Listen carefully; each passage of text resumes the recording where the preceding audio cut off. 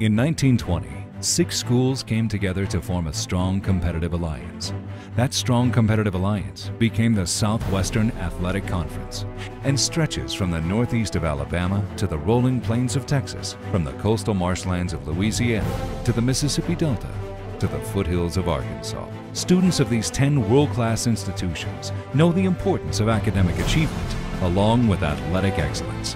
We are proud of our past and value our traditions. We will always stand as one. Alabama A&M, Alabama State, Alcorn State, Grambling State, Jackson State, Mississippi Valley State, Prairie View A&M, Southern, Texas Southern, Arkansas Pine Bluff. We are the Southwestern Athletic Conference. Honor the heritage. Started my Camry, went to the auction, won a storage locker, found an old guitar.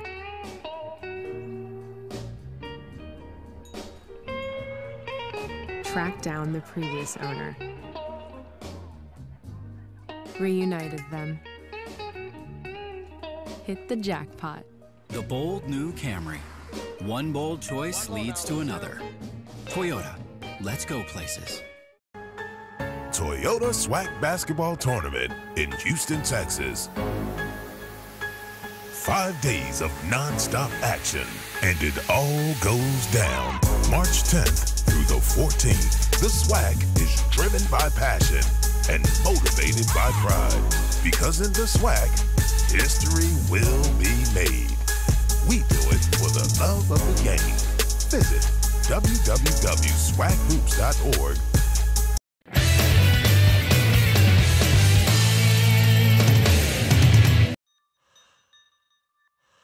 Childhood pneumonia claims the lives of over 2 million children every year, but fresh hope is at hand. One pioneering scientist is using nanobiotechnology to isolate, target, and cure this global killer.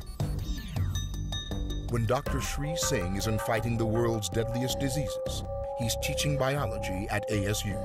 When we teach class, the world takes note. Recognized for our tremendous world-famed marching band, our students excel in the classroom and on the field. We offer a variety of online and on-campus academic programs, including the sciences, math, business, criminal justice, nursing, mass communications, and performing and visual arts. Study and relax in apartment-style quarters or bungalows at our recently acquired West Campus. Grambling State University, enhancing academic profiles since 1901. Welcome to Texas Southern University. Our home is Houston.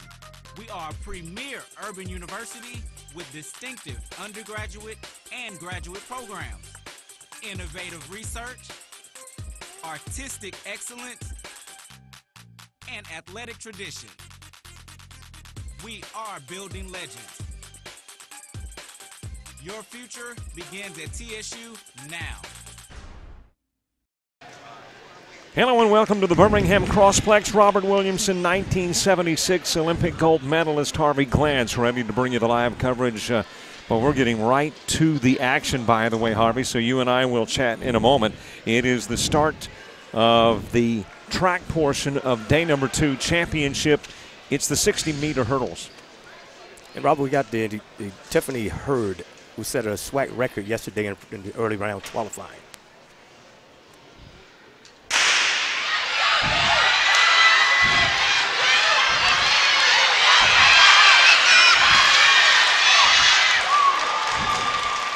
And what a close race that was. Oh, my God. That's the wonderful things about the sprints is you always get people within hundreds of seconds of each other as they cross the finish line.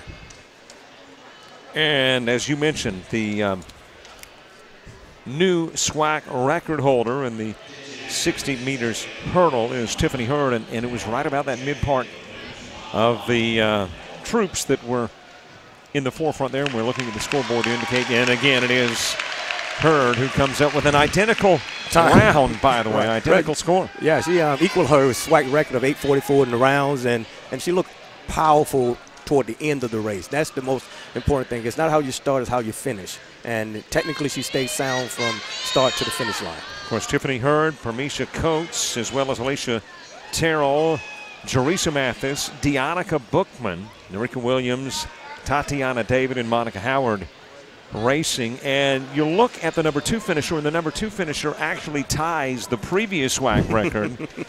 But it's just not good enough today to beat Hurd. You know, and that's one thing about competing is that you line up each and every day to compete. And what happened yesterday means absolutely nothing unless you had a final on yesterday.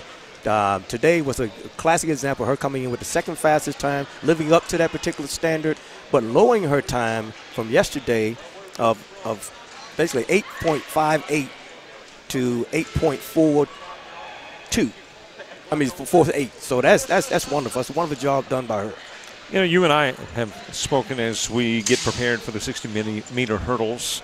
For the men, we believe there may be a couple of heats, and we'll find out for sure. No, it's the men that will take to the track here in just a moment. But you mentioned the fact that it's the mid part of the lanes. It's not lane 1 that you want to be in. You want to be in that mid part of the lane, not as prevalent on a short track as it is in the long distance running. But how important is it? I knew mentally, obviously, yes, but from a running perspective, to be one of those sprinters, those hurdlers in that mid part of the lane? Well, one thing about running the qualifying rounds is that you actually run yourself into the middle of the track, meaning that if you have the fastest time of the preliminary rounds, you will be positioned in the middle of the track. And that's where you want to be, because when you're in the middle of the track, you're supposed to be, if everything go accordingly, you should be closest to your nearest competition, as you very well witnessed in that women's hurdle race. The second place finisher knew she was lined up against the fastest qualifier from yesterday, so she had the chance of bettering her time, which she did, by being next to the best competitor in the field. And it's really no different than the 60 meters or the 60-meter men hurdles or the 60 meter for women, and later to come on today. But one thing about being in the middle of the track is the fact that you know, and everybody else know, that you are the top runners in this particular meet. Going on, by the way, simultaneously are some field events, the men's and women's pole vault, the triple jump for both the men and women taking place as well. Our focus is on the running, where at 12:40 it is the 60-meter hurdles for the men, and they are getting prepared as we speak to line up and run. While we've got an opportunity, because we hop right into the coverage, let's talk about Harvey Glance for just a moment. I mentioned a 1976 Olympic gold medalist in Montreal, so you are very versed at the entire process on what it takes to become an athlete that can compete at a championship level.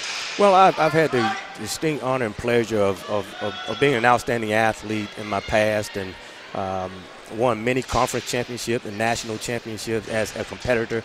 Went on to make Olympic teams and win a gold medal, set world records and things of that nature. But, you know, these athletes have put a lot of hard work and dedication into coming into these particular championships, and preparation is the name of the game. What you'll see in today's competition is the cream of the crop are the ones who have paid the price to be the best. And what I mean by that is the training has been there. They've done everything right on and off the competition field, in the classroom as well, to put themselves in position to compete here at these SWAC championships. We're going to talk more about your career, but here's a quick look at the finals. Tiffany Hurd finishing first with a time of 8:44. Parmesia Cooks from Grambling, of course, Hurd from Texas Southern, a time of 8:49.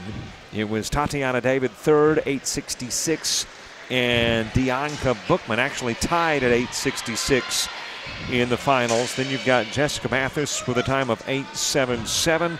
Monica Howard from Alabama State. As a matter of fact, Alabama State finishes 6, 7, and 8. Monica Howard at 8:81. Norika Williams a time of 8:85. And it was Alicia Terrell who finishes with a time of 8:96. And let's give kudos to Tiffany Hurd, because it's one thing to run a SWAC record the day before and then come back and do it again the next day. But to be consistent, that's what you're trying to get out of these championships. She's came into this meet with the finest competition ever at this level in SWAC history, and she delivered not only yesterday, but she came back and she delivered again today. And got 10 very, very valuable points for her team at Texas Southern. Next, we've got the 60-meter hurdles for the men. And in that favored spot, lane 4, it is Michael Prejean from Prairie View A&M. The lane 5 holder from Alabama A&M, Dante McDaniel. And then, of course, surrounded on 1 by Robert Hall, 2 Carson Smith. Hall from Prairie View, Smith from Jackson State. Darius Davis is in that 3 lane from Grambling. You've got Reggie Davis in the 6 spot. He's the Texas Southern Tiger. And in the 7 and 8 spots, Alcorn State Representative Charles Hughes in the 7 spot, and Jeremy Banks is in that 8 lane, and they're just about ready to get things underway. Yo, Michael Prejean looked awfully good yesterday at 8 flat, so let's see how he managed this competition. SWAC record is 7.91. The complex record 8.12, so that was broken yesterday.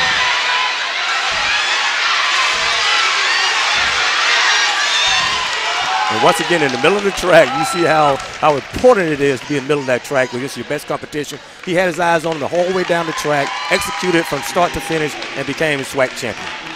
And finishes with a 7.94. That is 3/100ths of a second off the SWAC record of 7.91.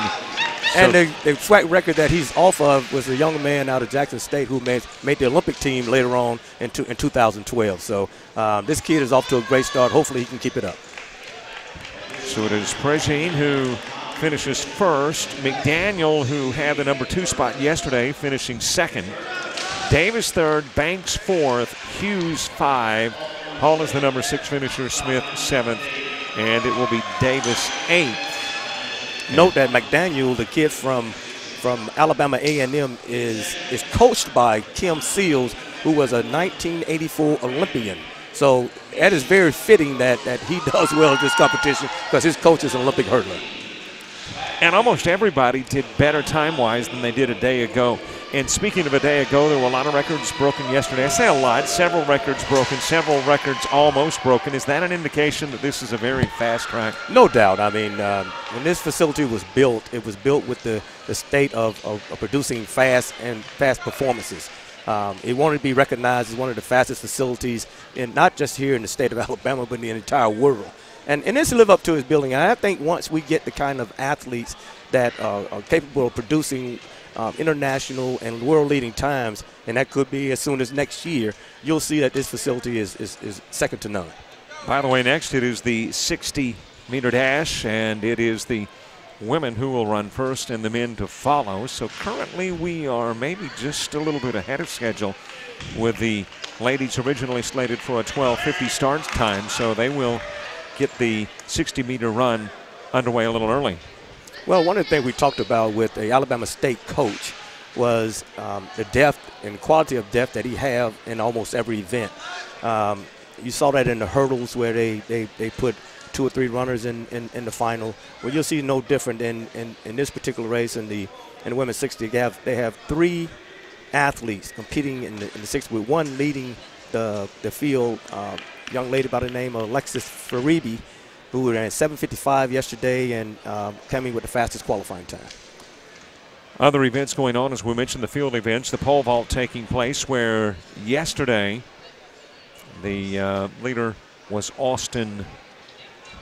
Aaron Austin to be exact, and Aaron Austin is the gentleman who was standing by the gentleman that just made his way towards the pole vault area. That is Danny Lucky of Prairie View. So a couple of Prairie View guys in this field portion of the track and field event. Records, though, as far as records broken, and you talked about this being a fast track, is a fast track necessarily a good track? I mean, does fast deem good track? Yeah, well, my theory has always been this: you have a great facility, but make no ifs and buts about it. Fast people make fast tracks. It's like going to I always tell people you can't send a donkey to the Kentucky Derby and expect for that donkey to come out with great results. So you got to have thoroughbreds competing on a track to make it a great facility. And of course, speaking of thoroughbreds, back to your career not only at Montreal, but of course would have competed in the 1980 Olympics in Moscow, except there was the invasion of Afghanistan. Yes. So the Olympics were boycotted by the United States that had to be disappointing to you as an athlete? Well, you know, people ask me that question all the time, and I get it a lot. That was probably the peak of my year as an athlete. In 1976, I had finished 4th in the 100 meters, but with the grace of God, I came back a week later and got a gold medal in the 4x1. So at least my Olympics wasn't for naught. But 4 years later, I trained extremely hard to try to come back and represent my country again. Even though I made the team and was elected captain of that team, we ended up boycotting because of that invasion. But, yeah, it was a tough decision by our president. People ask me, how do I sum that up? I tell them quite candidly, I favored the boycott, but I favored it very bitterly. Understandably. As we get prepared for the 60-meter run for the ladies, and this is a key event for Alabama State because they went into today's competition leading by 17.5 points after yesterday's results. So after the first race in the 60-meter hurdles, they got good points out of that particular race. But this is an event that they can really score big in because they boast those 3 of the 4 fastest qualifiers in this particular race. And if they can get big points out of this race, they can actually put this race in this meet away right away. What we are looking at is the 8 ladies who will get ready for the 60-meter dash in lane 1. It is Promisha Coates from Grambling. You've got Shalitha Jackson in lane 2, Prairie View. Kadeja Gordon is from Alabama State in lane 3. Alexis Foraby from Alabama State as well. She is in lane 4. Lane 5, Printasia Johnson from Grambling. Dakira Wilson, Alabama State, is in lane 6. And then a couple of Lady Tigers from Texas Southern, Jasmine Brooks in 7. And Brianna Dockery is in lane 8. Yes. Again, you watch the middle of the track. This is where this whole race, the first 2 races on the straightaway, has panned out, with the middle being pretty much the dominant competitors. Let's see how this particular race shape out. 60-meter dash a day ago saw Alexis Foraby, the Alabama State product, tops with a time of 7:55. The SWAC record is 7:32. And the complex record here at Crossplex is 7:07. Now that's world class. You run that kind of speed here. Do records here hold worldwide as well? I mean, all facility, are they sanctioned? And yeah, this is an IAAF facility, which means that it's governed by the international governing body. So yeah, this track was put down with that intent in mind. So any record that you see will also count toward performances worldwide. Women's 60-meter dash. We're about to crown a new champion as we get set to get this one underway. Of course, the 60-meter men's dash will follow. Alexis Foraby trying to make it 2 straight. And that 4 lane, again, is a nice place to be. I'll tell you, no doubt about it. When you come in as the #1 athlete in your event, that's where you want to be each and every time you race, because it gives you confidence and also it sends a statement to everyone else in the field that I'm the person to beat and you got to come get me. Farabee finishing 1, Johnson 2, and Johnson was 2 a day ago. Wilson is 3, and of course Wilson 3rd yesterday. Brooks 4. It is Gordon 5, Jackson 6, Coates 7. And then you've got Dockery in 8th, and everybody finishes under 8 seconds, which they did a day ago. Yeah. Well, again, very valuable points for Alabama State in trying to become 7 in a row as far as SWAC champions. And the coach has done an outstanding job of producing fine talent year in and year out, but he really got these young ladies rolling today.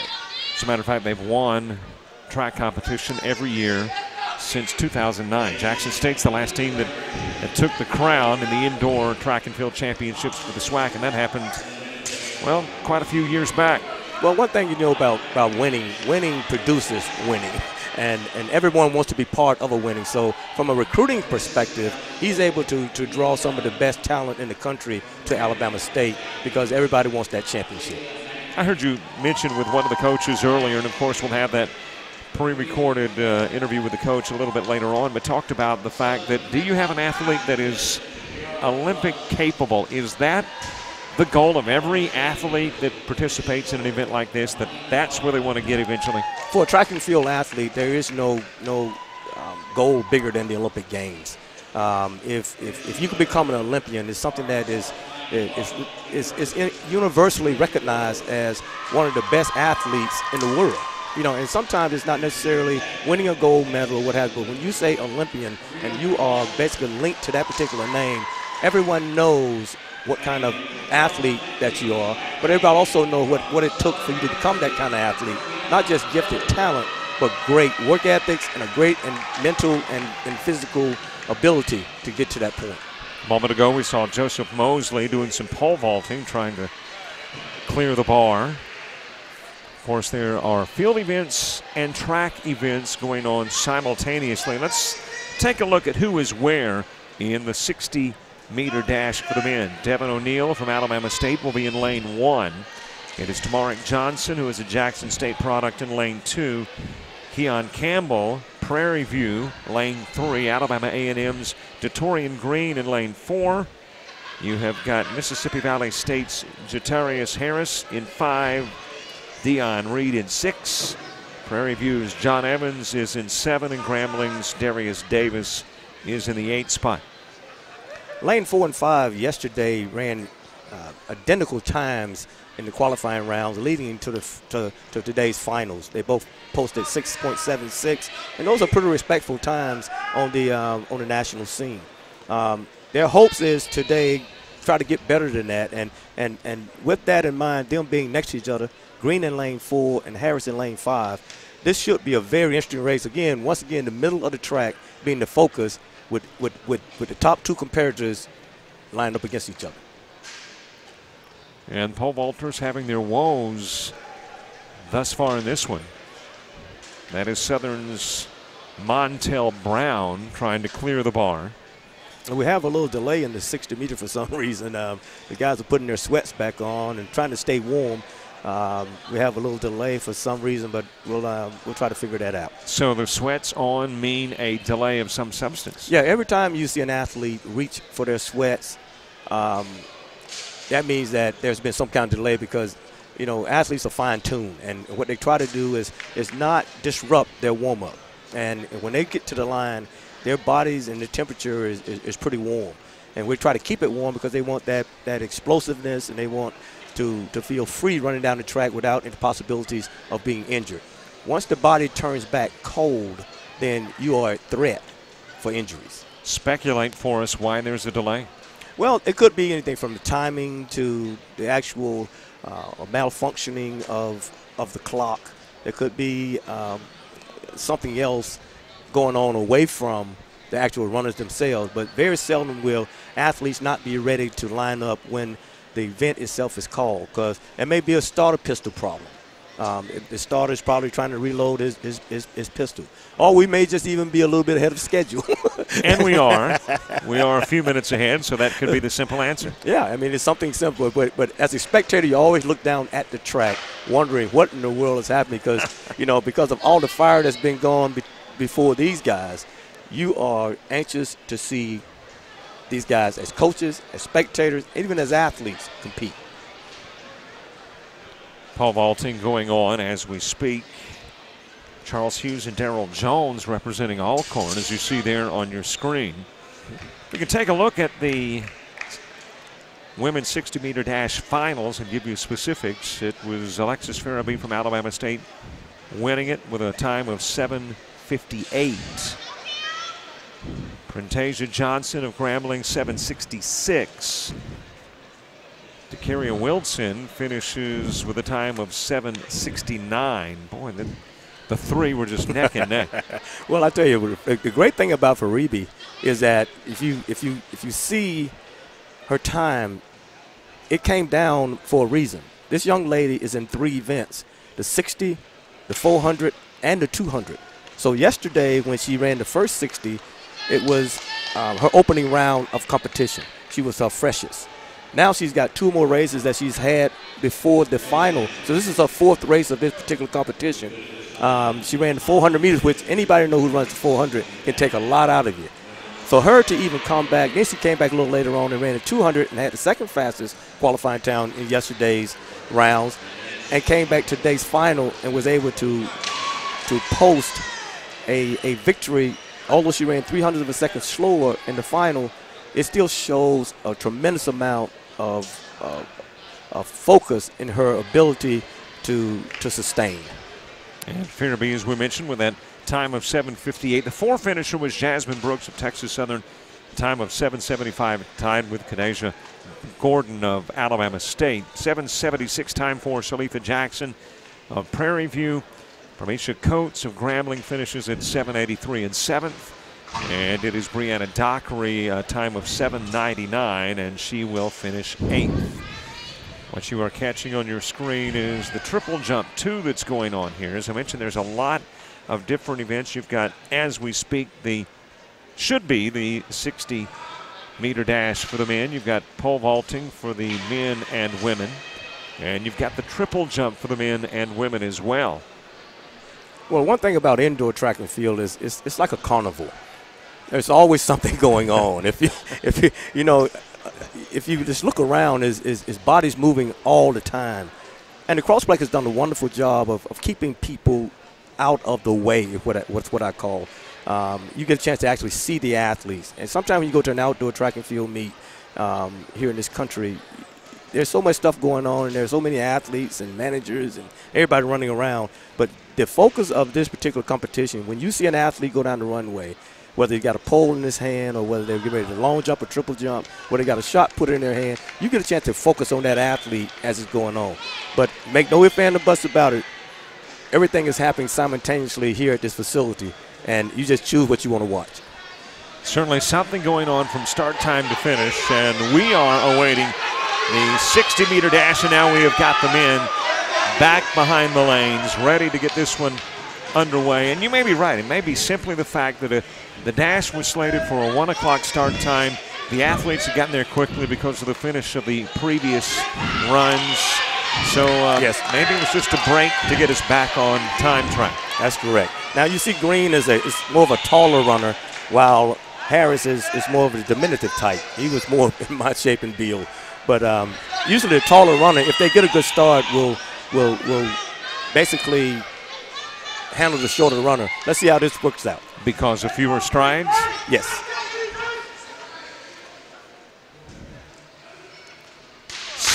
Oh, we had a false start. Now, there was some movement, and that movement came from the middle of the track. This could be a very interesting call because you got two of the fastest guys in this meet.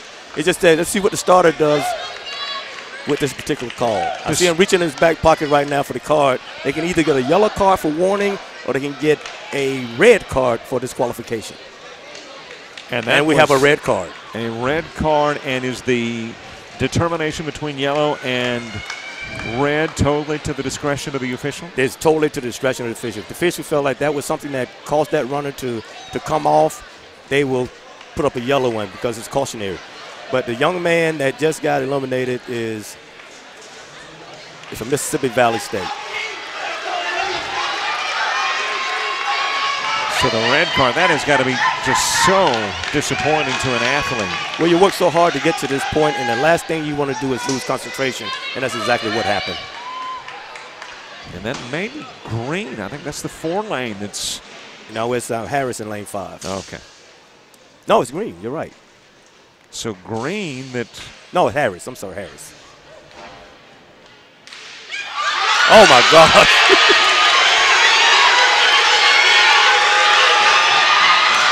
We have an upset.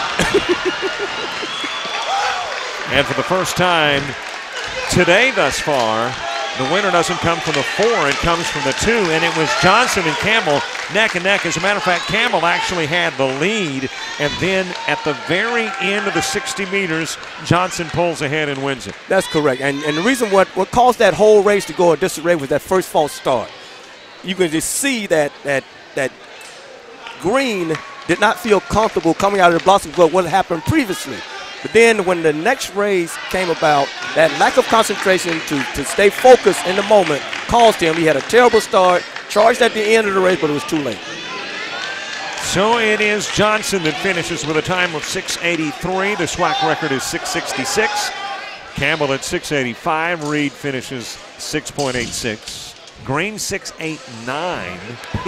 And Green was the fastest qualifier. The fastest qualifier yesterday, and he finishes fourth today. O'Neill 6.92. Same as Davis, and Evans finishes at 6.97. And Robert, that is the reason why they call it competition. You know, you can do great the day before, but you got to come back and do it again.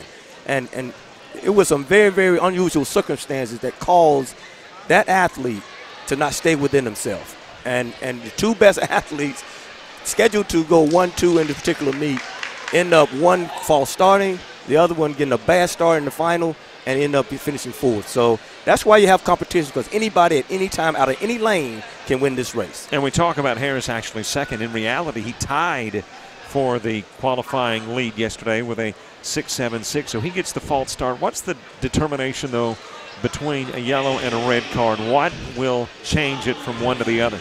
Well, when you get a red card, it's pretty obvious. They're saying we saw it with our own eyes. It was no debating what we just saw. This is the actual backup starter who is there on the line as the starter the regular starter is preparing. The yellow card means that there was some kind of discretion. That means that there may have been a sound coming out of the stand. It could have been someone yelling. It could have been another athlete doing another event that caused this athlete to kind of move around and shake. But this was clear by the backup starter. When he put that red card up, it was no ifs, ands, buts about. It was a false start. And there's nothing you can do appeal-wise. No. Once they put that card up, it's, every coach and athlete is dead in the water. Triple jump taking place.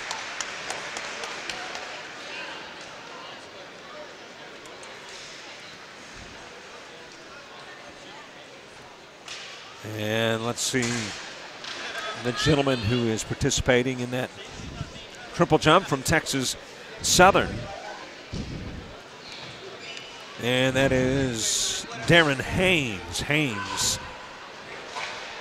Triple jump is such a difficult event because you got to hop, skip, and jump. And you must hold those phases all the way through the jump, from the time you start to the time you finish.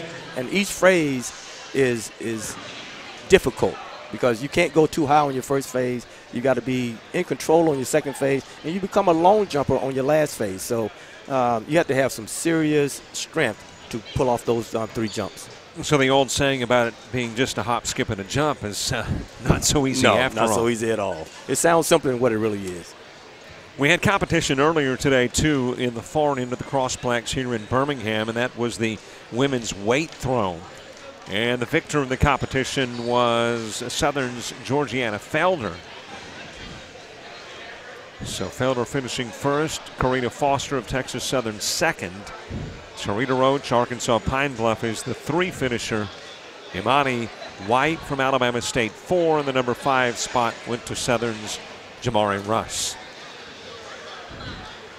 Let's go back to that disqualification, and specifically not the impact obviously it has on Harris being disqualified in the 60-meter dash, but what about the impact it has on the other participants psychologically? Well, for every disqualification, it hurts the team, because for one thing for sure, if you line up and you finish the race, you are guaranteed points, and for him to basically false start just eliminated points away from Mississippi Valley State.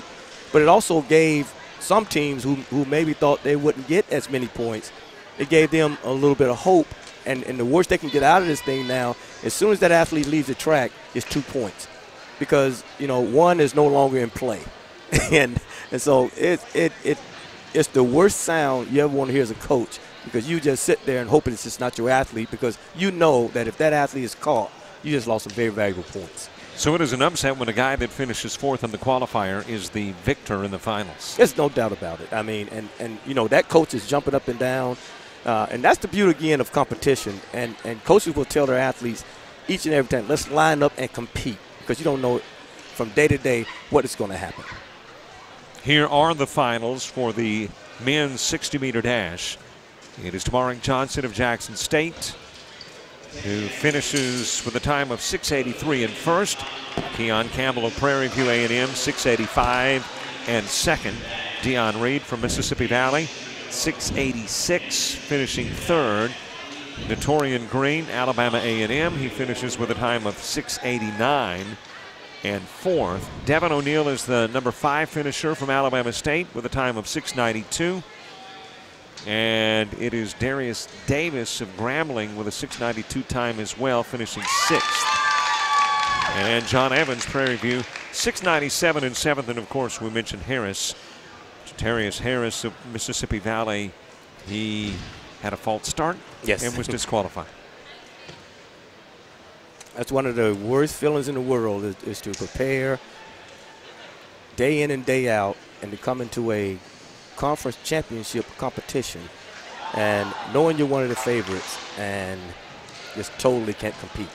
It's just, you'll never be able to get it back. 2015 SWAC championship for that young man in the 60 meters is gone. Pole vaulting competition for the ladies in progress. And the men as well. Of course, you got the triple jumps too as we prepare for the next event. That's the mile-long event, which is slated for a 1:30 start time. So obviously we are very much ahead of schedule, 5 minutes after 1. Wow. So why don't we do this?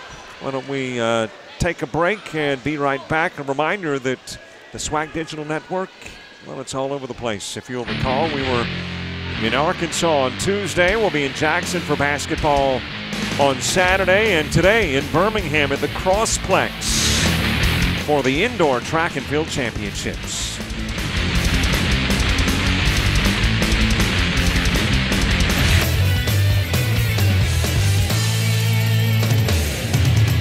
Prairie View A&M University is about the students. Students don't just come here for the education. They come for the faculty, for the creativity, the camaraderie, an excellent standard of living, and the school spirit. They come here to gain something profound and to give something back. Students come for the tradition of excellence. This is Prairie View A&M University. Our tradition, your opportunity.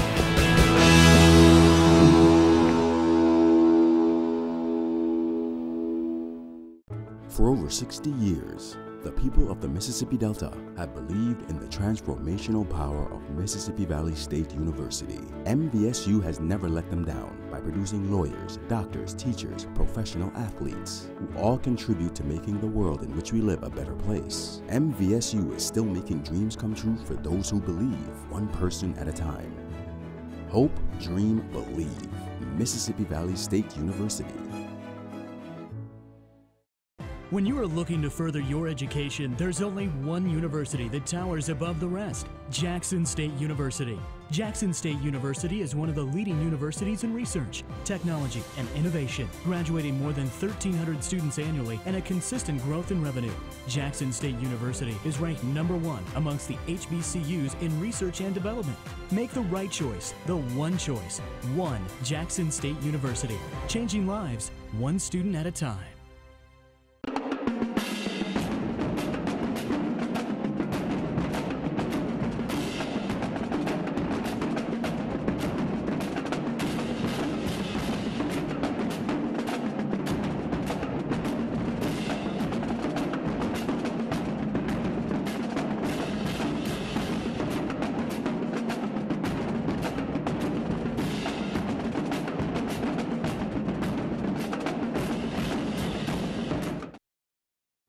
A wise man once said, "You can kill a man, but you can't kill an idea."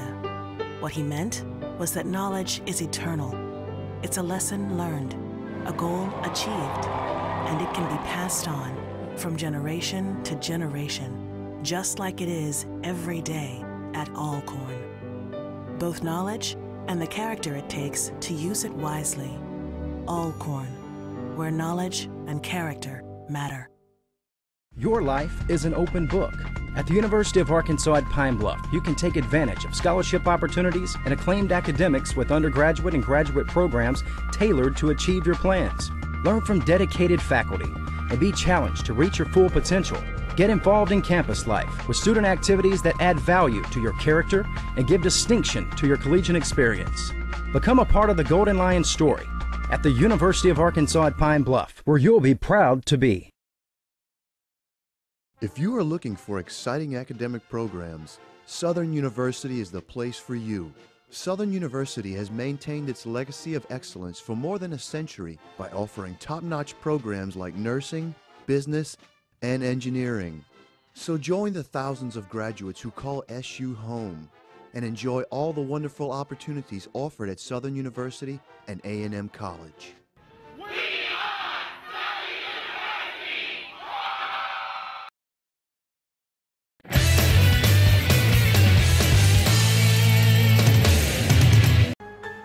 Toyota SWAC Basketball Tournament in Houston, Texas.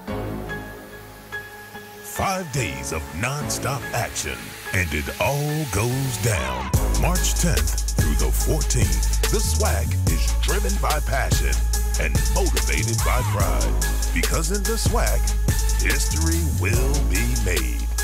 We do it for the love of the game. Visit www.swackhoops.org.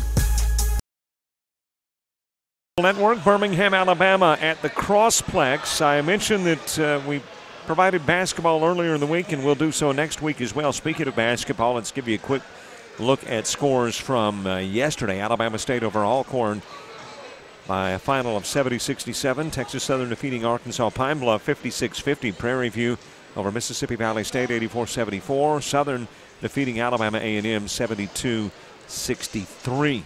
In ladies basketball, Alcorn State whipping Alabama State 77-72 in OT.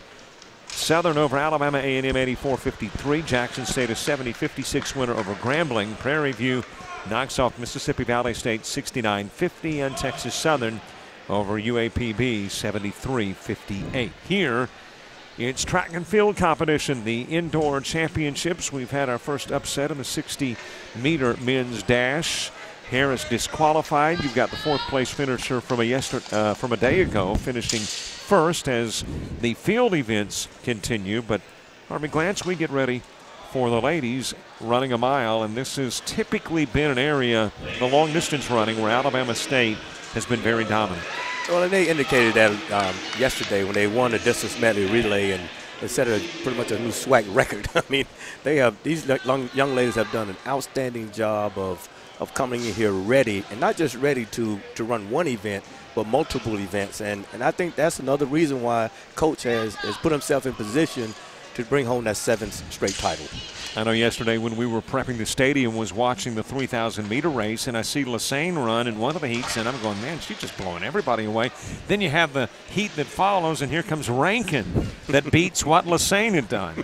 And no doubt, like I said, they're really their toughest competitors, because day in and day out, these young ladies, they train together, they run together. They also have a common goal, which is from the start of the season, they are out to try to win championships. And they are pushing each other each and every day as they get out and train. And as I spoke of before, when you are trying to win championships and championship breed championships, they come in with a certain mindset that we want to be a contributor. So the best athlete on the team inspire the other athletes to get even better. While we go to an interview, you are looking at the awards presentation in front of the Birmingham Crossplex screen, and that is for the 60-meter dash. And the guy that's going to step up onto that championship podium is the upset victor, Tamarick Johnson. It will be Campbell finishing second and Reed finishing third. We've talked about Alabama State and how dominant they have been, especially in the long distance running. You earlier had an opportunity to speak with the coach. Here's that conversation. With Coach Bean, head coach at Alabama State University. Coach, you are going for your 7th straight SWAC championship title. That's just unprecedented. How do you feel your chances of getting the 8th? Well, we feel like our chances are real good to make number 7 here in Birmingham. We always take what we've done the previous year and we put it behind us and we start all over, because what's done in the past stay in the past, and we have to look forward and do what we got to do for the present and the future. That's a wonderful philosophy, and I actually had a chance to sit up here in the stands yesterday and watch you just qualify athlete after athlete after athlete in every event. So I think your chances of being a 7-time champion is pretty good. Now, having said that, I see you have multiple athletes in events, more than just the 60, the 200, the 400. Talk about a little bit about your depth. Well, that's one thing that comes with the recruiting process. I was taught by a great mentor years ago. When you're trying to build a championship team, you got to start in certain areas, and then once you build in certain areas, then you build around that nucleus. I think we've done that. I think the ladies look at each other. They all accept responsibility for themselves, and then they accept responsibility as a team. So that's the pride and one of the ingredients of our success. Yeah, when I coached at Auburn and University of Alabama, one of the things that you try to do as a coach is have your athletes take on your fire.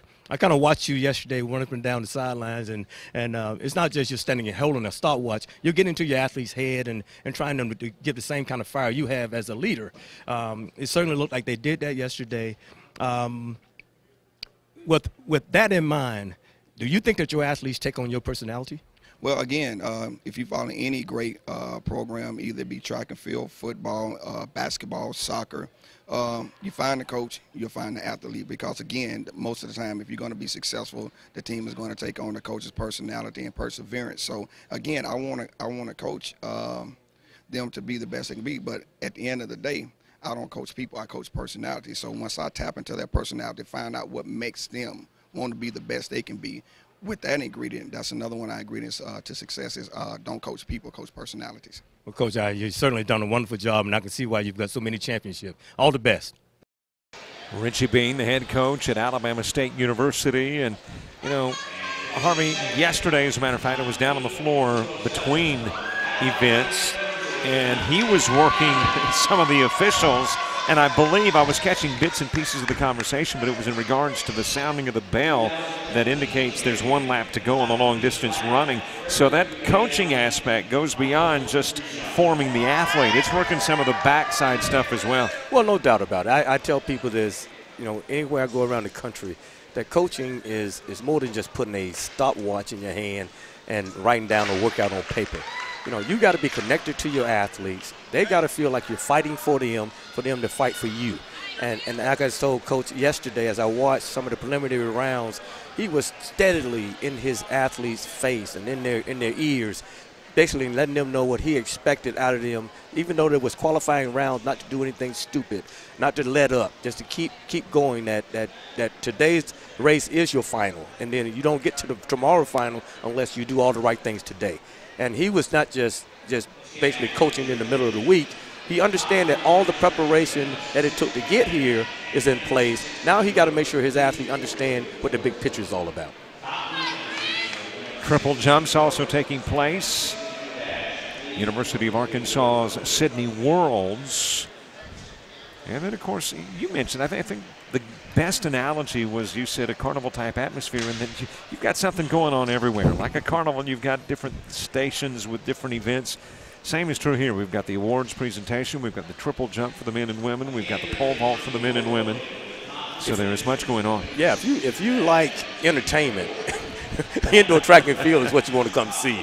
Because from the time they start kicking it off, even with the delay we had in the 60 meters, there was something that you could put your eyes on, because there's always something going on. And you're always real happy about coming to an indoor facility, because you're going to get your money's worth. How difficult, as we look at the triple jump, is that timing aspect, though? The hop, the skip, the jump, so that the final jump carries you the greatest distance. It just seems like such a difficult task. Well, when you see the best triple jumpers in the world, their phases, meaning step 1, step 2, and step 3, are all so balanced. There's very little difference in their body language from the time they take off the board to the time they come down the track. The ones who have the most difficulty, they have a breakdown in one of those 3 phases. But the great ones, they look the same on each phase, and they have to make sure that they don't get up too high off the ground, because they got to stay low enough to maintain great balance. So this is what it's all about. They're doing the award ceremony for the 60-meter women, and this young lady right here is set up to do some great things throughout this competition. So you're saying Alexis Farabee may be grabbing a whole lot of medals. She may be weighted down when she leaves the event here. She stands on the champions podium, and to her left, our right, is the number 2 finisher, Printasia Johnson of Grambling. And then, of course, in the number 3 spot, Takeria Wilson from Alabama State. And not a lot of time separated all three, but Farabee can take home the title with that 7:58 time. Well, the great ones always find a way to find that tape. I'm going to talk about the triple jump, though. Does an athlete, when does an athlete decide they want to be a participant in a triple jump? That is such an unusual maneuver. It's not a run. It's not a jump. It's kind of a combination of both, and then you've got the alteration in the hop, skip, and the jump. Well, usually your triple jumpers are powerful athletes. They're the ones that can sustain that impact off the ground without buckling or breaking down. And you look at most of them, they usually have powerful thighs and an extremely strong lower body. Because they have to take that pounding on each and every one of the phases, and they're not allowed to put both feet on the ground at any particular time. So you're hop, you're skipping, and you're jumping off of one leg each and every phase. Tiana Seifers from Southern University getting her triple jump in.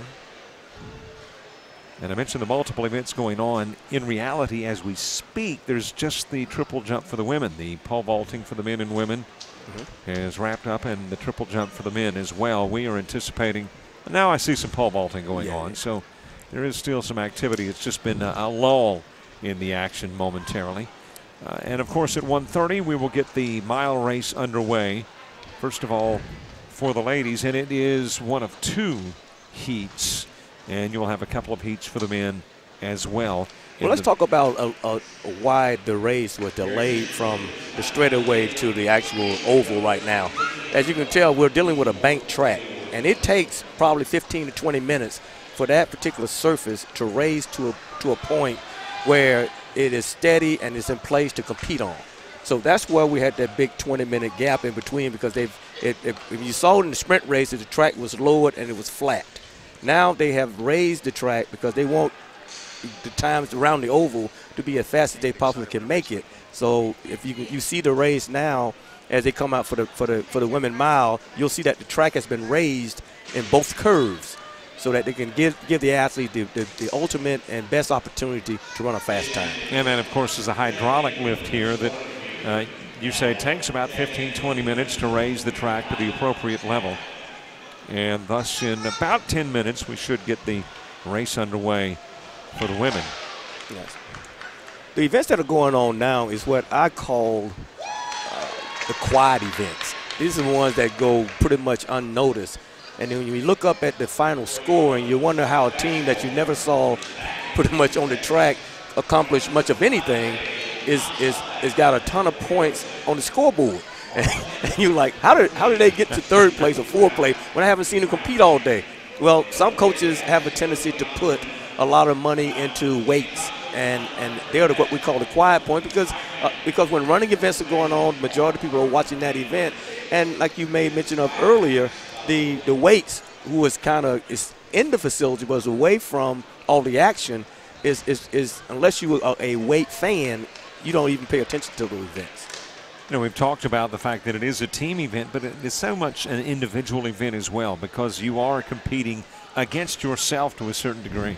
Well, and if you don't take care of self first, there's no way you can help the team. And coaches preach that. It's like, I need you at your very best to help this team. If you go in saying team, and that means that you're depending on someone else before you depend on yourself, then we got this thing off kilter. What we need to do is have you do the best you possibly can, and everybody plays a role. That way, if you do what you're supposed to do and the other people around you are doing what they're supposed to do, then we got a good chance of having a successful meet as a team. Men's and women's pole vaulting, men's and women's triple jump in progress here at the Crossplex as we await the start of the ladies' mile run. It's about 8 minutes away. It looks like the track is prepared now. The athletes will get those final preparations in before beginning the 1 mile run. We're going to take a break and be back. This is the SWAC Digital Network.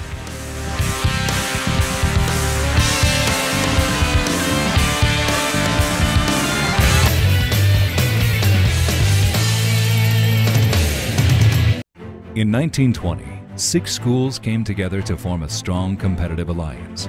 That strong competitive alliance became the Southwestern Athletic Conference and stretches from the northeast of Alabama to the rolling plains of Texas, from the coastal marshlands of Louisiana to the Mississippi Delta to the foothills of Arkansas. Students of these 10 world-class institutions know the importance of academic achievement along with athletic excellence.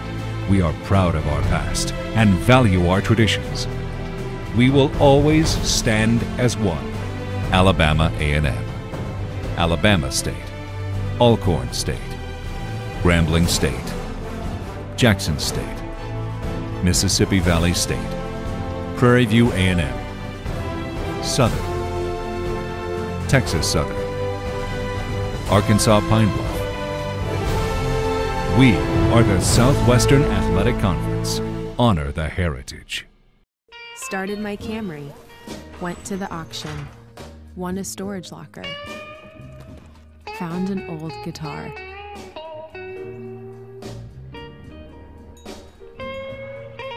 Tracked down the previous owner. Reunited them. Hit the jackpot. The bold new Camry. One bold choice leads to another. Toyota, let's go places. Childhood pneumonia claims the lives of over 2 million children every year, but fresh hope is at hand. One pioneering scientist is using nanobiotechnology to isolate, target, and cure this global killer. When Dr. Sri Singh isn't fighting the world's deadliest diseases, he's teaching biology at ASU. When we teach class, the world takes note.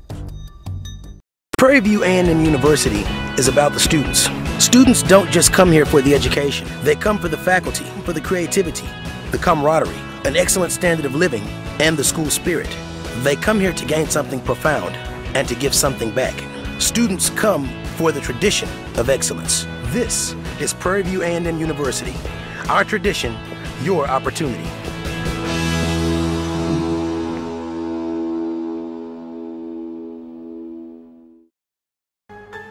Toyota SWAC Basketball Tournament in Houston, Texas. 5 days of non-stop action, and it all goes down. March 10th through the 14th, the SWAC is driven by passion and motivated by pride. Because in the SWAC, history will be made. We do it for the love of the game. Visit www.swackhoops.org. Started my Camry, went to the auction, won a storage locker, found an old guitar.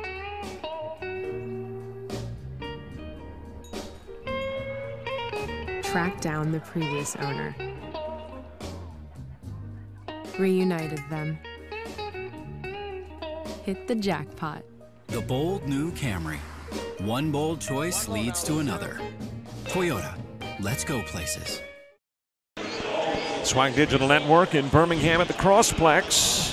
1:30 anticipated start time for the mile runs, and I'm using plural because there will be a couple of mile runs in the competition at 1. And then at 1:30 you'll have, I think at 2 you'll have the men. 2:20, 400 meters for the women, 2:30 for the men, 2:40 the 800 meters for the ladies, 2:50 for the men, 3 o'clock the 200-meter run for the ladies. And it's the men at 3:10, women with the 5,000 meter at 3:20, men at 3:50, and then you've got the day wrapping up with the 4x400 meter relays. Of course, coverage here at the Crossplex in Birmingham on the SWAC Digital Network is brought to you by a number of folks, including the people at Toyota. And also, we want to say thank you very much to Home Depot for making coverage possible. And we're wearing some good-looking Russell athletic wear. Nike also making our coverage possible. So thank you all for your sponsorship of coverage. Robert Williamson, Harvey Glance, as we get set for the ladies to compete. And throughout the competition, we've kind of interspersed some of the lifetime achievements of Harvey Glance into our coverage. When did you know that the Olympics was what you wanted to participate in? I'm assuming that, yeah, they're in the back of your mind when you become a very successful middle school and then high school athlete. You're thinking maybe. But at what point did you say there's a possibility I will indeed participate? And, of course, you did. Well, Robert, I realized that at an early age I had a talent. I had a gift to that was pretty much better than anybody in my neighborhood or my surroundings. And basically, it became a dream when I went undefeated from 7 years old all the way to 15. And then at 15 years old, I got a chance to watch the 1972 Olympics in Munich, Germany, where the athletes in the 100 meters, Eddie Hart and Ray Robinson, missed their particular race in the 100 meters because of a time change. And I remember watching that particular race in my living room, and I just burst out in tears because I felt so sorry for those athletes. And in the back of my mind, I was saying to myself, I would one day want to represent those guys. That's when the Olympic Games became very, very important to me. It became personal, and I went out and set a goal for myself to try to be an Olympian. And I read books and I studied all the greats in the sport of track and field, from Bob Hayes to Jesse Owens to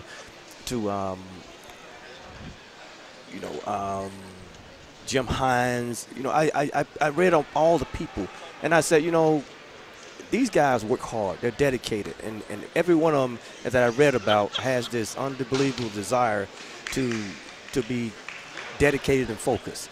And I told my coach when I went out to run that day that I wanted to be an Olympian, and I knew what kind of work that would require, and I knew what I was getting myself into, and long and behold, 4 years later, after setting that dream down, I didn't think it would happen that early, but I did think that at some point in time that I would be good enough to be a representative of the United States of America. And 4 years later, at the age of 19, I wore the red, white, and blue. Are there athletes here today that we will see on an Olympic team in the future? Well, I think there's some possibilities, but again, along the way, they've got to do all the right things, not just on the track, but off the track as well. They've got to take care of their bodies. They got to have a dream. It's just not going to wake up and it's going to happen. You got to have a willingness to work, but you got to have a willingness to work towards something. And I was very fortunate to have that embedded in me to be an Olympian. So if they're not realizing that dream or basically setting up that dream, then it's never going to happen. But I'm hoping that that somebody along the way, like I was when I was coming along, had someone to talk to share my dream and help coach me toward that dream. And it seemed like the college coaches can be a great revenue and avenue for that to happen. There you were seeing Kimberly Valmeyer of Jackson State in the pole vaulting competition here at the Crossplex. It is more than just getting the mind in the proper state and the body in the proper state. It's also getting your diet into a proper state. There's so many facets that have to be intertwined to make you an Olympic athlete. Oh, no doubt about it. I mean, you got to what we call hone all of your tools and talents. A stronger athlete is a better athlete. So you go about lifting weights to make yourself stronger. You go about putting all the right things in your system that your body basically agree upon that will allow you not to be malnutritioned. You got to also put yourself in position to follow that dream and follow it to the fullest. We are ready for the ladies' mile run. It is heat number 1. There will be a second heat that follows. It will be the best time of the 2 heats. Early in lane 1 from Grambling, Lewis in lane 2. And now you've got a couple of ladies that stumble and fall, and this will be restarted. Yeah, and Robert, that's one of the disadvantages of running so many people on a small surface. You see there's only pretty much 4 lanes around, 5 lanes, 6 lanes around the oval. on most facilities, and when you start to put that many people around the track bunched together, legs can get tangled. You try to separate yourself at an early stage, but we always try to tell our athletes when you're at the start of a race and you got 8 laps to the mile, there's no reason to be in a hurry because you got plenty of time. I mean, if you're running a sprint, I can see, 800 meters would probably be more of a sprint than it is a distance race, but there's no reason why people should be knocking each other over in the first 40 yards of a mile. We had the disqualification earlier in the 60-meter run for the men on the false start.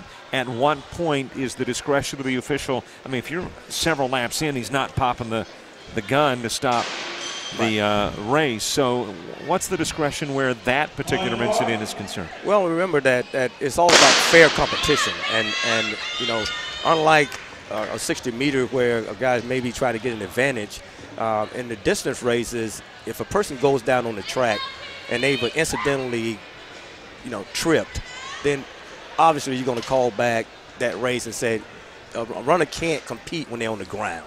So it's about fair competition, and so the starter will use discretion based upon that alone and say we're going to let everybody start this race over again. And it's early enough that it doesn't affect the energy level of any of the athletes. So again, it is to the discretion of the official?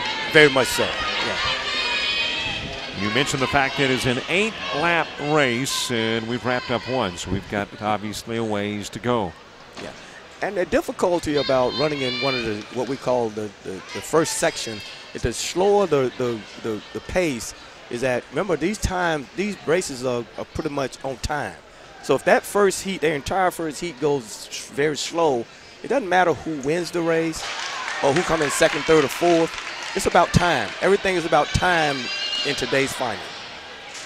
Silencia, Jackson State product, is currently in first, but you've got all ladies nearby. So that first place after a couple of laps, not necessarily significant. Santos second and Prairie View and Early is third. And one of the advantages of being in the second race is that that entire group of athletes will have an opportunity to see how fast they have to go to get up on that podium or get points for their team. They will look at the winner of this particular race right here, and they will be this gauge for the next group of athletes coming through to try to chase. Excellent point. And could it be, I know it's not an unfair advantage, but you've got a clock running on the board, so when the runners are going down the stretch, they see the time, they know the time of the previous participants. It almost seems like an advantage that allows you to pick up the pace to try to match what somebody's done in the previous heat. Well, there's so many factors that goes into it. I mean, and a good coach would tell their athletes who are running in the first section, look, you're running for time. You're running for time. It's not about place. Because if you're running for place, it doesn't matter if you run slow and win.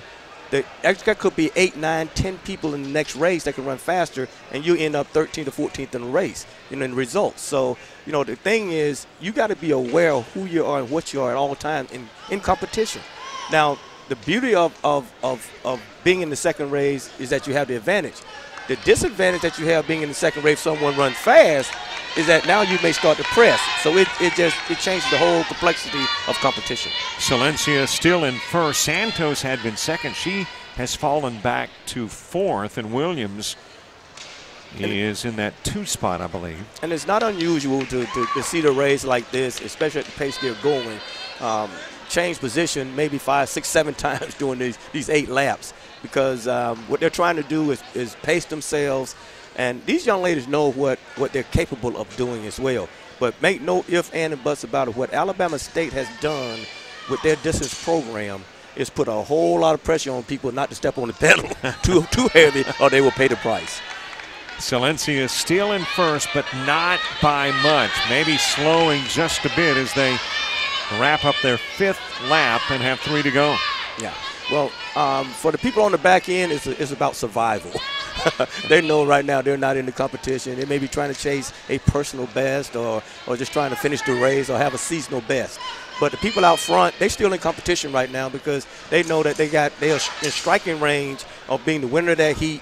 And if you are faster than the next heat again, then you have a chance to post a good time. And Santos has just moved up. She had fallen back to 4th quickly got back to second and now has stepped ahead of Silencia in that top spot as we near the completion of lap number 6. There should be 2 laps to go, and that means that we have 400 meters left in this particular race. Somehow I have a feeling we still don't know who's going to win this one. You've got a group of ladies. Yeah, you got 3 up front, and they seem to be, with about 600 meters to go, they seem to be really the people that are going to push this particular heat. It's not usually a miracle that's come from the backside this late into the race, but those 3 out front seem to be moving at a pretty steady pace, and they seem to be picking it up right now. What is typically the strategy of the athlete, though? Is it maintain first, or is it stay in second and kick it in the last lap? Well, the person at the advantage is the person that's off the shoulder of the lead runner, because they see how much they need to reserve. The person out front sees nobody. They're running blind. They're just running hard. And you can tell right now they're starting to pick it up, and the leader out front has shown the ability to say, I want this race. You guys going to have to come and get it. There's a chase for second right now, but I don't know if they're going to have enough real estate to catch the person out front. Santos kicking it in.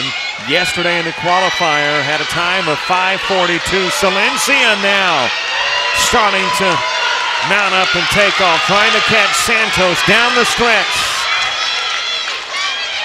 And it will be Santos. Unlike outdoors, indoors you have a short turn and a short straightaway. So you don't have all that straightaway and curve to run. So if you don't make a move within the last 200 meters right away, it's very, very tough to pass. Santos finishing with a time of 5:34.56 early, finishes second at 5:35.24. Silencia, who led for about 6 laps, falls to 3 with a time of 5:38.19. So just to the point that you had made previously, that just because you've got the lead through a bulk of the laps doesn't mean you take the lead. In this particular case, it is Silencia who was out in front for roughly 6 laps before being passed by Santos, and she finishes 3rd. And Robert, to that point, the runners that are coming up behind this particular heat that just passed, you may have 10 to 12 runners capable of running faster than what that particular heat just got won in. So that person is hoping out of this section that at least she hopes that that time that she just ran, that at least only 7 people are better than the time she posted, because then she will guarantee her team at least 1 point. What makes the determination as to a first heat runner or a second heat runner? Well, they basically have positioned themselves all season long. So they will take the top 13 times of the year, and they will let these people run in the fastest section, and the people who are running slower than these 13 here will be in the second section. So they have once again earned their right to be in this particular heat based on performance they've had all year long. We are set for heat number 2, which will feature a number of Alabama State products, and Alabama State has been obviously very impressive, especially in the long distance running. Well, these are the points again where some of the schools can't rival the overall depth and numbers that Alabama State is putting on the board. One of the toughest things that Texas Southern coach will have to try to endure is, and that's mean Coach Banks, is try to keep her kids focused on, or her young ladies focused on the task at hand, which is to go out and continue to compete hard, try to get as many points you can for the team, hold off third place because they came in after the first day in second place.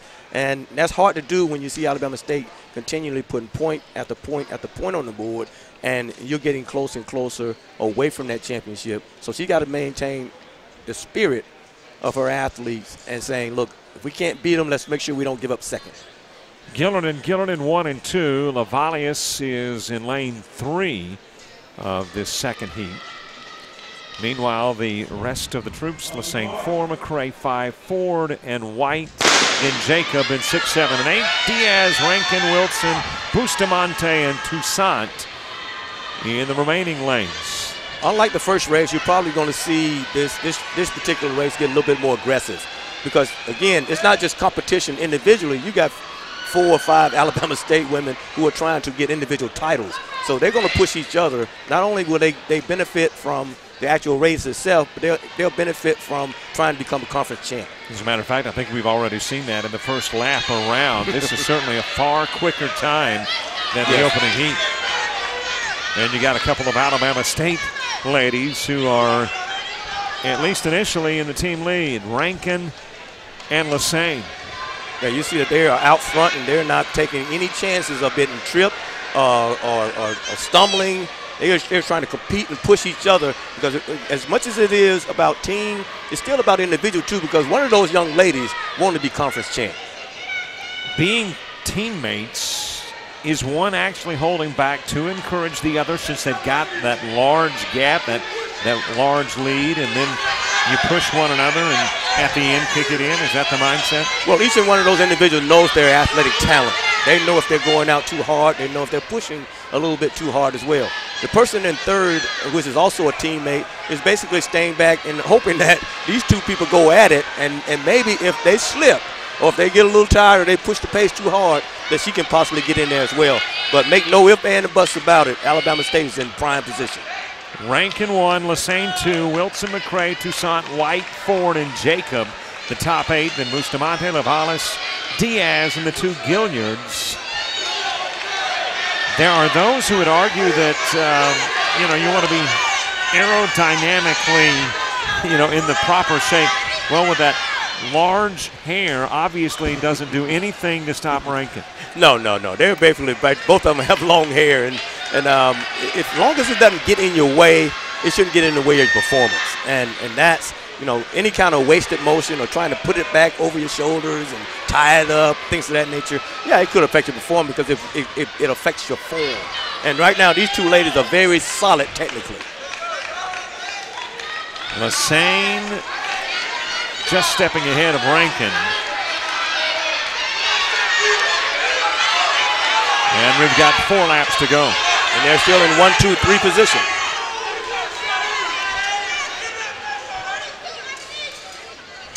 Lassane, Rankin, Wilson, all Alabama State Lady Hornets. Got to get to the 4 spot to find somebody that's not a Hornet. And Robert, I tell you, you look at the first 3 positions, you don't even realize as they go around the track, because you're so caught up in how they're performing that you don't realize as a team, you're looking at 24 points just through those 3 ladies alone. Rankin sneaking up on Lassane, the 2 just a short distance apart, and then you've got a wide gap between they and Wilson. And Ford of Grambling still in that number 4 spot. And Alabama State is holding on to 1 point in 8th place as well.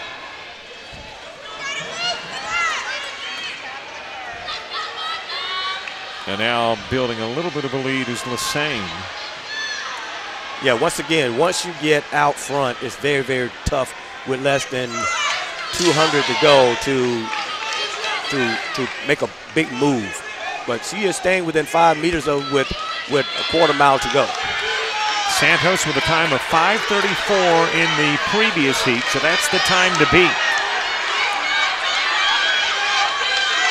This is going to be one heck of a final, because these 2 ladies out front, they're still within striking distance of each other, and we're talking about less than 600 meters to go.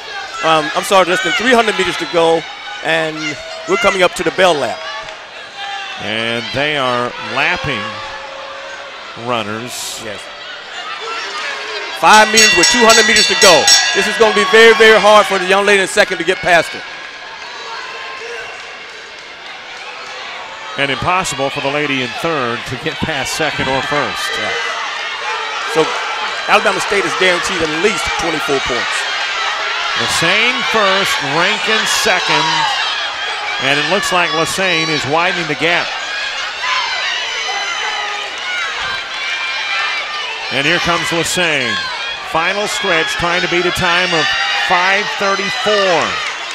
Trying extremely hard to get up under 5 minutes. And Lassane finishing first. We'll see what the time is for Lassane. Rankin finishing second, and Lassane's got a smile on her face, and I think there's good reason. We'll see in a moment what time she finishes with. It will be certainly better than the top score of 5:34 in the previous, and there it is, 5 minutes. And 0.6 for Lassane, ranking at 5:02.16. Third place, Wilson, even fourth ahead of the first heat. So is fifth. As the times continue to post, and even the 8th place finisher finishes ahead of the first place finisher in heat 1. And that is a classic example of what I was talking about earlier. It doesn't matter if you win your heat. If you don't run fast enough, because everything is on time in a final, you can come up 2 seconds short. And what would have happened if that athlete had been in the other race? So what you do during the season, remember to put emphasis on it in future, will project you to whether you've been the first or second section. By the way, SWAC record for the ladies' mile run, 5:02 previously. And you see what Lassane has done today with a 5-minute time. So we've got a new SWAC record. I'll tell you, they are really coming here to perform, and Coach has got all his athletes from the sprints to the jumps to the hurdles to the distance, all in place to do great things.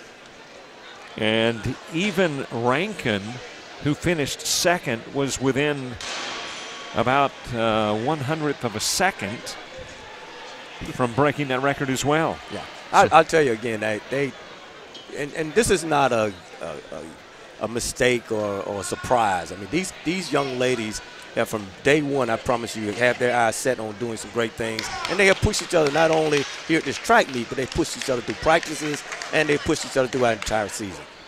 There's a lot of points, and the 1 and 2 finishers in this 1 mile race. Lassane to your left, Rankin to your right.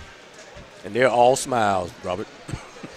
They're going to hold a lot of records before it's all done and over with. As a matter of fact, yesterday they broke a SWAC record with the 4x100 meter relay, I believe it was. That was a distance medley relay, I think. Yeah, okay. Yeah. And now they've got Lassane as the record holder in the Southwestern Athletic Conference here in the mile run. And we had a record in the 60 hurdles earlier for the women.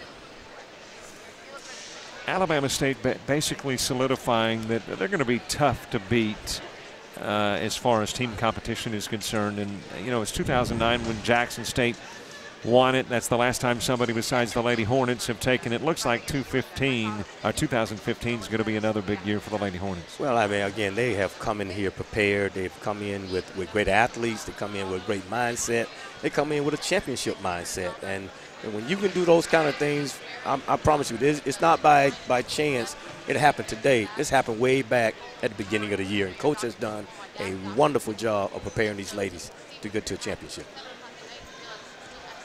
And we talked about it earlier. It's got to be a distinct advantage, the fact that you can look at a clock, see the time of the race that you are competing in, see the time of the participants in the previous heat. Got to be, I would say, a substantial advantage. Well, and for the athletes like the top 3 finishers from Alabama State, it's no big deal because they feel like that there's nothing those people in that first section can do that they can't do or they hadn't done already.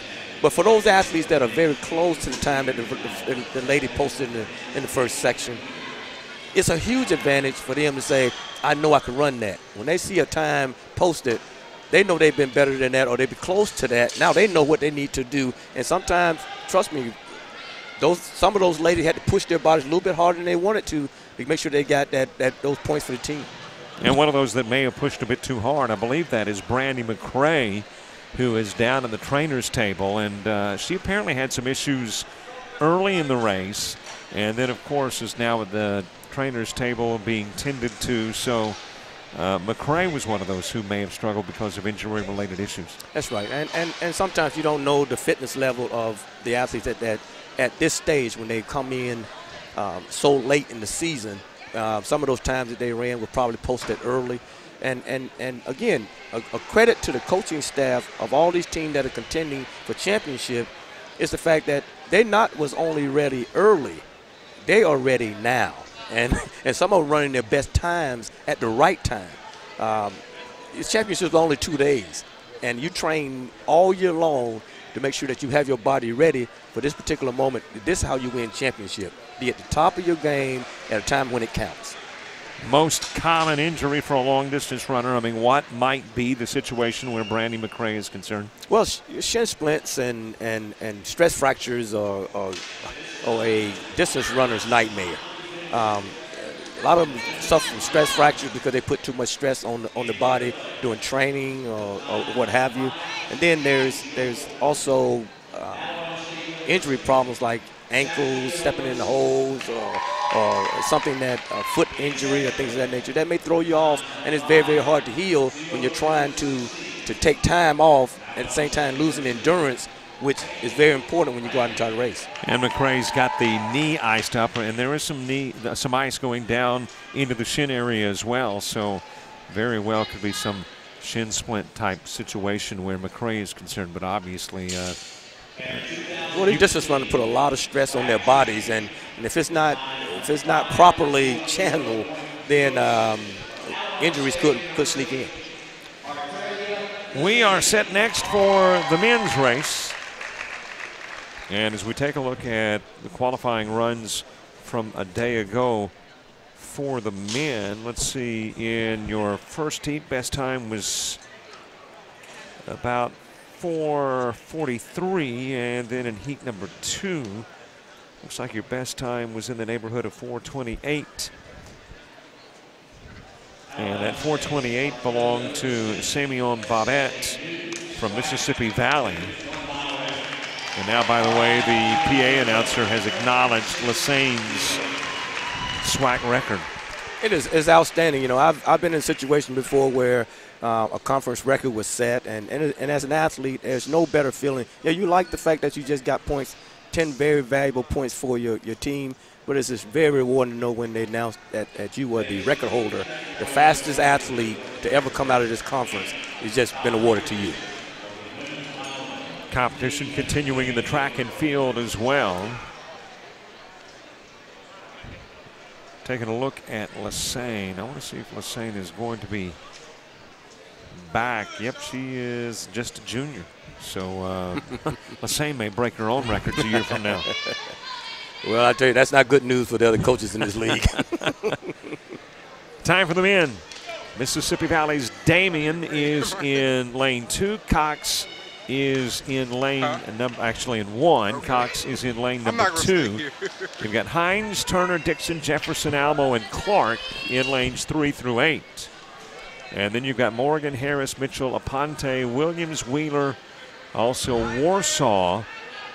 As we take a look at lanes 9 throughout the remainder through 16.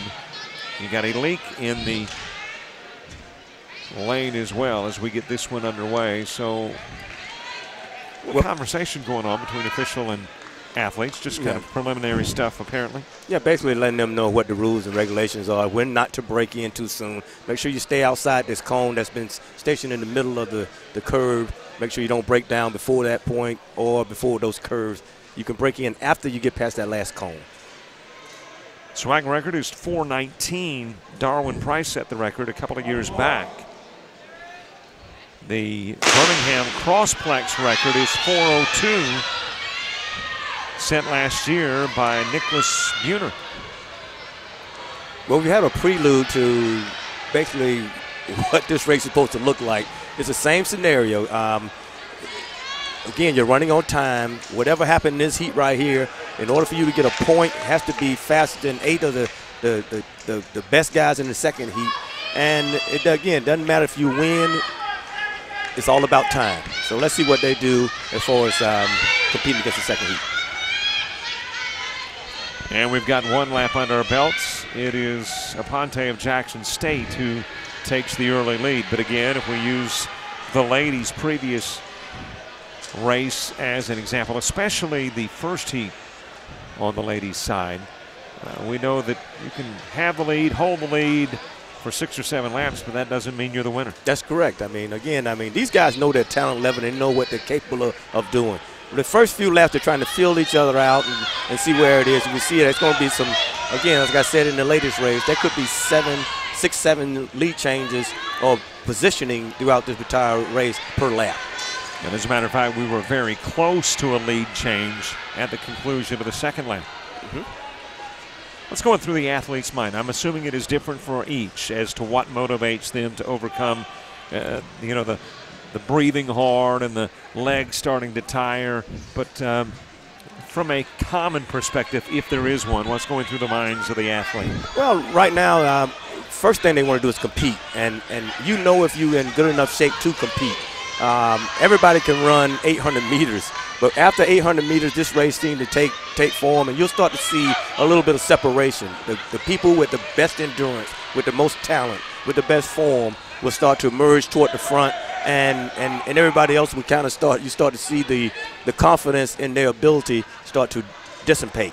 And here we are. We're coming up with our third lap with 4 laps to go. You start to see separation. I mean, right now, 1 through 6 is in position to do good things. But after probably another lap or two, you're going to see even further separation. Wheeler from Grambling State currently in first. And it is Aponte, a Jackson State product, the number 2 runner. Harris is currently in third from Grambling. That was at the completion of the previous lap, but obviously we're going to have a change at the top 2 position because Harris is sneaking up, and Harris may be passing Wheeler as they wrap up lap number 5. What I really like about this particular race here is, unlike the ladies' race, these guys are being pretty much aggressive. And they know, again, we talked about that first heat, understanding that I got to post a time in order for me to get any kind of points, potentially, to be 8 guys in the next race. So they're doing what it takes. They're separating early. With 2 laps to go, they got 400 meters, and they are pushing this pace to make sure they don't get in any trouble, and they try to post the fastest time as they possibly can. Couple of Grambling Tigers in charge of the lead. Harris is in first, Wheeler in second. Wheeler held the lead for a couple of laps, but it is Jefferson, or actually make that Harris that has taken the lead. Got 300 meters to go, and again, unlike outdoors, it's very, very tough to pass indoors because the curves are so short and also the straightaways are short. So here these guys pushing each other, trying to get a time. It's not about place, it's about time. 1 lap remains. Harris in first, Wheeler in second. A distant third is Aponte. And he is really lengthening out right now. He understands the importance of trying to put a good time on the board, to try to put pressure on that 8th-place finisher in the next heat. Look at him lengthening out his stride. He is really bringing it down the home stretch here. With about 60 meters to go, he sees the finish line. He is digging, working it hard, working it hard, working it hard. Let's see what kind of time he posts. 4:28. Harris finishing first and doing so in impressive fashion. The remaining participants will make their way to the finishing line. But an impressive run for Harris. Again, that SWAC record, 4:19. So we don't think a SWAC record or a crossplex record will be broken with a run of Harris in heat number 1. As a matter of fact, 4:28.5 for Harris. And his teammate, Wheeler, finishing second, 4:33.65. Aponte third at 4:34.62. Clark, 4:34.86 at fourth. Morgan, 4:41.10, finishing fifth. Mitchell, 4:46.53 in the 6th spot. Hines, 4:47.34 at 7th. And Damon, 8th at 4:48.63. You see it there on your screen. I'll tell you what Harris and Wheeler has done is put themselves in great position to be scoring points for their team. And I tell you, you cannot overlook that very, very important factor because, you know, Grambling is in position to try to do some things point-wise toward that team race on the men's side. And, of course, Grambling won it all a year ago. The men's team at Grambling finishing a couple of points ahead of Alabama State to win it 1 season ago. Well, I guess that's the Olympian coach who is trying to, Coach LaVelle, who is trying to install in his young people the importance of trying to compete and overstep what you're capable of doing. And that's what these two guys did. They understood the significance of being in what they call the first section and posting a number good enough that if someone in the second section do not run fast enough, they can get very valuable points for their team. We have been handed the finals, by the way, for the ladies.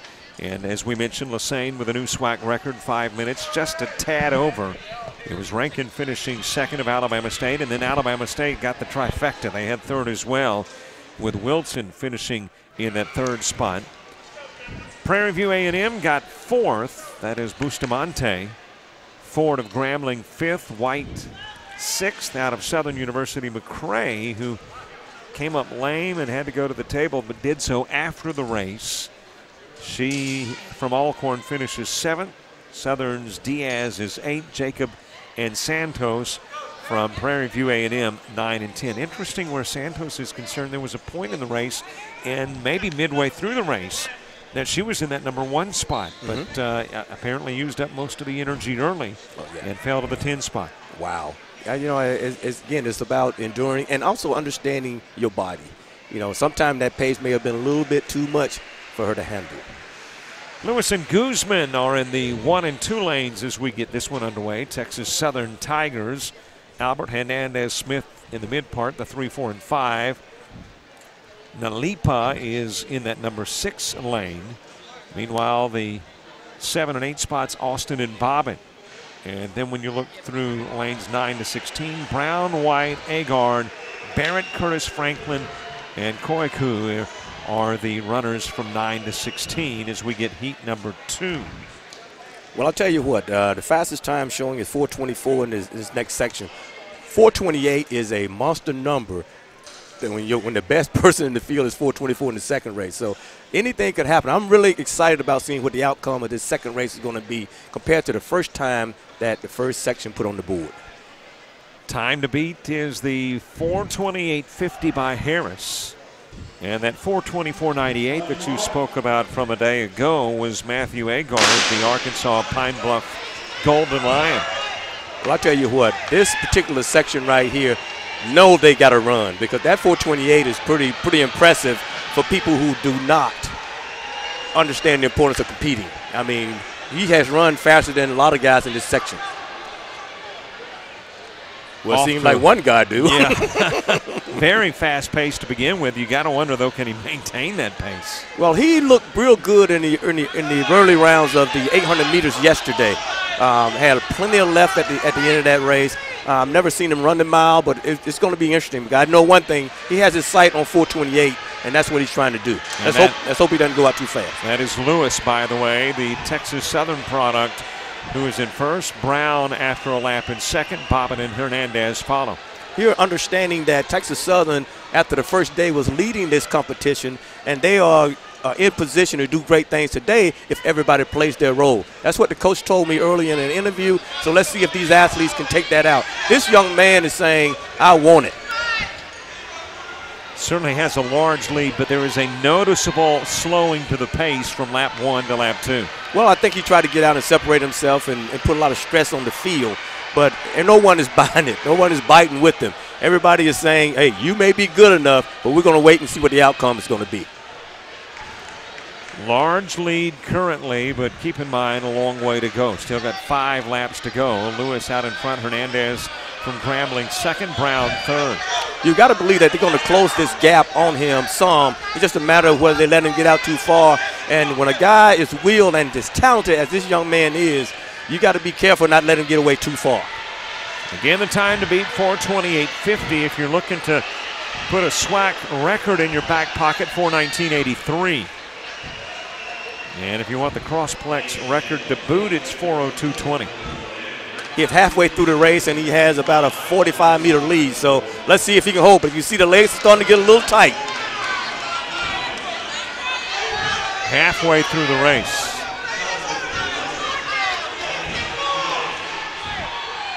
And we will see if Lewis's large lead, almost, certainly not a sprint for Harvey Glance, but his start was kind of a sprint for somebody like Robert Williamson, and then got him out in front with a large lead, and he's been able for the most part to maintain the lead. Maybe well, I'll tell you what, he is really holding his point. They closed down maybe 3 or 4 meters on him, but not significant enough at this stage to make a big difference. Hernandez in second.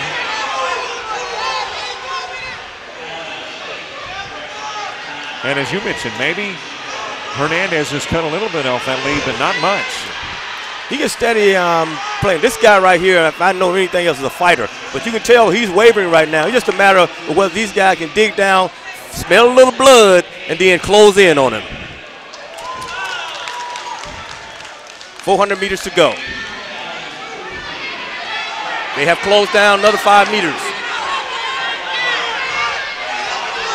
But they just saw a shift in the gear. He just shifted to another gear at that point, and he's going to open up this lead even more. He has been impressive from the start, as a matter of fact. 300 meters to go. What an athlete. Guzman, Lewis, Hernandez, and Agard. I can't begin to tell you how much heart and desire this young man have to go from start to finish with 200 meters to go. He's trying to dig down to go get more. This is unbelievable. Look at this young man go. Oh, my gosh. I can't believe that. I cannot believe that. The SWAC record's in jeopardy.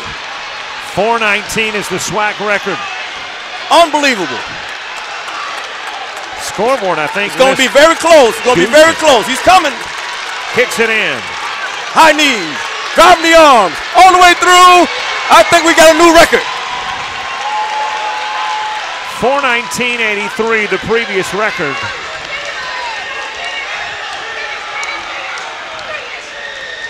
And let's see what is posted by the name of that Tiger from Texas Southern. 4:28.50 was Harris's time in the previous heat. Harris might have got in there for a point or two. Lewis finishing first, 4:18.71, a new SWAC record. New SWAC record, wow.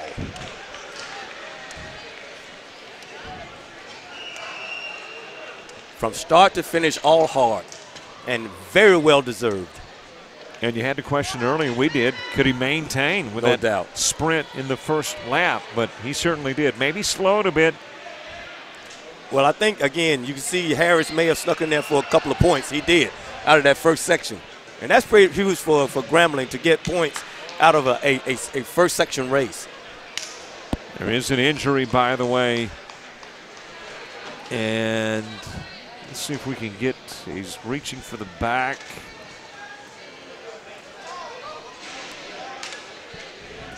When you talk about SWAC records, you're talking about the longevity of a conference that's been competing around for a period of time. And to come in here in 2015 and become the fastest miler ever to lace them up on this particular championship is a credit to Texas Southern and their coaching staff and getting this young man ready to compete again at the right time, which is late in the season for indoors. That, by the way, is Matthew Agard of Arkansas Pine Bluff, who had a time of 4:24 yesterday and finished second in today's race, but obviously in some pain when he pulled up at the end of the race, completed the race, finished with a time of 4:26.20. Well, you can credit, again, that first section. That guy took out and ran 4:28. You can credit him for any kind of discomfort anybody right now is feeling. And again, I even think it inspired the guy from Texas Southern, Harris, to do the kind of thing that he was capable of doing, because he knew how great that time was. Unlike the ladies' race, where a lot of people felt like, hey, I know I can run this time. 4:28 was fast. Only a couple of people had run that fast, so he set the pace for a great race today. And what about back-to-back SWAC records? The ladies' race, Lassane grabs the new SWAC record in the mile, and in the men's, it is Lewis. Well, it's a credit to this facility, too, as well. And when they put the bank tracks in and just the facility, again, it really did speed up whether a guy could run fast or not run fast around the oval. And when you get, like I said, good athletes on a good surface and a good facility, great things can happen. And by the way, this is such a gorgeous facility that not only houses this track complex, but there's an Olympic-sized pool across the hall. There's a basketball court. As a matter of fact, the SIC will play their championship, I believe, here. There's a semi-pro basketball league that plays their basketball in this complex as well. So it's a multifaceted, gorgeous complex here in the Bessemer area of Birmingham. Well, the city of Birmingham has done a wonderful job of bringing such a facility to this particular area, and it is very, very much needed. I know that around the country and around the world, people know about this facility. I happened to sit in on the planning committee when this facility first went up, and actually served a couple of years as track and field coordinator for this facility. And I heard from all the coaches and athletes alike that this facility is second to none, and it's just a matter of time where this facility get a little wear and tear, and some of the finest athletes in the world get a chance to compete on it, that you're going to see some very phenomenal times. Third year that the SWAC has been here, participating in the track and field events at the Birmingham Crossplex. Couple of new SWAC records, and the SWAC Digital Network here to bring it to you. We're back with more after the break.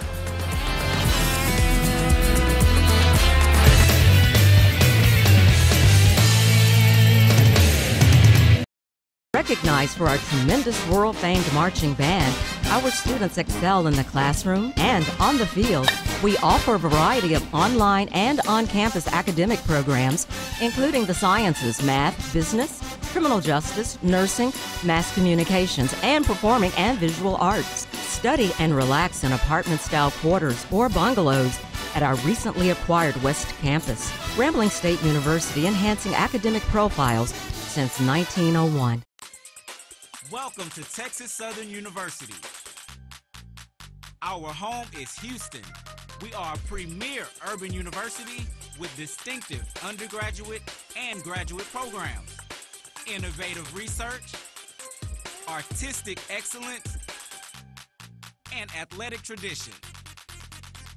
We are building legends. Your future begins at TSU now. For over 60 years, the people of the Mississippi Delta have believed in the transformational power of Mississippi Valley State University. MVSU has never let them down by producing lawyers, doctors, teachers, professional athletes, who all contribute to making the world in which we live a better place. MVSU is still making dreams come true for those who believe, one person at a time. Hope, dream, believe. Mississippi Valley State University. When you are looking to further your education, there's only one university that towers above the rest: Jackson State University. Jackson State University is one of the leading universities in research, technology, and innovation, graduating more than 1,300 students annually and a consistent growth in revenue. Jackson State University is ranked #1 amongst the HBCUs in research and development. Make the right choice, the one choice. One Jackson State University, changing lives one student at a time.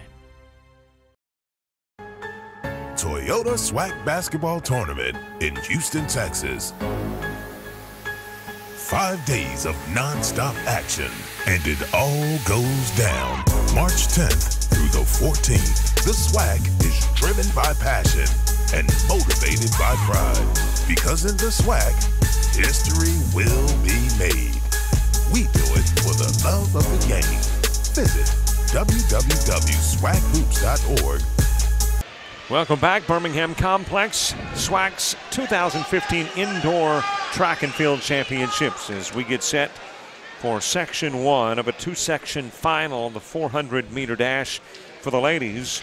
Ugana Opala from Prairie View, as well as Adriana Burkhalter of Texas Southern, Tiffany Hurd, a Lady Tiger of Texas Southern, and Takia Taylor from the University of Arkansas at Pine Bluff, ready to participate in this one. The best time from a day ago was 55 seconds, 41 tenths of a second for Alexis Farabee. We've heard that name already today.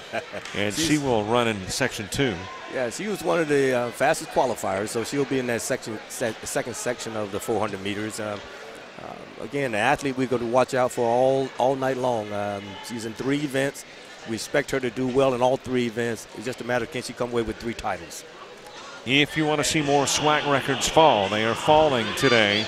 The record in this, the 400-meter dash for the ladies, is 54.36. crossplex record 53.11.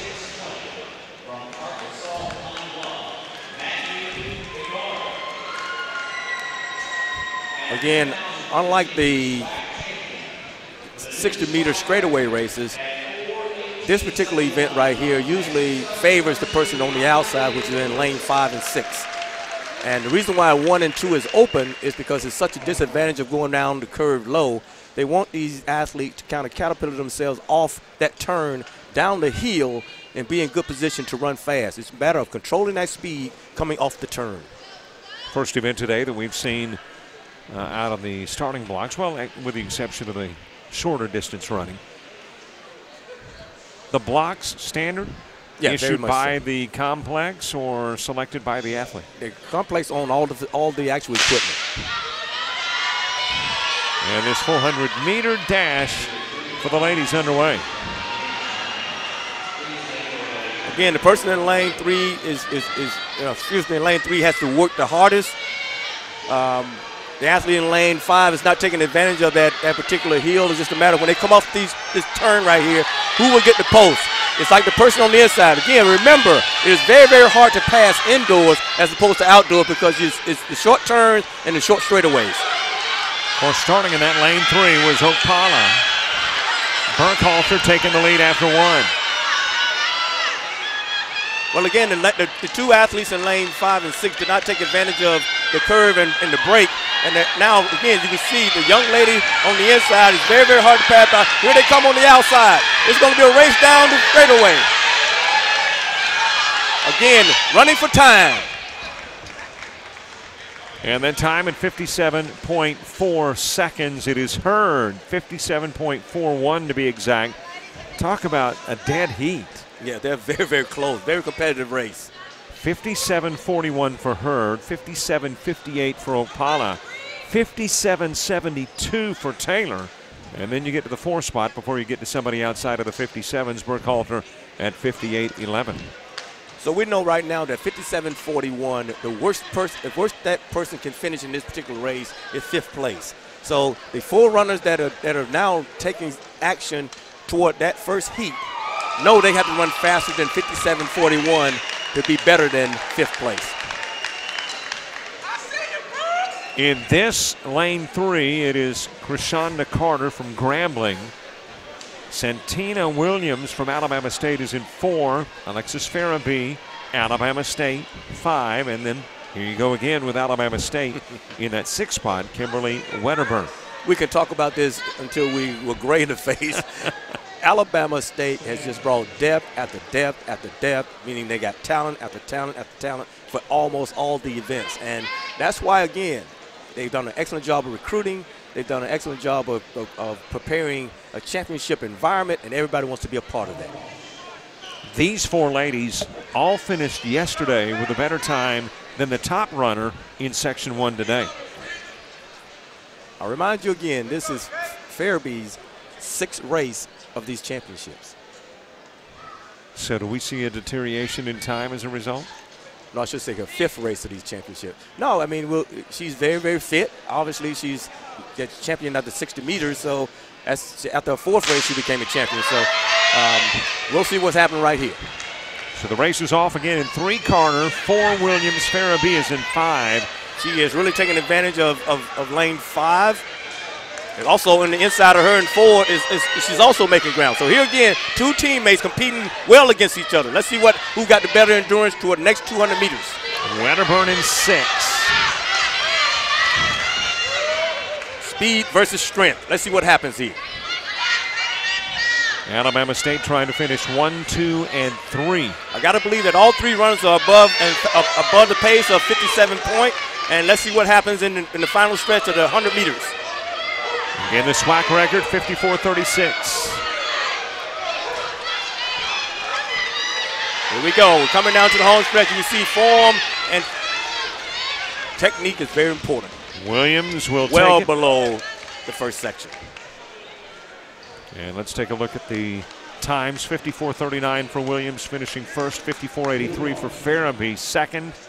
Wedderburn third at 55.61, and Carter finishes fourth at 56.46. And again, you talked about it earlier, the Section 1 winner actually finishes fifth. That's right, and you get a chance to see it, and if you know you got the talent to do that.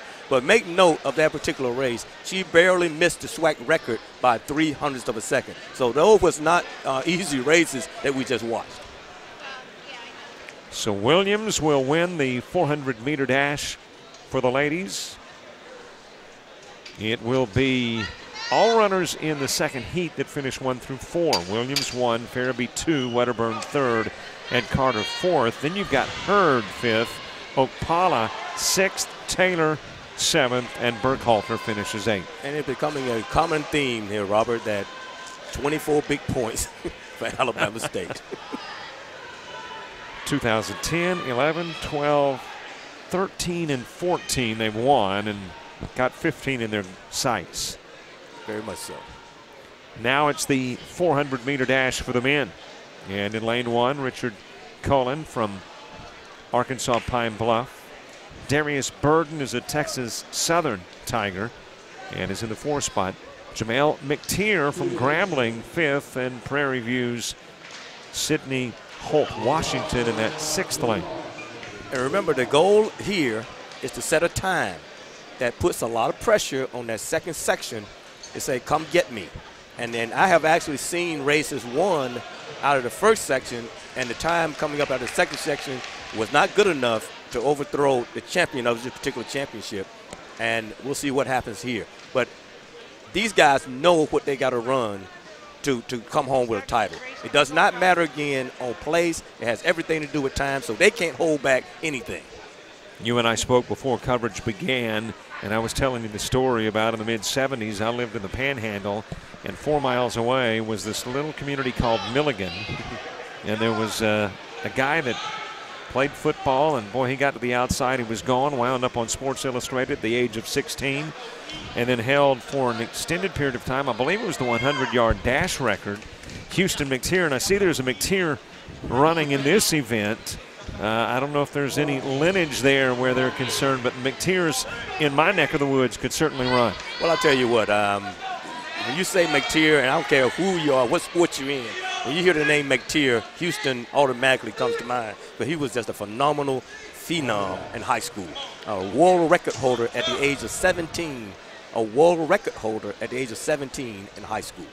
And you got to run against him. You and he ran in events. You would beat him sometimes. He would beat you sometimes, I guess. But it was certainly some really stiff competition. Well, no doubt. I was actually, I'm 2 months younger than Houston, and to have the #1 and #2 fastest guys in the world at 17, 18 years old was phenomenal. Here we are. And we're ready to begin this one. There is a McTeer running, and then, of course, Burton, Collin, and Holt Washington. And if you're looking at a record-breaking performance, 47.26 is the SWAC record set in 2012 by Akeem Williams. The crossplex record is 46.49. Woo! He is off to a fast start, 22 points in the first 200. Let's see, can he hold it? I mentioned that crossplex record, by the way, was set just about a week ago. Burden got the big lead. Clock currently at 40. And he'll bring it down the stretch. And he motors to the finish line. It is Burden who will finish first, the Texas Southern Tiger. That's a good time, 48.94 in the first section. And again, now it puts a lot of pressure on these guys in this second section. They see what they have to do. Texas Southern athlete that ran 48.33 just a day ago now understands that he is in good position if he does what he did just yesterday. But I don't think that 48.94 is going to hold up because these guys know what they got to do. Beat his time of a day ago by almost a second. Burden yesterday with a 49.49 time and finishes at 48.99 today. Holt Washington second at 49.71. Yesterday 49.49. So Holt Washington a little slower today than a day ago.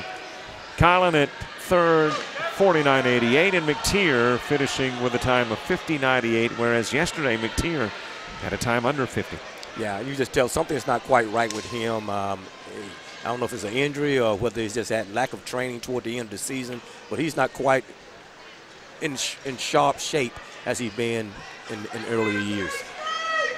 Time for section 2 of the 400-meter dash. Lane 3 belongs to Southern University's Lloyd Benjamin. Alabama State's got Devin O'Neill in the 4 lane.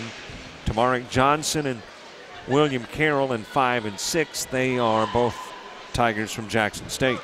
Well, once again, a 48.98 is a good time to post for other guys to come after it. Now, he is guaranteed no less than a 5th place finish. Now it's just a matter of can he get even higher if anyone in this section right here runs slower than that. By the way, just handed the team rankings for the women. Alabama State 129.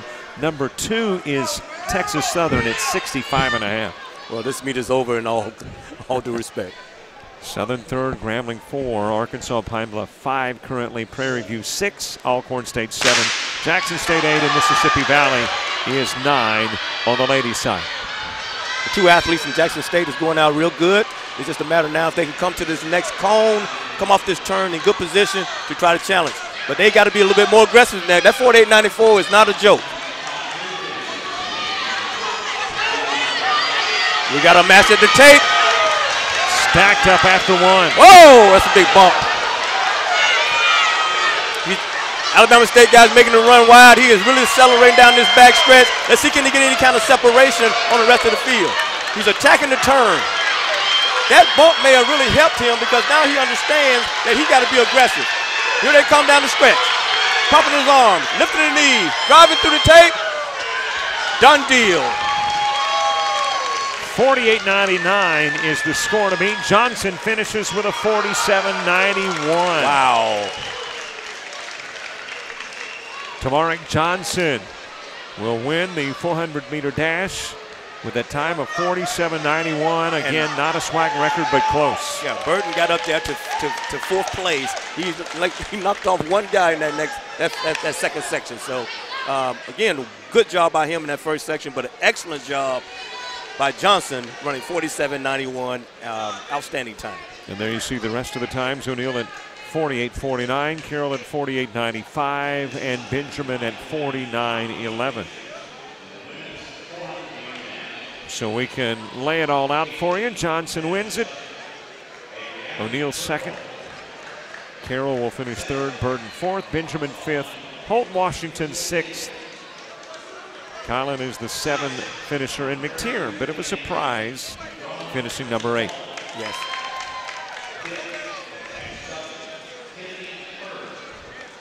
So we have taken care of the 400-meter dash for the men. According to our schedule, a 2:40 start time for the 800-meter dash for the ladies, and the 800 meters for the men will follow at just about 2:50. We'll be back with that right after we take a break on the SWAC Digital Network.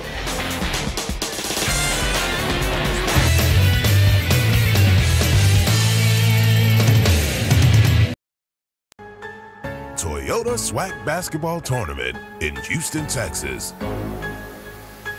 5 days of non-stop action, and it all goes down March 10th through the 14th. The SWAC is driven by passion and motivated by pride, because in the SWAC, history will be made.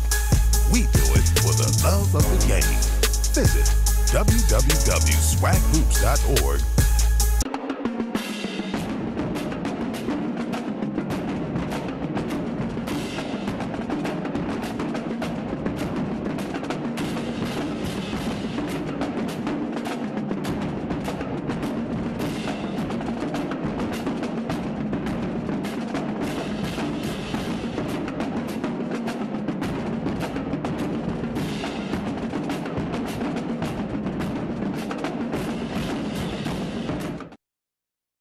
A wise man once said, "You can kill a man, but you can't kill an idea." What he meant was that knowledge is eternal. It's a lesson learned, a goal achieved, and it can be passed on from generation to generation, just like it is every day at Alcorn. Both knowledge and the character it takes to use it wisely. Alcorn, where knowledge and character matter. Your life is an open book. At the University of Arkansas at Pine Bluff, you can take advantage of scholarship opportunities and acclaimed academics with undergraduate and graduate programs tailored to achieve your plans. Learn from dedicated faculty and be challenged to reach your full potential. Get involved in campus life with student activities that add value to your character and give distinction to your collegiate experience. Become a part of the Golden Lion story at the University of Arkansas at Pine Bluff, where you'll be proud to be. If you are looking for exciting academic programs, Southern University is the place for you. Southern University has maintained its legacy of excellence for more than a century by offering top-notch programs like nursing, business, and engineering.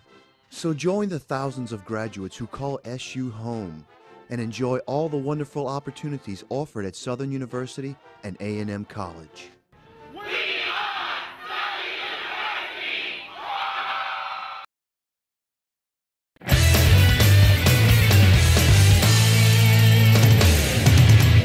In 1920, 6 schools came together to form a strong competitive alliance. That strong competitive alliance became the Southwestern Athletic Conference and stretches from the northeast of Alabama to the rolling plains of Texas, from the coastal marshlands of Louisiana to the Mississippi Delta to the foothills of Arkansas. Students of these 10 world-class institutions know the importance of academic achievement along with athletic excellence. We are proud of our past and value our traditions. We will always stand as one. Alabama A&M, Alabama State, Alcorn State, Grambling State, Jackson State, Mississippi Valley State, Prairie View A&M, Southern, Texas Southern, Arkansas Pine Bluff. We are the Southwestern Athletic Conference. Honor the heritage. Childhood pneumonia claims the lives of over 2 million children every year, but fresh hope is at hand. One pioneering scientist is using nanobiotechnology to isolate, target, and cure this global killer. When Dr. Sri Singh isn't fighting the world's deadliest diseases, he's teaching biology at ASU. When we teach class, the world takes note. Prairie View A&M University is about the students. Students don't just come here for the education. They come for the faculty, for the creativity, the camaraderie, an excellent standard of living, and the school spirit. They come here to gain something profound and to give something back. Students come for the tradition of excellence. This is Prairie View A&M University. Our tradition, your opportunity.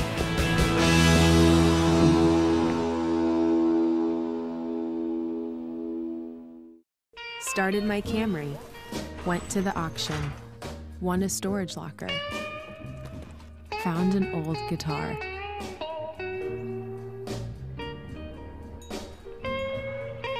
Tracked down the previous owner. Reunited them. Hit the jackpot. The bold new Camry. One bold choice leads to another. Toyota, let's go places. Toyota SWAC Basketball Tournament in Houston, Texas. 5 days of non-stop action, and it all goes down March 10th through the 14th. The SWAC is driven by passion and motivated by pride, because in the SWAC, history will be made. We do it for the love of the game. Visit www.swackhoops.org. Crossplex, Birmingham, Alabama. There is the podium that recognizes the champion and the 2 and 3 finishers in the various bits of competition. I see a lady with an Alabama State garb on, and I got a feeling there's going to be a lot of people wearing Alabama State stepping up on that champion's podium. They currently lead in the ladies, scoring 142 to 74.5 over Texas Southern. Large lead, and you know, we've been focusing on the fact that Alabama State's ladies have excelled in the races, especially the long races, the long distance. By golly, they win the women's pole vault as well. Again, like I said, I think when you create a championship environment, it just become contagious. I mean, people want to be part of a championship program. And it's not just in the sprints, it's not in the hurdles, not in the distance, not in the jumps, it's in the throw. I mean, it comes in all forms, shapes, and fashions. And again, they've done a wonderful job of building, and Coach Bean, again, kudos to him for taking this program to another level. Do still have some field competitions in progress. You see there the triple jump, the women's pole vault wrapping up, the men's pole vault is closed out, and I believe the ladies triple jump, but the men's triple jump still in progress. I mentioned the ladies pole vaulting. Let's take a look at the winners. Quinta Collier of Alabama State finishes tops with a pole vault of 9 feet 10.5 inches. Melissa Pena of Texas Southern second, 9 feet 6.5 inches.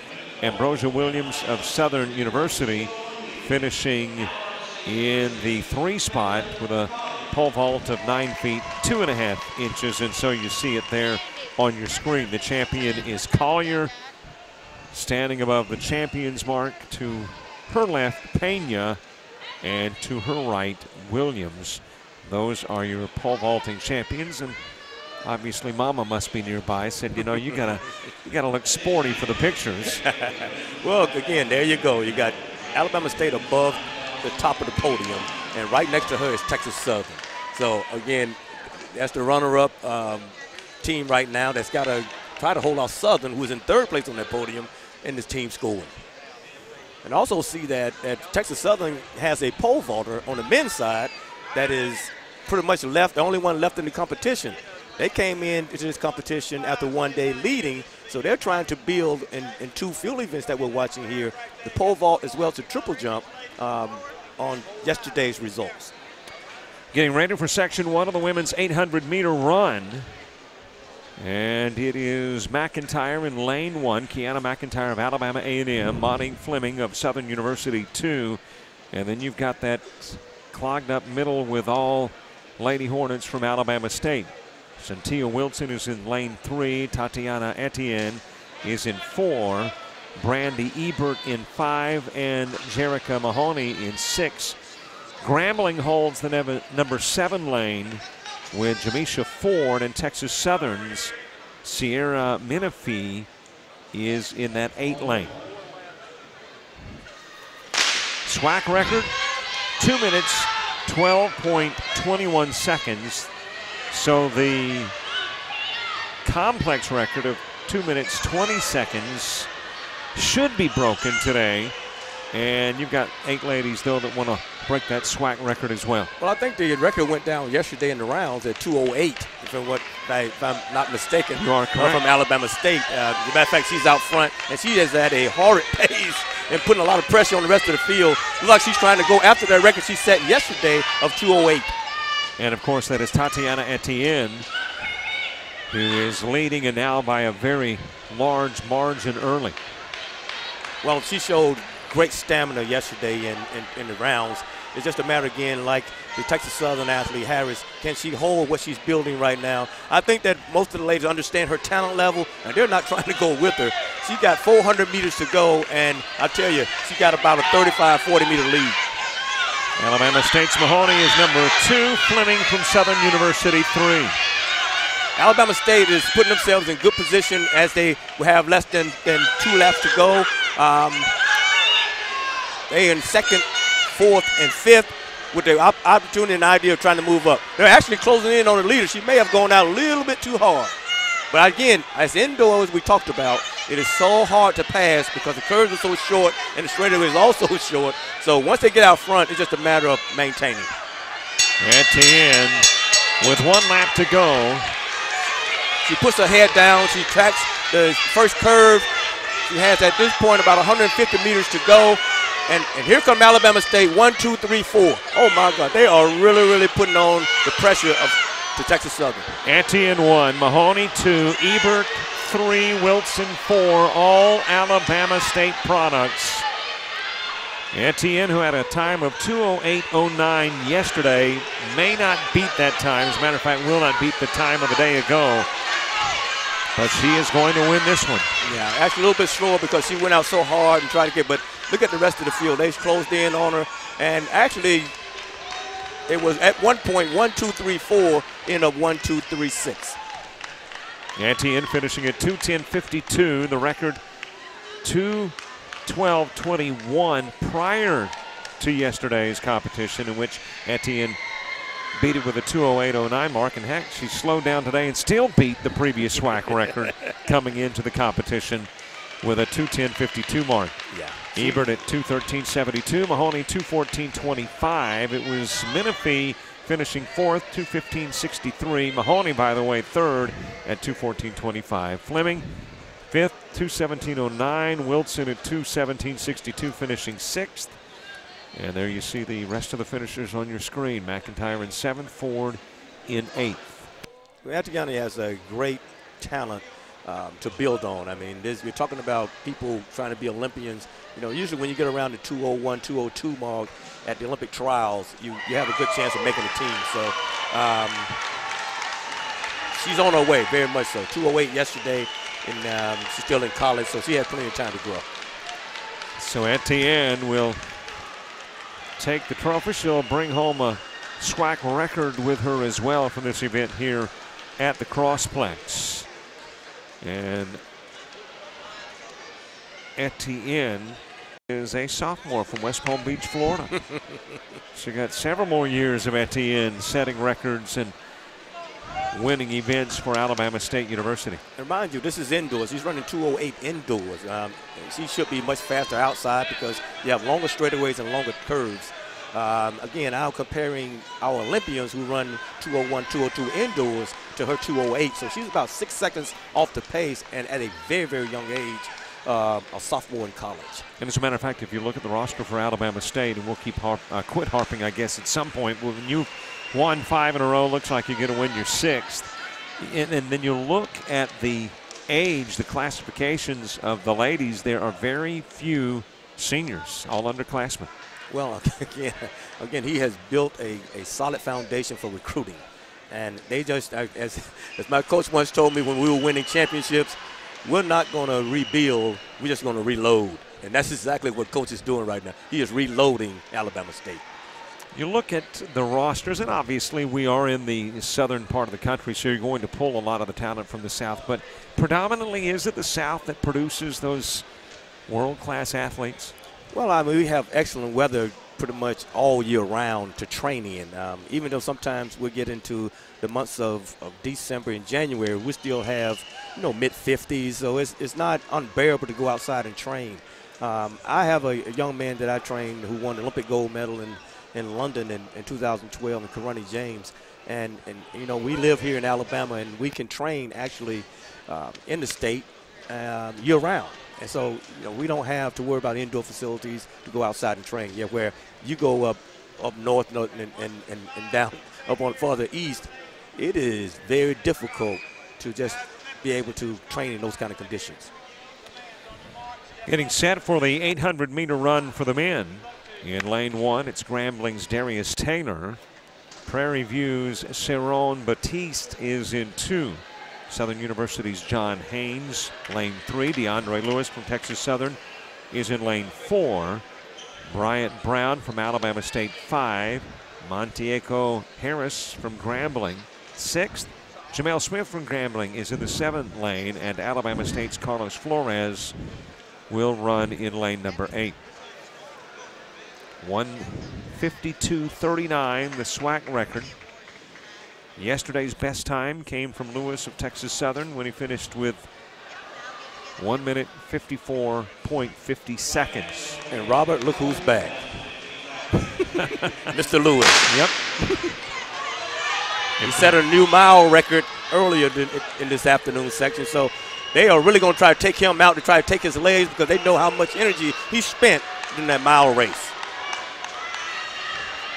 He was in a race in which a large lead was gathered early. This race, not quite the distance between 1 and 2, but still there is a definitive difference between the top guy currently and the guy running in second. Well, these athletes know what kind of energy and effort he exhausted in that mile. Now they're trying to take his leg from him because it's not a matter of whether he have endurance, it's a matter of whether he have the speed. And this is more of a speed event than it is a distance event. So they're trying to take his legs from him, but he is in good position and still look pretty strong. He's in 5th place right now.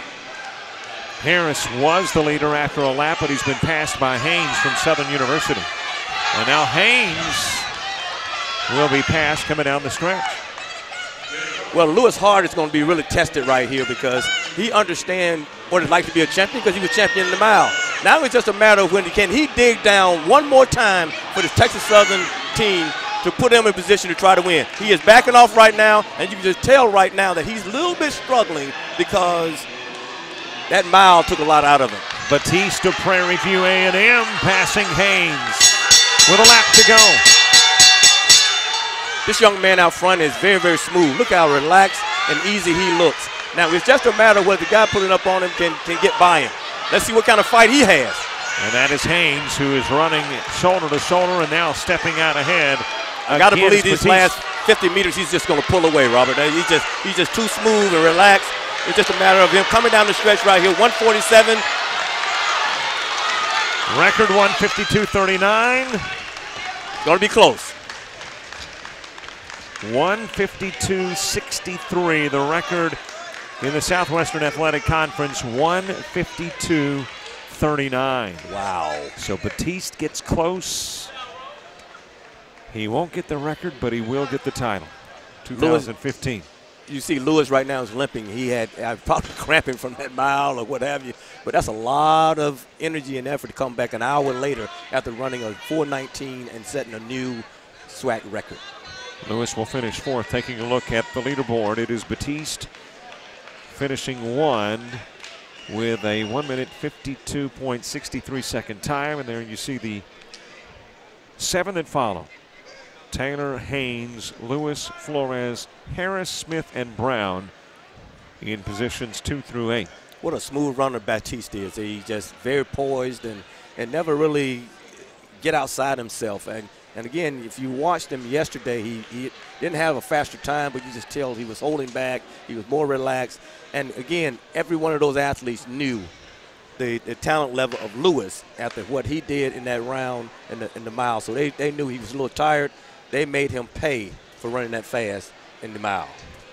Batiste, 155.70 yesterday, and finishes with a time of 152.63 today. So it is Batiste from Prairie View A&M coming away the winner in the 800-meter run. Well, let's give this kid Lewis a lot of credit for coming back in in less than an hour to try to help his team when he already had a championship already up under his belt, to try to just be unselfishly and trying to be in a team championship, knowing he was tired, knowing he was risking injury, coming back trying to run another race, another distance race, 1 hour less in time. What's the mindset of the athlete, though, when you're participating in multiple, especially long-distance runs, and you know the chances are you're not going to win them both?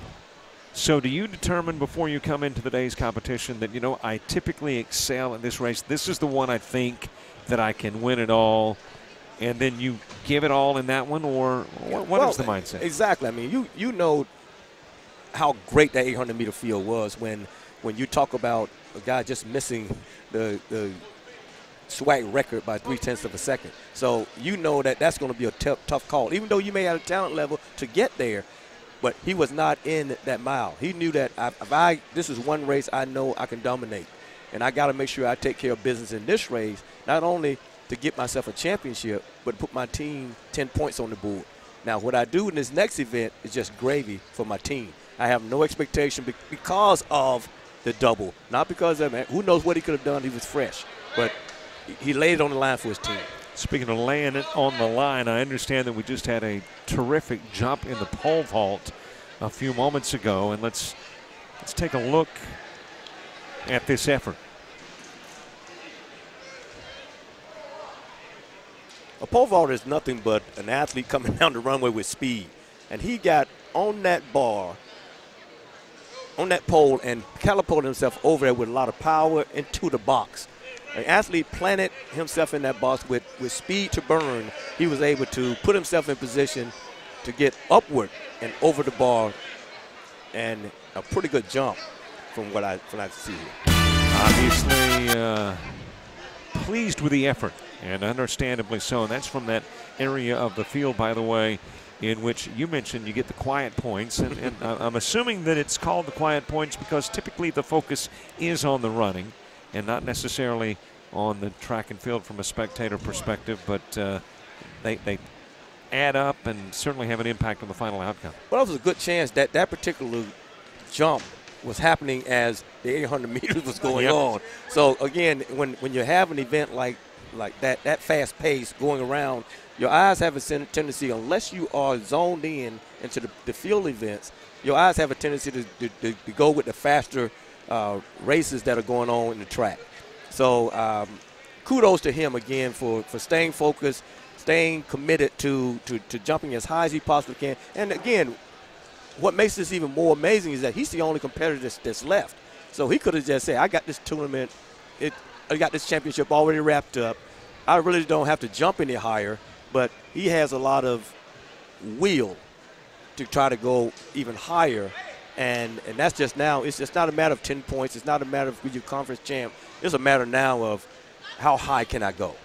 And again, we get back to the aspect of competing against oneself. And that was Jwalyn Brooks, by the way, the Texas Southern product that just completed that outstanding pole vault. Coming up, we have got a short distance run. A couple of short distance runs, the 200 meters for the ladies, 200 meters for the men. We had opportunities earlier, you did, to have a conversation with some of the coaches who are leading these teams, and they're the ones that are responsible for doing all that behind the scenes work. I think the conversation you had previously was with Texas Southern. So since we just had a stellar performance from a guy from Texas Southern pole vault wise, then we want to find out what Texas Southern ladies coach Paul Banks had to say to Harvey Glance. I'm here with Coach Banks from Texas Southern University. Coach, I've seen you around. You've done a wonderful job through the years. You seem to have these ladies in pretty good position to do well in this competition. How do you feel about where your ladies competed already?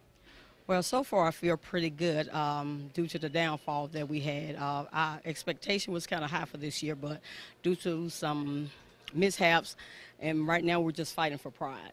Yeah. Well, it seems that, as I've said to many of the other coaches, the athletes themselves take pretty much pride in where they coach deliver. It seems like you have shown so much spirit during the time I've seen you coach that your athletes taking on your personality. How do you feel about that? I feel great. Had a team meeting on Monday, and we just expressed that right now we're fighting for pride. So let's go out and have fun, do what we've been doing, do what we're capable of doing. So they took on their persona, and they've come out. They've done exactly what we expected of them to do, and some surprise too. Well, that's good. Well, and this is what competition is all about, because from day to day, you never know what's going to happen. But I'm certainly proud of the fact that you put your girls in positions, or young ladies in position, to do some great things for today's final. Do you feel as though with that fight that they have and the desire that they have, that they've made you proud of this competition? Yes, they have, and I think their goal today is to continue to make us proud, TSU, Flying Tigers, our family. So, yeah, they're going to come out and they're going to lay everything on the track today. I told them there's no sense in taking it home. Right. Well, Coach, I've seen your fight throughout the years, and I know based off of your past experience that your young ladies would do well for you. Congratulations at this particular point, and best of luck on this evening. Well, thank you. Pauline Banks with Texas Southern. Speaking of Texas Southern, they are tied with Grambling on the men's side of the competition here in the Birmingham complex at 83 each. Grambling, you know, last year no stranger to the Squeakers. They beat Prairie View A&M by a couple of points. In this one, tied with Texas Southern. Oh, my God. This is a great matchup. Not just the fact that the team versus team, but you got a coach in Clyde Duncan who actually, as a coach the coach from Grambling and Coach Lavelle, who also an Olympian. Clyde Duncan in his own way was a great sprinter back in the day. And so it's great to see these two coaches, one who has been the coach of another who was the pupil, of vying for championships. This is unprecedented. It's great to see, and it's like the old master saying, "Come get me, young buck." So let's see what happens in the outcome. As a matter of fact, just recently named Coach Emeritus there at Texas Southern. We are ready for the 200-meter dash. For the ladies, we will start with Brianna Dockery from Texas Southern in lane 3. Grambling's Krishanda Carter is in lane 4. Kadeja Gordon is in lane 5 from Alabama State, and Grambling's Shalane Jones in that 6th spot. Again, just like all the other round the oval races, everything is on time. Time on section. The ideal job what these young ladies are trying to do is post a time fast enough that the second section say, I can go get that. And the first section is saying, come get this. SWAC record 23:64 set in 2005. It was Tremedia Bryce who finished with that SWAC title 10 years ago now. 10 years back. Wow. That means that she was outstanding in getting up and down, that's for sure. Fastest time from a day ago came from Deonica Bookman, who finished with a time of 24:19. Yeah, she's a very smooth runner. I've seen her compete yesterday, and she is very aggressive. She's very smooth. And again, the Alabama State women have done a lot of events. Let's see, can they match her up in the second section? Have been handed the finalist in the women's triple jump. The winner is Sherilyn Johnson from Texas Southern. Darlene Desmangles of Grambling will finish second. Sydney World's University of Arkansas at Pine Bluff third. Kadeja Gordon of Alabama State fourth. Tatiana David from Alcorn State fifth. As we get ready for the women's 200-meter dash. Of course, the advantage again is being on the outside in lane 5 and 6. If you don't utilize that advantage, though, it could really, really hurt you. But people on the inside in lane 3 and 4 have to work so hard to get to these people. But if they come off this turn on top, it should catapult them down the track coming off the turn. Neck and neck at the line, the finish. It is the runner in lane number 4, and that is Krishanda Carter from Grambling State. 24:86 yesterday, a 24:96 time, 24:86 today. They're faster in the rounds and finals, so that's what you're trying to do is get better as the day goes on, or as the days go on, and then it puts yourself in position. Again, because of that particular time, the worst she can finish in this meet is 5th. Because the 4 ladies that are getting ready to run all have to run faster than that to knock her to do better. She can actually move up if anyone in this section right here runs slower. And a look there at the leaderboard here in the arena. Carter first, Jones second, Gordon third, and Dockery fourth in section 1 of a 2-section final. And we will set the stage for section 2. Fantasia Johnson of Grambling is in lane 3.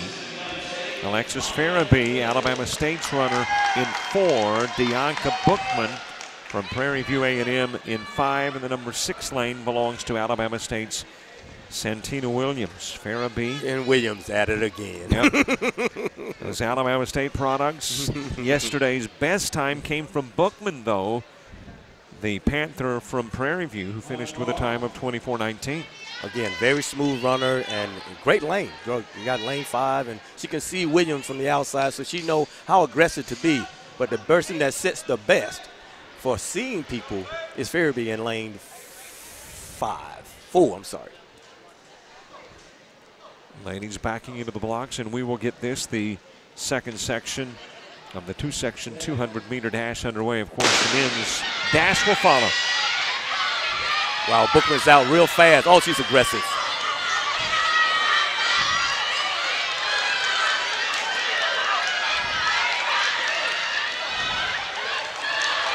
Coming down the stretch. Neck and neck, the finish. William is just so strong. Wow.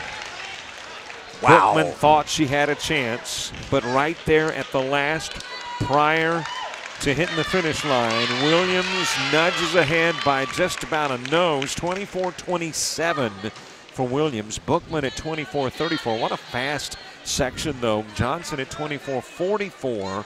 All three finish ahead of the leader in Section 1, Carter, and then you've got Farabee with a 25:01. Well, all those races, you know, again, Williams has shown unbelievable strength to come back and win the 200 meters after winning the 400 meters.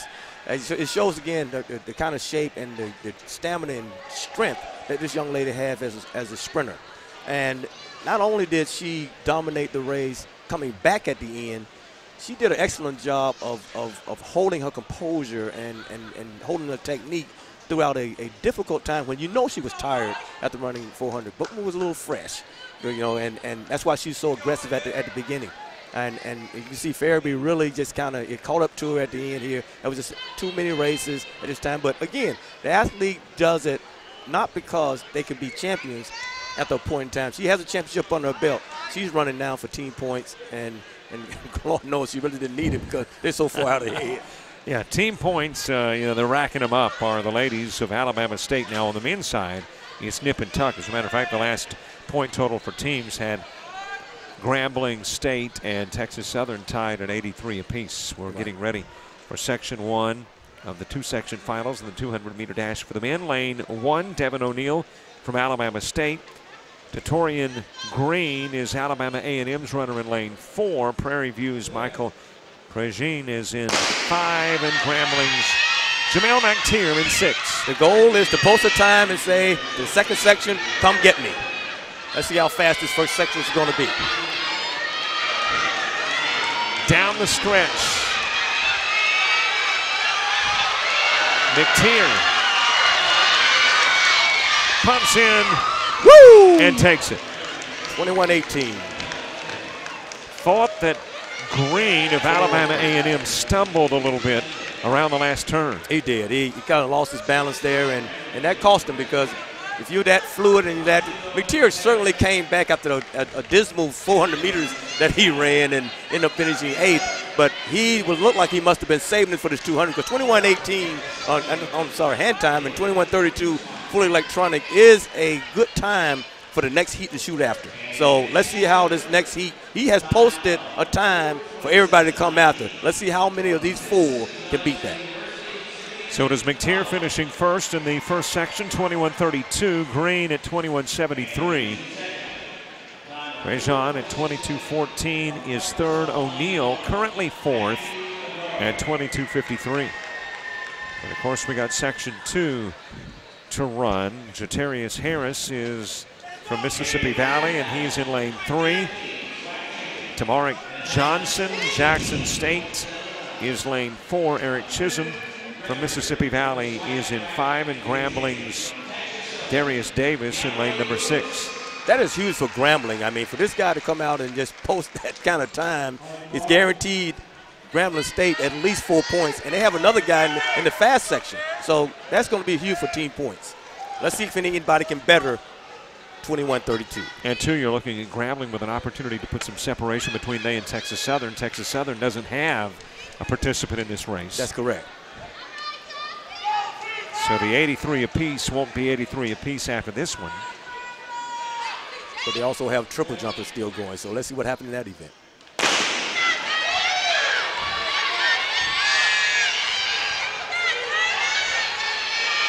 Record time in the SWAC, 20.73. The Crossplex record is 20.65. Time to beat, 21:32 by McTeer. Down the stretch. Oh, Jackson State. What a finish. Neck and neck. 21:37. Johnson. McTeer won it out of the slow section. Well, I should say the first section. So Johnson in section 2, 21:37. Chisholm at 21:39. Davis the 21:49, and Harris the 22:22, but that's not enough to beat McTeer's 21:32. Grambling collected 15 valuable points in that particular race, finishing 1st and 4th. McTeer, I believe, was a quarterback in high school in Michigan, so I think running away from those linebackers and linemen got him a speedster in track. He's a tall, lanky sprinter, that's for sure. 21:32 for McTeer, and he will win the competition in the men's 200-meter dash. Did not get the SWAC or complex record, but does take the 2015 title. Well, Robert, I knew coming out of that first section, based off yesterday's performance to try to get here, that was going to be a tough ball to try to beat. It's just a matter of how many people in that second section was going to do it. Still to come, the 5,000-meter run for the ladies. That will happen according to our timetable at 3:20. We are a little bit ahead of schedule, so it could start just a bit before the allotted start time of 3:20. 3:50 for the men, and then you got the 4x400 relays for the women and for the men. Great leap in the pole vault. This guy just keeps soaring above the bar. Bringing down excellent speed, and again, he's the only competitor left in this competition. It's amazing how he's staying focused and driven when he already had a championship already locked up. And accentuating a point that you just made, though there was no Texas Southern participants in the 200-meter dash for the men, there were some Texas Southern participants still there for the field events, and obviously they've racked up some points there. And that's key. I mean, again, those are the quiet points that we talk about that no one paying attention to. And here he is. He's basically paying attention to him now because he's the only competitor left. But who knows what has happened the rest of the way in that event. We got to see how the other competitors stand out. Joellen Brooks from Texas Southern chatting with the officials after an excellent pole vault. And we'll be handed totals here in a bit. Of course, the ladies already wrapped up the pole vault competition, and it was an Alabama State victory. And it looks like Texas Southern may just pick up some quiet points there. Well, I tell you, this pole vaulter is a gifted young man who brings tremendous speed down the runway, and it's mixed with speed and power. So you have to really plant that pole and bend it to a point where it catapults you up into the air over that bar, and he's done that extremely well all evening long. So congratulations to Brooks as we take a look. Look at the pole bend. Wow.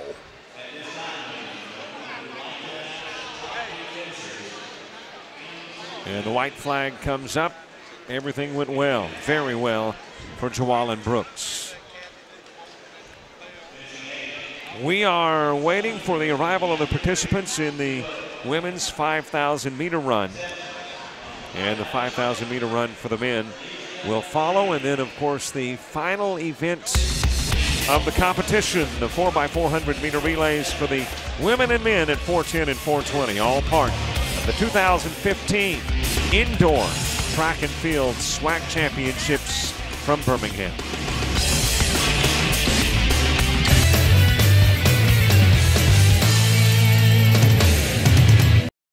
In 1920, 6 schools came together to form a strong competitive alliance.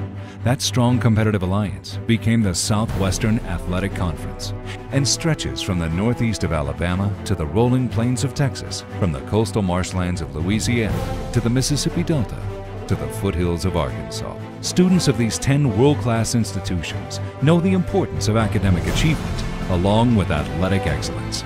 We are proud of our past and value our traditions. We will always stand as one. Alabama A&M, Alabama State, Alcorn State, Grambling State, Jackson State, Mississippi Valley State, Prairie View A&M, Southern, Texas Southern, Arkansas Pine Bluff. We are the Southwestern Athletic Conference. Honor the heritage. Welcome to Texas Southern University. Our home is Houston. We are a premier urban university with distinctive undergraduate and graduate programs, innovative research, artistic excellence, and athletic tradition. We are building legends. Your future begins at TSU now.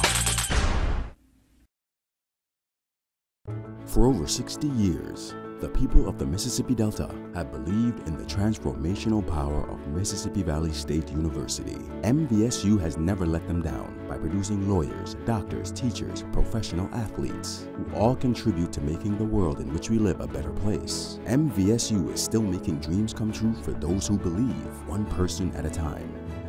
Hope, dream, believe. Mississippi Valley State University.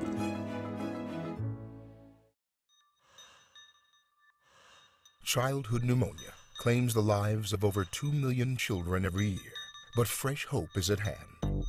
One pioneering scientist is using nanobiotechnology to isolate, target, and cure this global killer. When Dr. Sri Singh isn't fighting the world's deadliest diseases, he's teaching biology at ASU. When we teach class, the world takes note. Prairie View A&M University is about the students. Students don't just come here for the education. They come for the faculty, for the creativity, the camaraderie, an excellent standard of living, and the school spirit. They come here to gain something profound and to give something back. Students come for the tradition of excellence. This is Prairie View A&M University. Our tradition, your opportunity.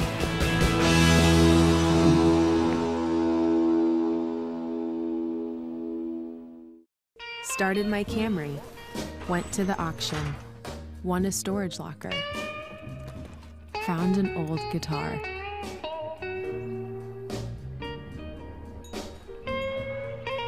Tracked down the previous owner. Reunited them. Hit the jackpot. The bold new Camry. One bold choice leads to another. Toyota, let's go places. Toyota SWAC Basketball Tournament in Houston, Texas. 5 days of non-stop action, and it all goes down March 10th through the 14th. The SWAC is driven by passion and motivated by pride, because in the SWAC, history will be made. We do it for the love of the game. Visit www.swacgroups.org. Recognized for our tremendous world-famed marching band, our students excel in the classroom and on the field. We offer a variety of online and on-campus academic programs, including the sciences, math, business, criminal justice, nursing, mass communications, and performing and visual arts. Study and relax in apartment-style quarters or bungalows at our recently acquired West Campus. Grambling State University, enhancing academic profiles since 1901. When you are looking to further your education, there's only one university that towers above the rest: Jackson State University. Jackson State University is one of the leading universities in research, technology, and innovation, graduating more than 1,300 students annually and a consistent growth in revenue. Jackson State University is ranked #1 amongst the HBCUs in research and development. Make the right choice, the one choice. One Jackson State University, changing lives, one student at a time.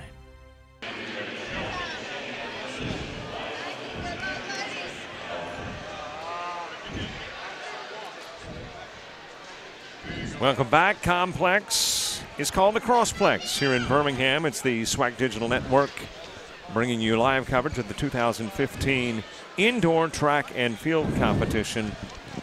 Robert Williamson, Harvey Glance, and we get into this part of the event that to me is mind-boggling. These lengthy runs of 5,000 meters for the ladies, and then of course for the men as well. And this is a two-section event. So you've got a couple of long runs. And you've got to be a unique, in my mind, athlete to run these long distances. Well, no doubt. I mean, a lot of these athletes are doubling. They probably ran at 3,000 yesterday, which was a final, contested as a final. Now they come back here and they're running the 5,000. So 8,000 meters of running over a 2-day period of time. And again, they're not just going out for a leisurely run. They're actually competing. And when you compete, it brings on a totally different variable, because there's a little bit of pressure that comes along with competing at a championship. And that means that you're trying to get points not only for yourself, but you're trying to get points for your team.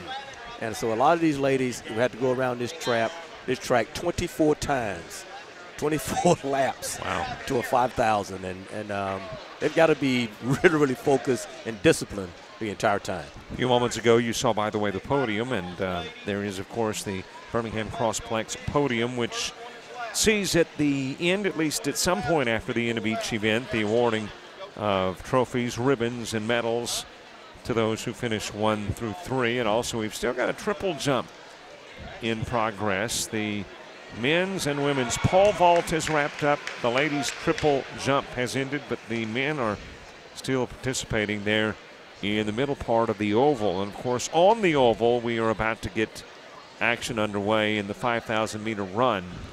And in lane 1, it is Tanika Toussaint from Arkansas Pine Bluff. Martha Bustamante is in lane 2 from Prairie View. Grambling's Jamisha Ford 3. Jordan Allen from Prairie View 4. Faith Early from Grambling is in lane 6. Michaela Williams from Prairie View is in lane actually 6. And then, of course, Santos is in 7 from Prairie View. Ashley Santos. Constance Jacob, another Prairie View Lady Panther, in the 8 lane. Then you've got Grambling. Yolanda Decker-Williams in 9. Tashina Lewis in 10. Brooklyn Allison in 11. And Texas Southern's DeCara Walters is in 12. And Robert, we have seen it all during these championships. I mean, we've seen athletes who were favored to win not show up. We've seen athletes who have false started, who was one of the favorites. We've seen athletes who have won races from what they call the first section, and athletes who were supposed to win. So we're seeing a lot of things happen here. But I tell you, when it comes to team performances, I know these coaches have got to be satisfied with the way they have prepared their athletes to come into this championship. Everybody seems to be playing out the way it's supposed to. We knew that Alabama State on the women's side was loaded and with depth as well as talent, and they were going to get the job done as long as they showed up and did what they're supposed to do. From the women's side, we talked about how Texas Southern, who is trying to be runner-up in this championship, had to maintain their focus because of all the dominant performances Alabama State is putting out there, and not take their heart away from them. And that's what the coach talked about earlier, was making sure that their heart stayed into it, that they represented the uniform that they were wearing. And I think they're doing that. I think they got a good chance of holding on for second place in this championship. And on the men's side, we're looking at coach and pupil. Clyde Duncan, who is coach at Texas Southern University, is pretty much as coached Coach Lavelle at Grambling State, and they're both battling for a title here, and it's going out as planned, and it's great to see this kind of stuff come to fruition. Speaking of Alabama State, on the women's side, the current standings have Alabama State with 169, Texas Southern 79.5, and you still got some of the strong points for Alabama State coming up. I don't know that there's any way possible that you come from that 2 to that 1 spot. I tell you, they're trying to get 200 points, which is, again, I think is unprecedented. I don't know if it's ever been done at a conference championship to try to get 200 points. They're 31 points away from that, and who knows what they will do in this next section of the 5,000. And with the 4x4, and they come in with a leading time in the 400 as well. They're 31 points away from the magical 200 point mark, and let's see, can they get there. As I mentioned, Texas Southern 2 in the women's team rankings. Southern is 3, Grambling 4, Prairie View 5, Arkansas Pine Bluff 6, Alcorn State 7, Jackson State 8, Mississippi Valley is 9, and Texas A&M is 10. 20 laps still to go in the 5,000-meter race. Bustamante is leading. Ford is in second currently. And we constantly have to remind ourselves that this is the first section of the 5,000. There's another section to follow after this. So we just got to make sure that again, they're going at a very leisurely pace here. They need to understand that they're trying to get points for the team, and it's just a matter of them trying to put a good enough point on the board that they can protect an 8th place finish. What is in the mindset of an athlete that wants to run long distances? Now, keep in mind, I'm a guy, as I mentioned earlier, that has trouble walking from the parking lot to the building. So I don't understand the mindset, though, but it's got to be something unique that makes you want to run long distances and can keep you mentally focused. Well, yeah, exactly. I mean, it's just like any athlete in any event, you must put in a good base. You know, good base means that you don't run just what you compete in. You have to go farther and farther and farther away from what you do as an athlete. So these athletes, you know, depending on the level of training, I've had athletes in the past put in 30 miles a week. I've had athletes put in 60 miles a week. I had these athletes go up to as many as 80, 90 miles per week. Wow. You know, and that's a lot of wear and tear on the body. But each and every one of those athletes, whether they did 30 miles a week or whether they did 90 miles a week, I've had athletes compete at the highest level and have much success. But it depends on what your body can take. And I truly believe that, and that's for you is you've got to know your body. You got to know how much you can and cannot do without the effect of entering the picture. Bustamante continuing to maintain the lead with still 18 laps to go. What about the individuals that now already in the race, like the Allens, the Walters, that are already at the back end of the race, don't have an opportunity to win it? What motivates them to go on? Well, I just think that right now it's just pride because, I mean, they have nothing to really run for. They're not running for a championship. They're not as a team championship. They're not running for a title. They're not running for a place. And now it's just pride. It's just making sure that you get out and do what you got to do. The coach has given you per diem to come here. They're giving you per diem to eat off of. They get meals for you. They have prepared you the best way they can. They put you in position to compete. Now it's just a matter of you honoring what the coach has done for you. Bustamante about to lap one of the runners, that is Walters of Texas Southern, that is seeing Bustamante the leader. And now the number 2 spot, Ford out of Grambling, surpass her as well. Not far behind is Jacob, another Prairie View A&M product. Bustamante is a senior from Cameron, Texas.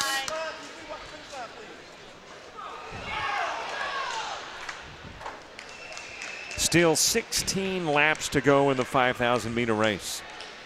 Well, you know, and usually when you get athletes like this that are that far ahead of the field and they're starting to lap runners, you hope that you would get a common courtesy from the other runners to allow the person leading to not have to run out and dodge and go around people. But it's very difficult indoors because these runners, they realize and understand the shortest way around this track is to the inside. So they're not going to be too courteous and letting people come around them because they don't want to run, especially when they're hurting like they're hurting. They don't want to let too many people go on the inside of them. They want them to go around them. Bustamante now taking a noticeable lead over Ford. Not quite halfway through the race. And that's pretty amazing when you're not halfway through the race and you're already being lapped. Yeah, it takes your heart. It takes your pride. So they really got to be honoring the pride on their jersey to try to just get through this meet in this competition. And, again, I think a lot of coaches say, you got to do it because we brought you here. We didn't know what was going to happen, but give me your best. Bustamante from Prairie View currently first, Ford second. Jacob, another Prairie View A&M product in that number 3 spot. You've got Toussaint of Arkansas Pine Bluff 4th and Santos 5th. And let's give take our hat off to the officials who officiate these kind of races because it's very, very difficult to find out who's the leader, who's in second, who's in third, who's been lapped, you know, how many more laps they have to go. These officials do an excellent job of keeping up the track. As you see, they're lined up down at the starting line as well as the finish line, which because it's a common place. They will know by record who is doing what and how many laps they have to go. There is the leader, Martha Bustamante, who is 13 laps away from wrapping up the race. that gap that she created between she and Ford has not grown substantially over the last couple of laps, but she's been able to maintain that lead. Well, as a spectator, I know this is very difficult to watch because you don't know who's leading other than the fact that you got your eyes on her from the start. If I'm just out right now getting some popcorn and coming back into this arena, I would have no idea what is going on because there's such space. I wouldn't know the leaders from the person that's been lapped or who's in last place versus who's in first place. But, again, the officials, they have to be on top of their P's and Q's and understanding that they cannot make a mistake and take a moment off this race. So, again, kudos to the officials, kudos to the fans who are watching this because it is very difficult to watch because you don't know really what's going on. I can't tell you right here. I'm calling the race. I'm saying I know the leader, but outside, and I know who's in second, but outside of that, it's very hard to keep up with. Thank goodness for electronics in the scoreboard that has Bustamante first, Ford second, and Jacob third. That's wonderful. 12 laps to go, and then when Bustamante makes her way down the stretch, let's see if that pops down to 11. And yes, she's got 11 laps to go. So over halfway done. So this is good. Ford in second, and as I mentioned previously, the gap has not widened substantially over the last 3 or 4 laps as Bustamante leads Ford.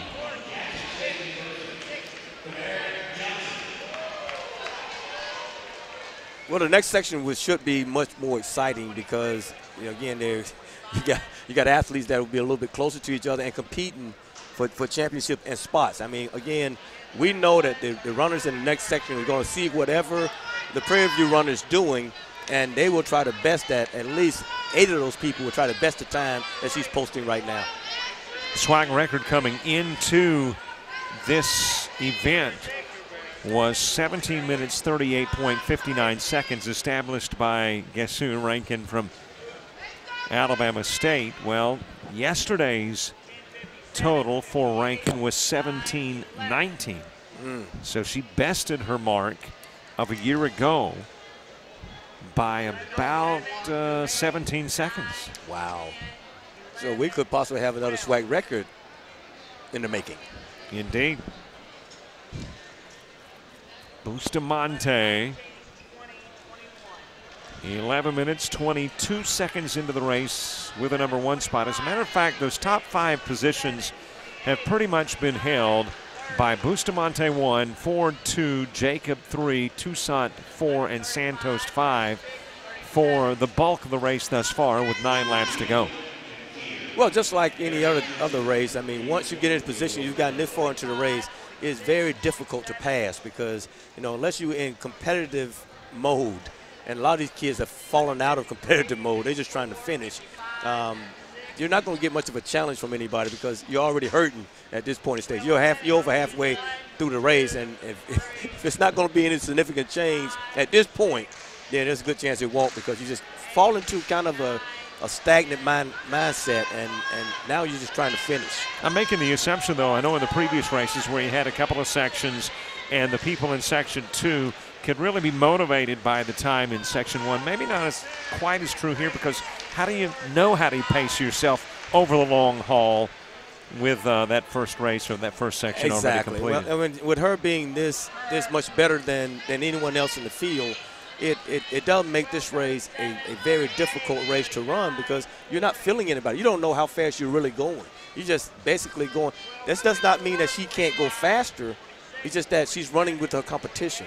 And this is about as good as the competition is going to give her, is that now it's just a matter of her, in her mind, understanding with about 7 laps to go, am I going to put the pedal down right here to try to compete for a point and keep 8 people from this next section off my behind, or did I just run this far for a 9th place finish or worse? I don't know if my producer reads my mind or not, but I was about to ask him, can he put up the scoreboard on the screen, because I have a question in regards to the time is running at the bottom of the screen.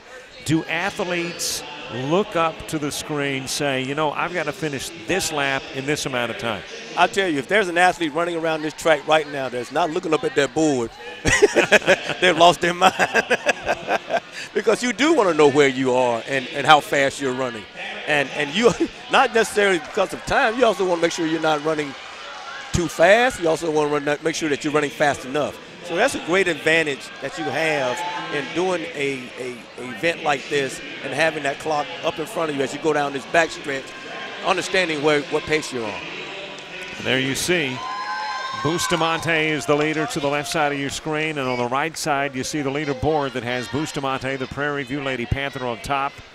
And of course Ford and Jacob follow in the number 2 and 3 spots. And again, 4 and 5 maintained still by Toussaint and Santos early in the number 6 hole. And that's the way it has been for the better part of the race after the first 2 to 3 laps. It's very difficult for her to really gauge how fast she's going right now. She has over 400 meters to go in this particular race. So it's very difficult for her to just keep maintaining this pace. She at this point doesn't know whether she should try to speed up or whether she just maintain what she got, because she's really not getting any challenge from anyone. She's in a rhythm right now, and she's just basically holding that rhythm. And I couldn't tell you the difference between the first lap and lap 15 because she's been the same all around. But there again, as you mentioned with a couple of sections, this is not just about finishing ahead of the number 2 competitor. It's about posting the best time possible, because you know there are 12 contestants in the next section that are vying for your numbers. And I bet you by any stretch of the imagination, her coach is screaming earlier these last 400 meters, you gotta go, you gotta go. Now she got 800 meters to go in this particular race. Now it's just a matter of her digging down these last 800 meters and trying to lessen that time, so it makes it very difficult for that 8th performer in the next heat.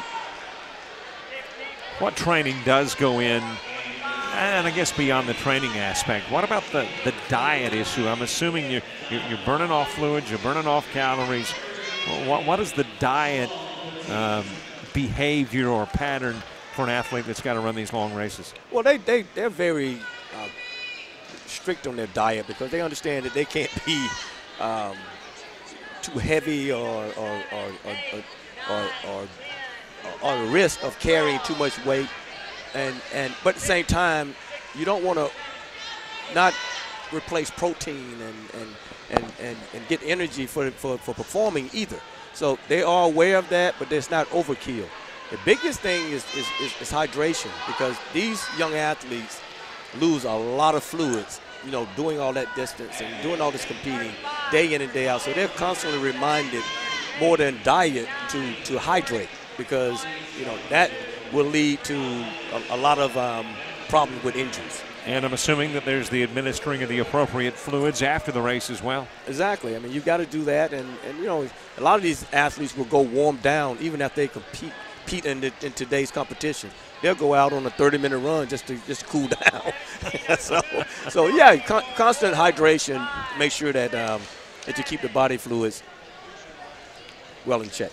Unless something just falls apart, Martha Bustamante will win this when she's a couple of laps away from wrapping it up. But now it's a matter of posting the best time possible.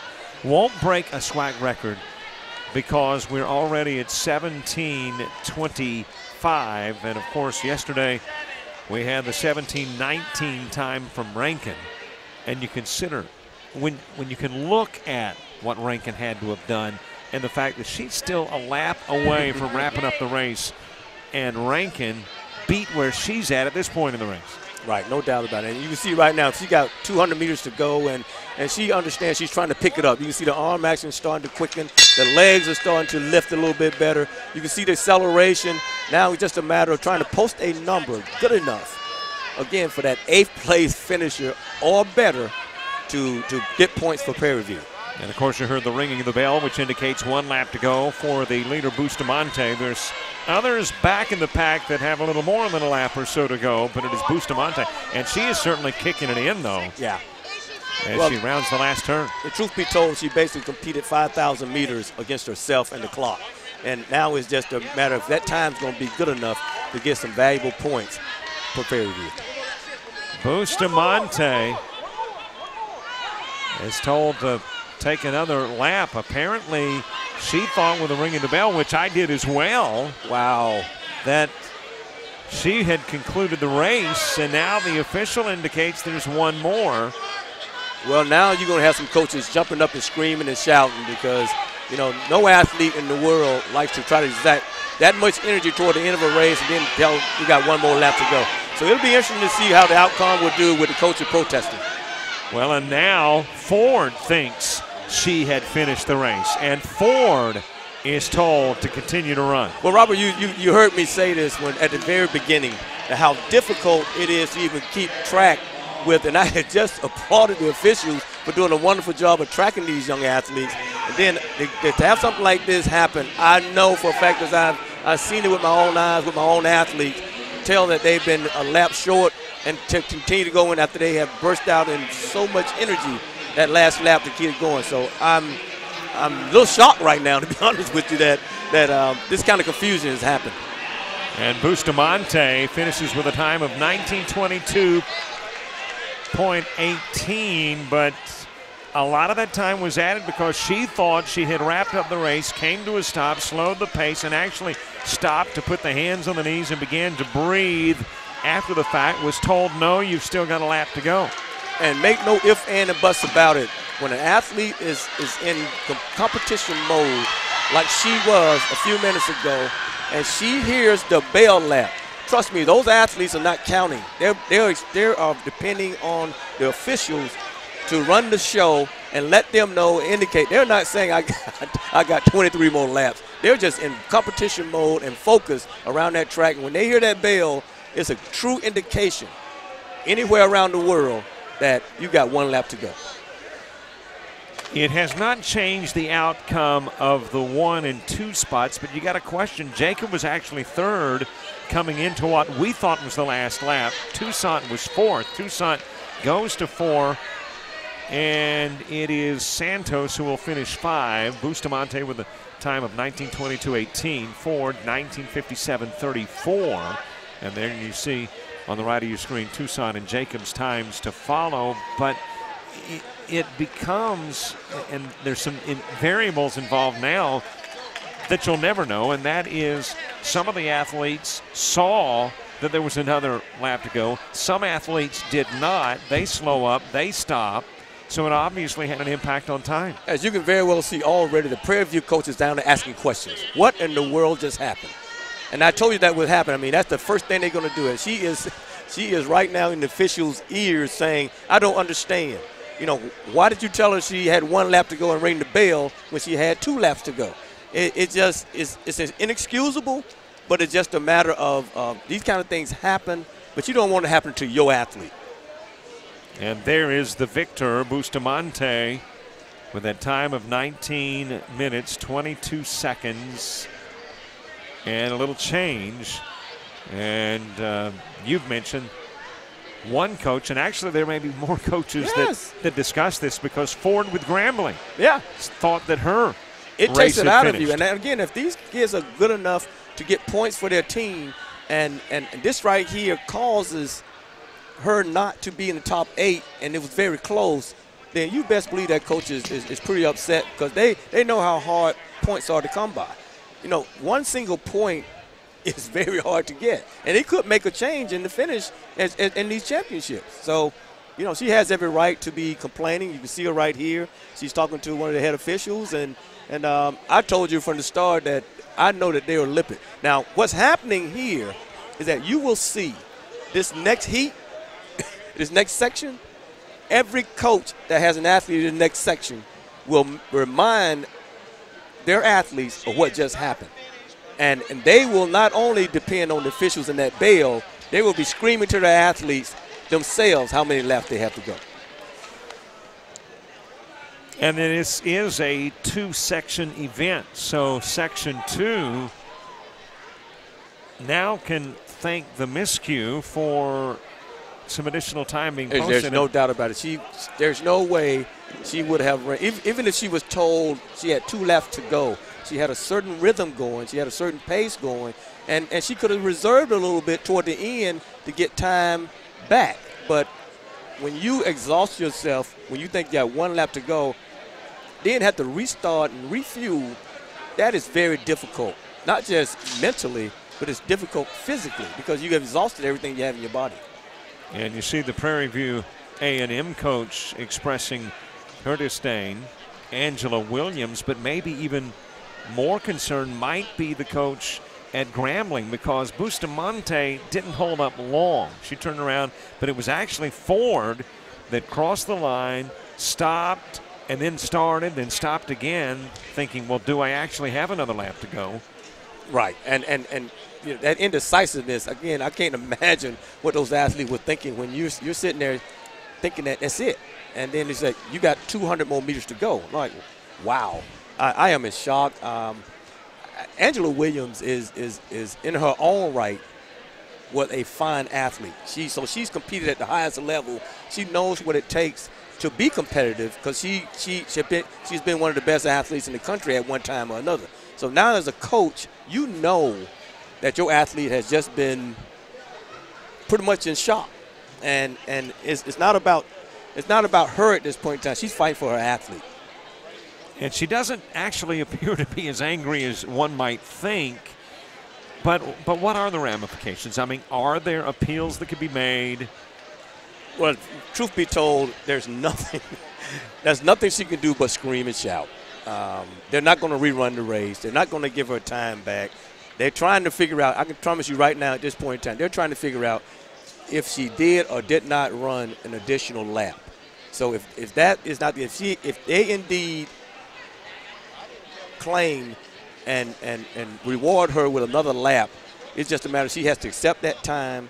She has to accept that position, whatever happened in this next section, and it's just a learning experience that she'll chalk up to her, not only herself, but to the athletes as well. So from this perspective, you're hoping that she did run an extra lap, and you go back and look at the time when she finished the race when she thought she had finished. That's correct. I mean, that's the best outcome that you can get is the fact that if she did indeed run an additional lap, there should be some time doing electronic timing. And when she crossed that line and with 24 laps as opposed to 25 laps. Which, by the way, we're talking about Bustamante because the Prairie View A&M coach is making the appeal, but it applies to every athlete that participated in that first section of the 5,000-meter race. So are we now looking at the possibility that every time is altered? Well, yeah, you got to find out who indeed ran more laps than they should have, or if they did. Yeah, and there's a good chance the ones that are not into the scoring, it doesn't hit as hard because they were really not on top of what they're supposed to be. Okay, now it's just a matter of her athlete who in position because she won the race. Now it's just a matter, she's comparing herself to the next heat or the next section and say, can 8 people in this section be better than the time I just ran? And I don't know if they can. We'll have to see. We know there's 3 or 4 or 5, but can 8 do it? Very interesting turn of events here at the 2015 SWAC Indoor Track and Field Championships. And there is another official now. That's the Prairie View A&M coach. There is another representative who has come to the scores and has a recommendation where the cameras were concerned. Well, this looked like one of the timers or someone working with the timing device, with the timing company. Maybe she's trying to explain to them that if there's indeed an additional lap, they can go back to the 24th lap and give the appropriate time. But if they're not, then they're just doing their job. And it all goes back to the official. And it's just a matter of them whether they gave her an additional lap or whether they just miscounted. That bell lap was wrong. And you heard it, I heard it, the coaches heard it, the athletes heard it. It's nothing you can do to get it back. It's over and done. If she ran 1 lap too much, there could be ways of getting that time back. If she did not run enough, then the rest is history. I'm assuming this could create a very lengthy delay. Well, they will try to sort it off, but it shouldn't affect the next race coming about, but it will affect the results. But these people that are coming up next are not even affected at all, other than the fact that they got in front of them a task of running whatever they post up on that board, which is 19, 22, 18, to run faster than that, all 8 runners, to get points for their team. And I'm speculating, and this is beyond, as we look at some of the people charged with the task of keeping time and the number of laps and more. But it's just the aspect of when you get, it doesn't affect the next section from the perspective of the running and the time, but when you then get to the point of compiling the finalists, are we certain that the Section 1 times are accurate? Well, they're going to make clear of that before she leaves, before Coach leaves that protest table. And she's probably writing up a protest right now to make sure that everything and all things are done properly, to make sure her athlete is not penalized. And so the damage is done. Now it's just a matter of whether the timers, the officials, everybody involved in this debacle makes it right. Well, you've been around track a long time, so I'm assuming over the course of years you've seen just about everything. I've seen it all. I've been involved in many situations like that. Been involved in protests where I fought for my athlete, and even though I may have come to a race where, you know, they showed me the athlete was right, you know, they didn't rule in my favor. So, you know, I've been given some favors. I've also been not given favors. So, you know, when you file that protest, they're going to look at it, then that referee, that running referee will determine whether it's worth revisiting.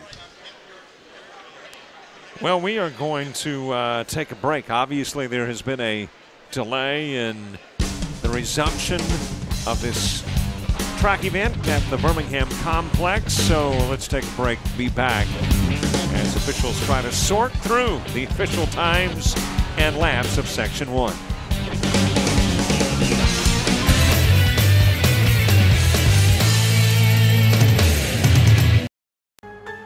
Toyota SWAC Basketball Tournament in Houston, Texas. 5 days of non-stop action, and it all goes down March 10th through the 14th. The SWAC is driven by passion and motivated by pride, because in the SWAC, history will be made. We do it for the love of the game. Visit www.swacboots.org. 2015 Indoor Track and Field Championships here on the SWAC Digital Network. If there is items to be sorted through as far as the Section 1 race, it'll be sorted through later, and we will get Section 2 underway in just a few moments. But first, a reminder that coverage this afternoon being brought to you by Toyota. If you are looking for the ultimate car to drive, then you'll want to hop into a Toyota. Check out Home Depot. That's where we occasionally have to pick up some stuff. And, of course, there is Russell Athletic Wear. This good-looking SWAC clothing, compliments of Russell Athletics. Nike, a sponsor as well. And, of course, Coca-Cola. Well, every mistake is a learning experience. I always assume such. So I'm feeling really confident that what got maybe the bell rung early in the Section 1 race will not take place here in Section 2. You best believe those officials, coaches, and athletes are on their P's and Q's as to make sure that they do not run any further or any less than what they have to. Texas Southern's Amanda Jackson is in lane 1. Then you've got a couple of Alabama State Lady Hornets. Haley Spears in 2. Markia Bartley is in 3. Celeste White from Southern University in 4. Alabama State's Paige Rankin is in 5. Mississippi Valley State University's Deja Davis in 6. Dynasty Williams in 7 from Alcorn State. Sade Lavalius from Alabama State is in the 8 lane. Shakayla Williams from Alabama State 9. Prairie View A&M's Kaylin Keaton is in the 10 lane. Ebony Diaz from Southern University in lane 11. Lane 12 belongs to Maya Harris from Alabama A&M.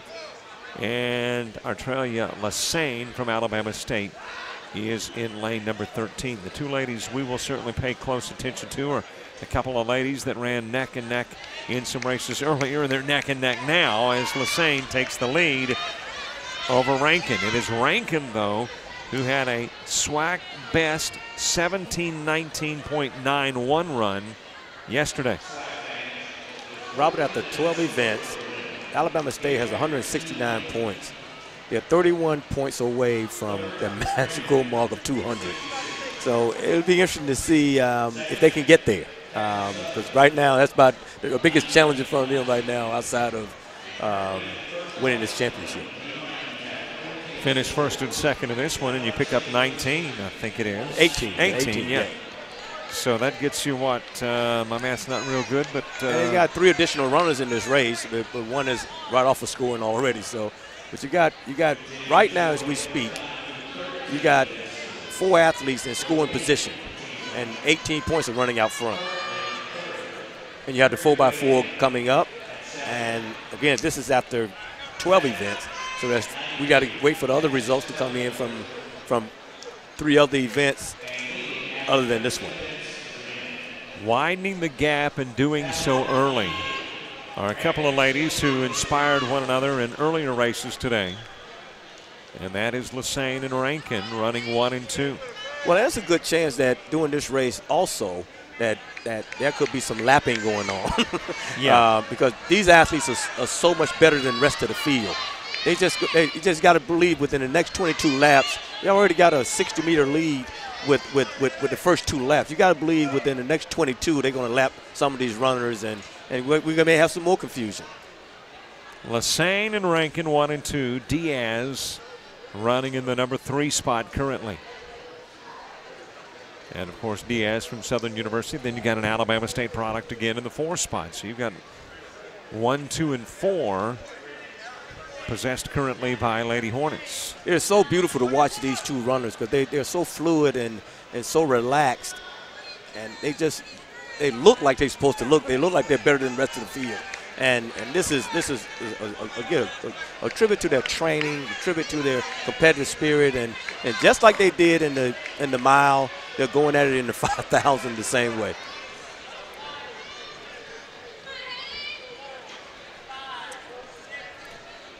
A little better than 3 minutes into the race. Bustamante's time of 19:22 wins it, but couple of ladies, Lassane and Rankin, probably not thinking about 1922. They are thinking about a SWAC record. Yes. And with 20 laps to go, all 4 Alabama State runners are in scoring position.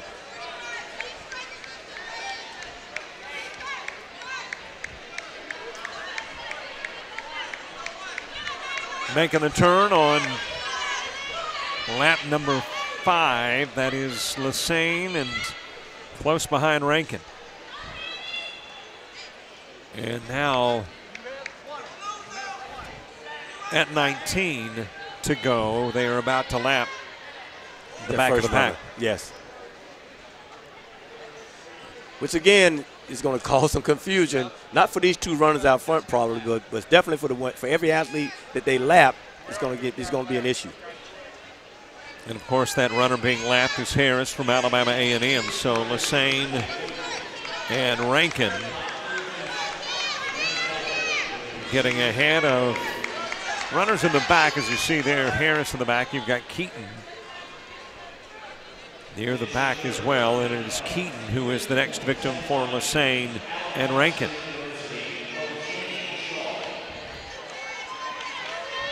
They are good enough, quite honestly, to lap the entire field if they chose to. I mean, they are motoring right now, and don't be surprised if that happens. Yesterday I was watching a race. I believe it was Lassane in one of the 3,000-meter races, and she lapped the second-place finisher. Yeah. This is pretty amazing. So if you can lap the second place in a 3,000-meter, who knows what you can do in a 5,000-meter race. Yeah.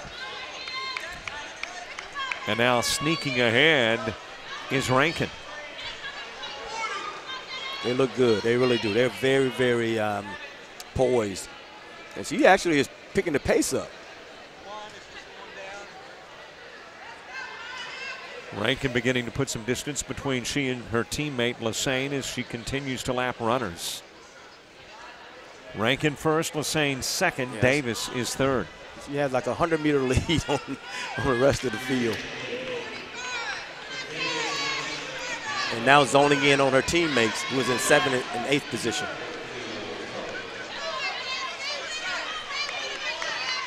.16 laps to go for Rankin.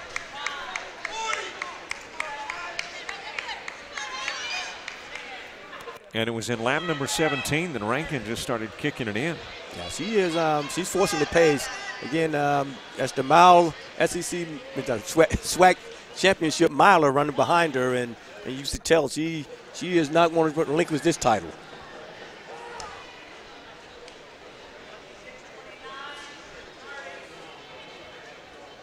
Lassane coming up on the turn, and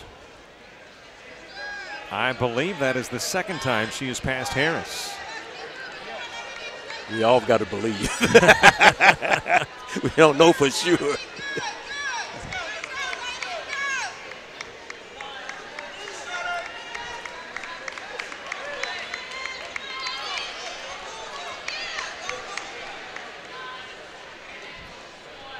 So Lassane continuing to maintain the number 2 position. Meanwhile, her teammate Rankin continuing to push that lead in the distance between she and the number 2 hole.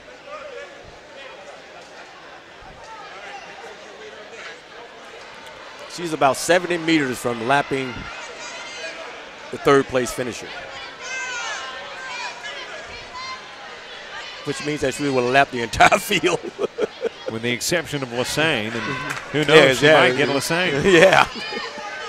Look back to yesterday, Lassane finished at 17:43. Of course, Rankin with that 17:19. So the gap was right about 25 seconds. Yes. I don't think she'll lap her, but I think the rest of the field is in danger. And there a look again at Rankin. Record holder in the women's 5,000 meter run for the Southwestern Athletic Conference. If you want a crossplex record, by the way, it's 16:10. Ooh, that's pretty quick. That'd have to be a pretty good athlete who had posted that particular number, because 16:10 is very respectable no matter how you look at it. It was Risper Kimeyo who set the record here at the crossplex in February of 2012. Yes. That's extremely fast.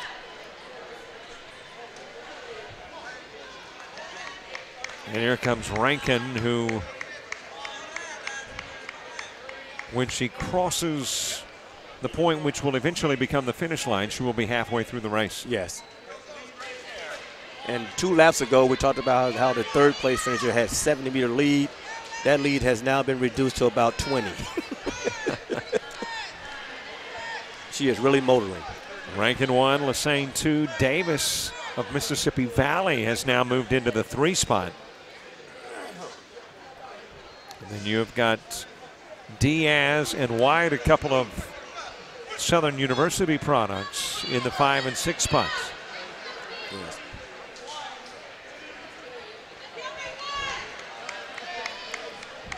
Still got the men's 5,000 meter race. It will be a 2-section race as well. And you've got the men's and women's 4x400 meter relays. The third place runner is now being lapped.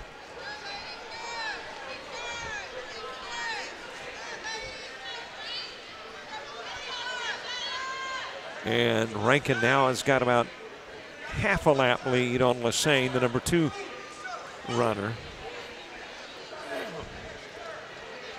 10 minutes into the race, Rankin is 1. And there's a look at Lassane, who is number 2 in the race, but Rankin just decided about 6 laps in to kick it in and set a new pace. Well, she is trying to put an assault on that SWAC record, and she's at a pretty good pace right now. She's in such great rhythm right now. The knees look good, the arms look good, the form is great, and she is just in such great rhythm right now. It's unbelievable. Talked about it earlier, though. I guess athletes just think of whatever you think of. It's not necessarily on the race. They may be thinking about a lake and, wherever to just try to keep the mind focused to keep up the pace. That'll be, for many laps in this particular race, she'll be focused on who's up in front of her, because that's her target right now, to make sure she doesn't leave anybody behind. And then if she go on the back stretch, it's a good time she may peep at the clock, see what kind of time that's going, because like you said before, that clock is up there, biggest day for her to at least know what kind of pace she's posting. And you better believe she's mindful of that. Obviously, you were very successful in the dashes and the short-term races. Did you ever try your hand at the long-term stuff? No. I handled it in practice. Because in practice it didn't really mean anything as far as just conditioning myself and being in the best shape I could possibly be. As a sprinter, I did 3.5, 4 mile runs just to get a good base in. And let me tell you, it is extremely hard for a guy like myself with fast twitch fibers. But I understood the importance of that, because the better athlete I was, shape-wise, the more I could handle the rounds in which it takes to be an Olympian. I mean, you have to run rounds at the Olympic trials. You have to run 4 races. So I knew the better shape I was in, the more I could handle the rounds. That's a look at the number 2 runner, Lassane. It is Rankin that's got the lead, and there you see Rankin.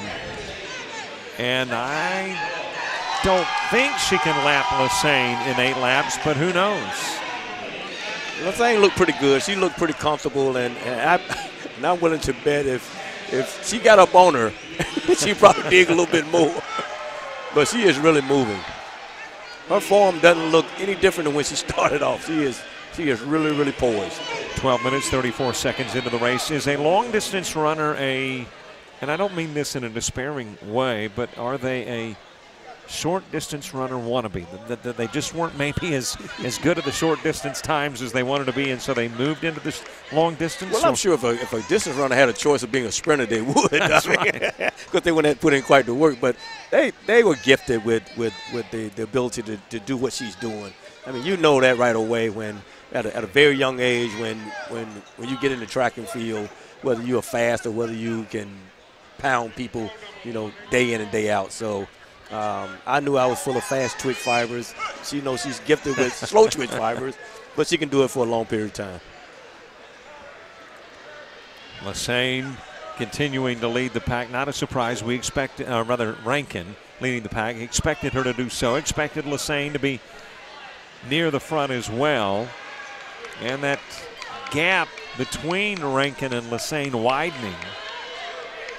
It had been about a half-lap lead, but Rankin is sneaking up on Lassane in the overlap fashion now with 5 laps to go. Right.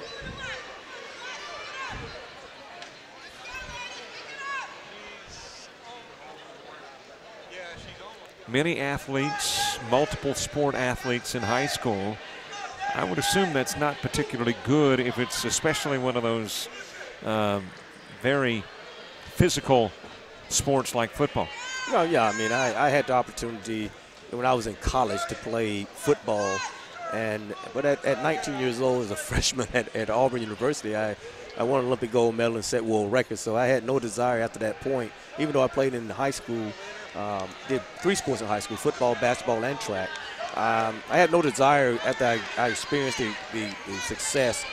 And I made a choice in my 11th grade year that I wanted to be good at 3, or do I want to be great at 1. And I chose track and field because if I chose another sport, it couldn't have got me ready for track and field. But track and field could have got me ready for any other sport that I wanted as far as conditioning and strength. And it worked out fine. I mean, I made the right decision in going to track and field. And individually, I had a chance to do some great things, and it worked out fine. So no regrets, decision-wise? No regret at all. There is Rankin crossing what will eventually become 3 laps from now the finish line. We think. Yeah, that's right. Previous section would make us question. And if you just joined us, there was some confusion in section 1 of this 2-section final as to how many laps had been completed. Bustamante won it with a time of 19:22, but it was told she had another lap to go after she put on the brakes and called it a race. I tell you, this young lady has 400 meters to go, and she is putting an assault on 17 minutes and some change. So we could see a SWAC record. She hit 7:19 yesterday, which is the new SWAC record. The previous coming into the competition, 17:38.59. So you're thinking that 17:19 she hit yesterday is within reach? Within reach.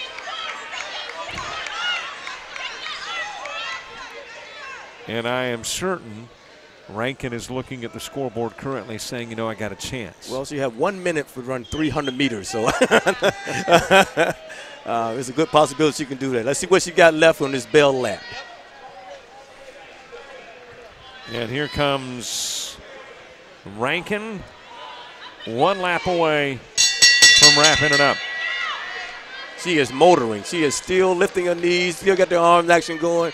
I think she has an excellent chance of breaking 17:19.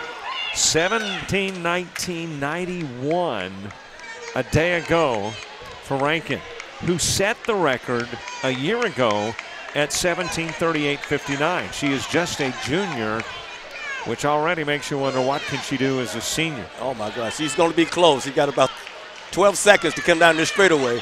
Trying to catch She's up lifting. She's with lifting. Lassane. All the way through. Let's see if she can get it. It's been done. What a job. Rankin set the SWAC record yesterday at 17:19 and beats it by 4 seconds at 17:15. And in the world of track running competition, beating a record by 4 seconds is monumental. What does this say about the mindset of these Alabama State women? They have this championship racked up by almost 100 points, and they're still going out and setting SWAC records. You know, they came here with fire and desire to give their very best, not only for themselves, but for their team. This is nothing but kudos to this entire coaching staff as well as the athletes of Alabama State. And there's a look at Lassane, who will finish second with a time of 17:51.66. And at the very last moment, Rankin did indeed lap Lassane in coming in with that 17:15 mark. Wow. She lapped the entire field. Now it will be interesting to see the 8th place finisher in this race and compared to the Prairie View runner in the first section. Bustamante with a time of 19:22 was the first runner in the first race. Here come your 3rd place finisher right here. And she is going to come through in about 18:47. A lot of distance between 2 and 3. That is 3rd place. So Davis with an official time of 18:46.67. Here comes 4th and 5th. Diaz in 4th. And will finish the race better than 19 at 19:10. Again, 19:22 is the top score from the Section 1 race. Yes, so right now she's in 6th place, even with that debacle. Actually, that was White at 19:10, Diaz at 19:12. With runners still competing, she has secured herself of a 6th place finish, even with the debacle.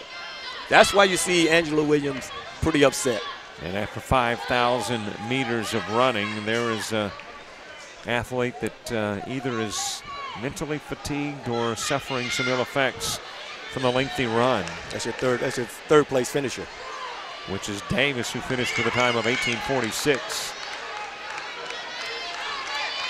Well, I'll tell you, this just in, Alabama State has put over 20 points on the board again in this event, so they're getting closer to that 200-meter mark, 200-point mark that we talked about earlier. And you still got an event to come, the 4x4s. Well, and the 4x4, they come in with the fastest time in the SWAC. So if they execute properly and get to stick around the track like they should, that could be an additional 10 points. Times continuing to come in. Rankin tops Lassane 2. Rankin with a time of 17:15, setting a new SWAC record. And then Lassane at 17:51.66 second. Davis 18:46.67 third. And then the fourth place finisher is White at 19:10.18. Diaz 19:12.07 fifth. And then you get Bustamante moving in from Section 1 with a 19:22 score. That's correct.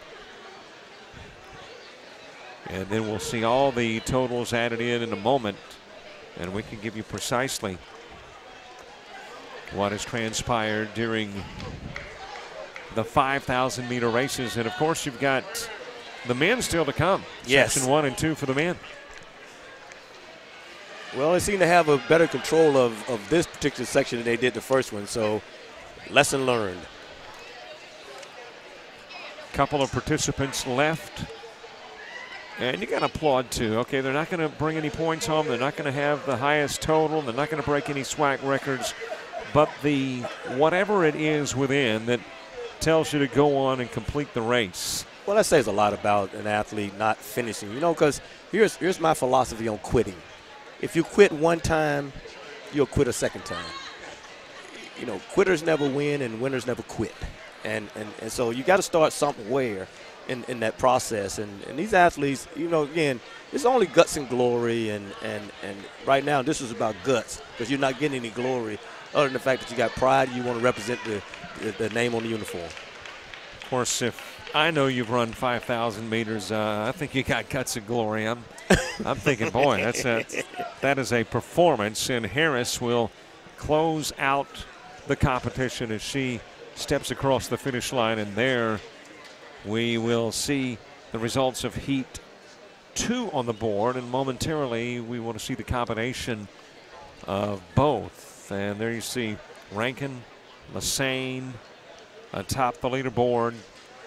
And then you've got Davis, White, Diaz, Williams, Lavalius, Williams, Spears, Bartley, Jackson, Keaton, and Harris.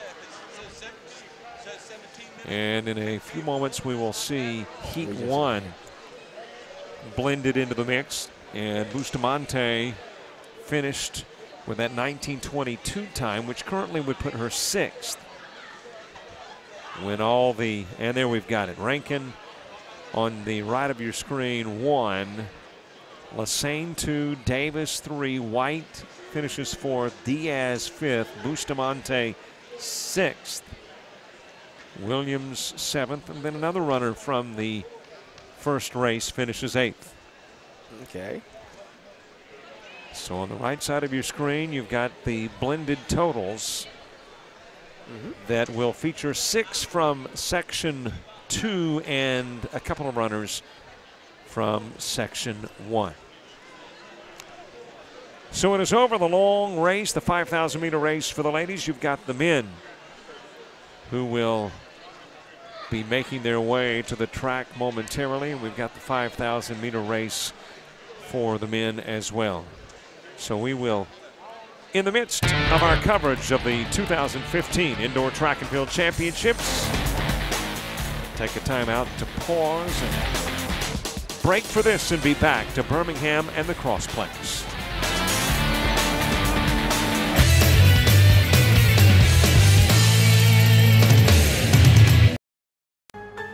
Toyota SWAC Basketball Tournament in Houston, Texas. 5 days of non-stop action, and it all goes down March 10th through the 14th. The SWAC is driven by passion and motivated by pride, because in the SWAC, history will be made. We do it for the love of the game. Visit www.swackhoops.org. Started my Camry, went to the auction, won a storage locker, found an old guitar.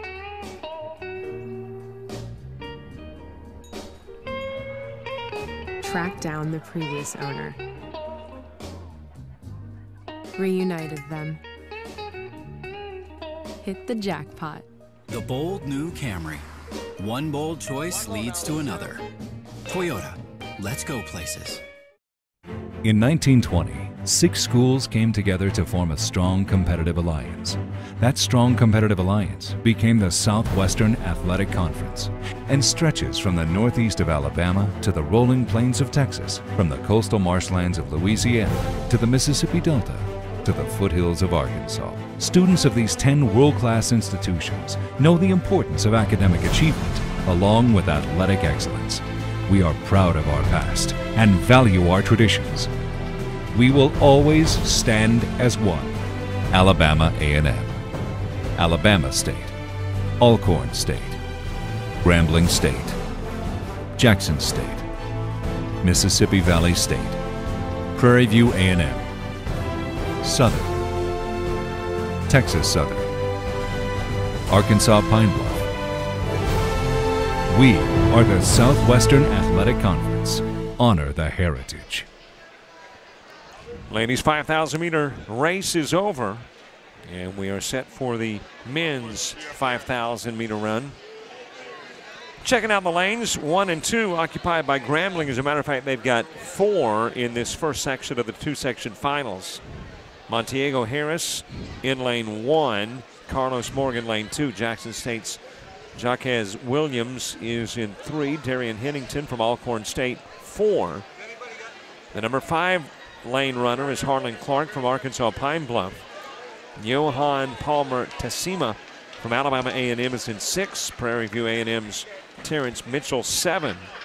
Jackson State's Ecclesias Franklin is in the 8 lane. Matthew Agard from University of Arkansas at Pine Bluff is 9. Aaron Austin from Prairie View 10. And then those Grambling guys back-to-back in 11 and 12, Jesus Hernandez and Malik Wheeler. Kevin White from Arkansas Pine Bluff is in lane 13. Texas Southern's David Guzman is in 14. I know earlier we were talking about the advantages to particular lanes, the mid part being the favored lanes. As true in these very long runs? Well, I'll tell you what, you have so many laps in this race. You're talking about 24. You just got to position yourself and understand why you're running. For Grambling and Texas Southern right now, even though they got 4 runners in this first section, they got to be running with a purpose, because this is a tight race, and every point that Grambling can get and put their hands on is important to the team race. But when you look at the second section, the fastest runner in this second section is coming from Texas Southern on paper.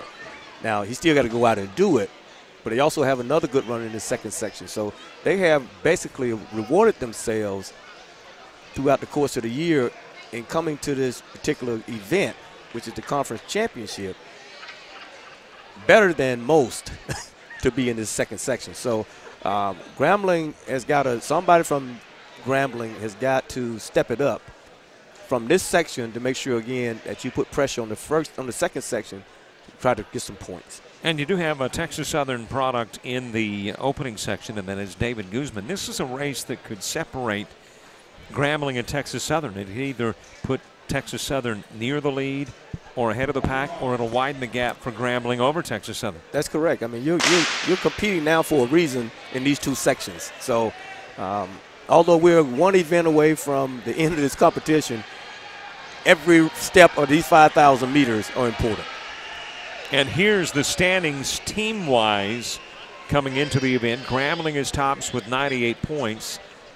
And again, I know we've been talking about Alabama State's ladies, but you consider that they've got about 180 some odd points as the team leader. Grambling with 98 as the team leader. Right. Texas Southern has 93. Their second. Prairie View is in 3rd with 70. Mississippi Valley 4th with 59. Jackson State is 5th at 53 points. Alabama State 6th with 48. Arkansas Pine Bluff 7th with 23. Southern U 8th with 19. Alcorn State's got 19 as well. Tied for that 8th spot in Alabama A&M with 18. Well, if you look at those first three teams that you made mention of, those points are pretty spread out to a point where they're basically pretty much even. And so it's like you got 98, you got 95, and you got 79. So the third place team is taking away some of the points from Grambling as well as Texas Southern to put themselves in position to have a top three finish. Where you look at the women's side, it's real top heavy with Alabama State, and then the next closest team is Southern, and then it drops off even from them. So those two teams are getting all the points, where in the men's side, there are three teams that are taking all the points.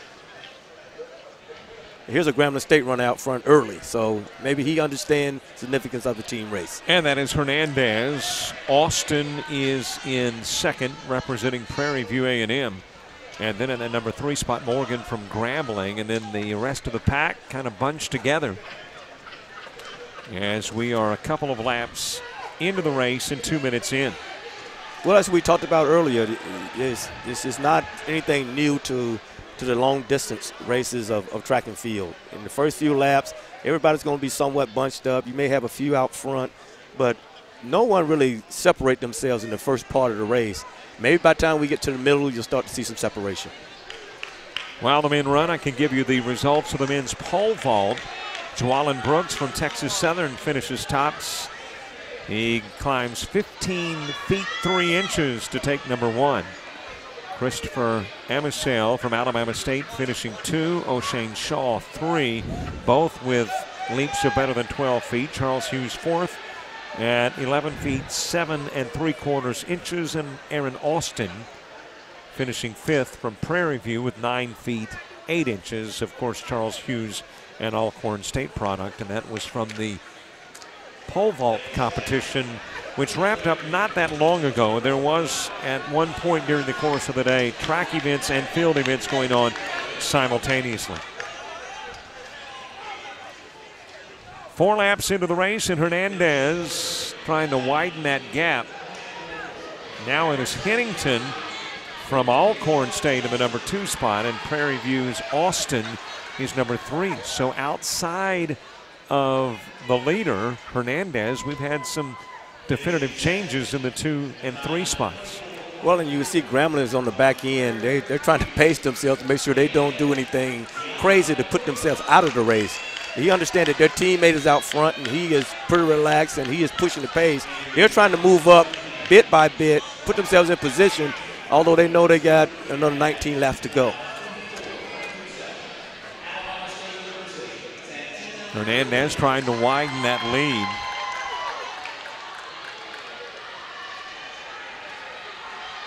Austin at Prairie View has Hennington right in his rear view mirror. He's very close to the number 2 spot. That is Hennington from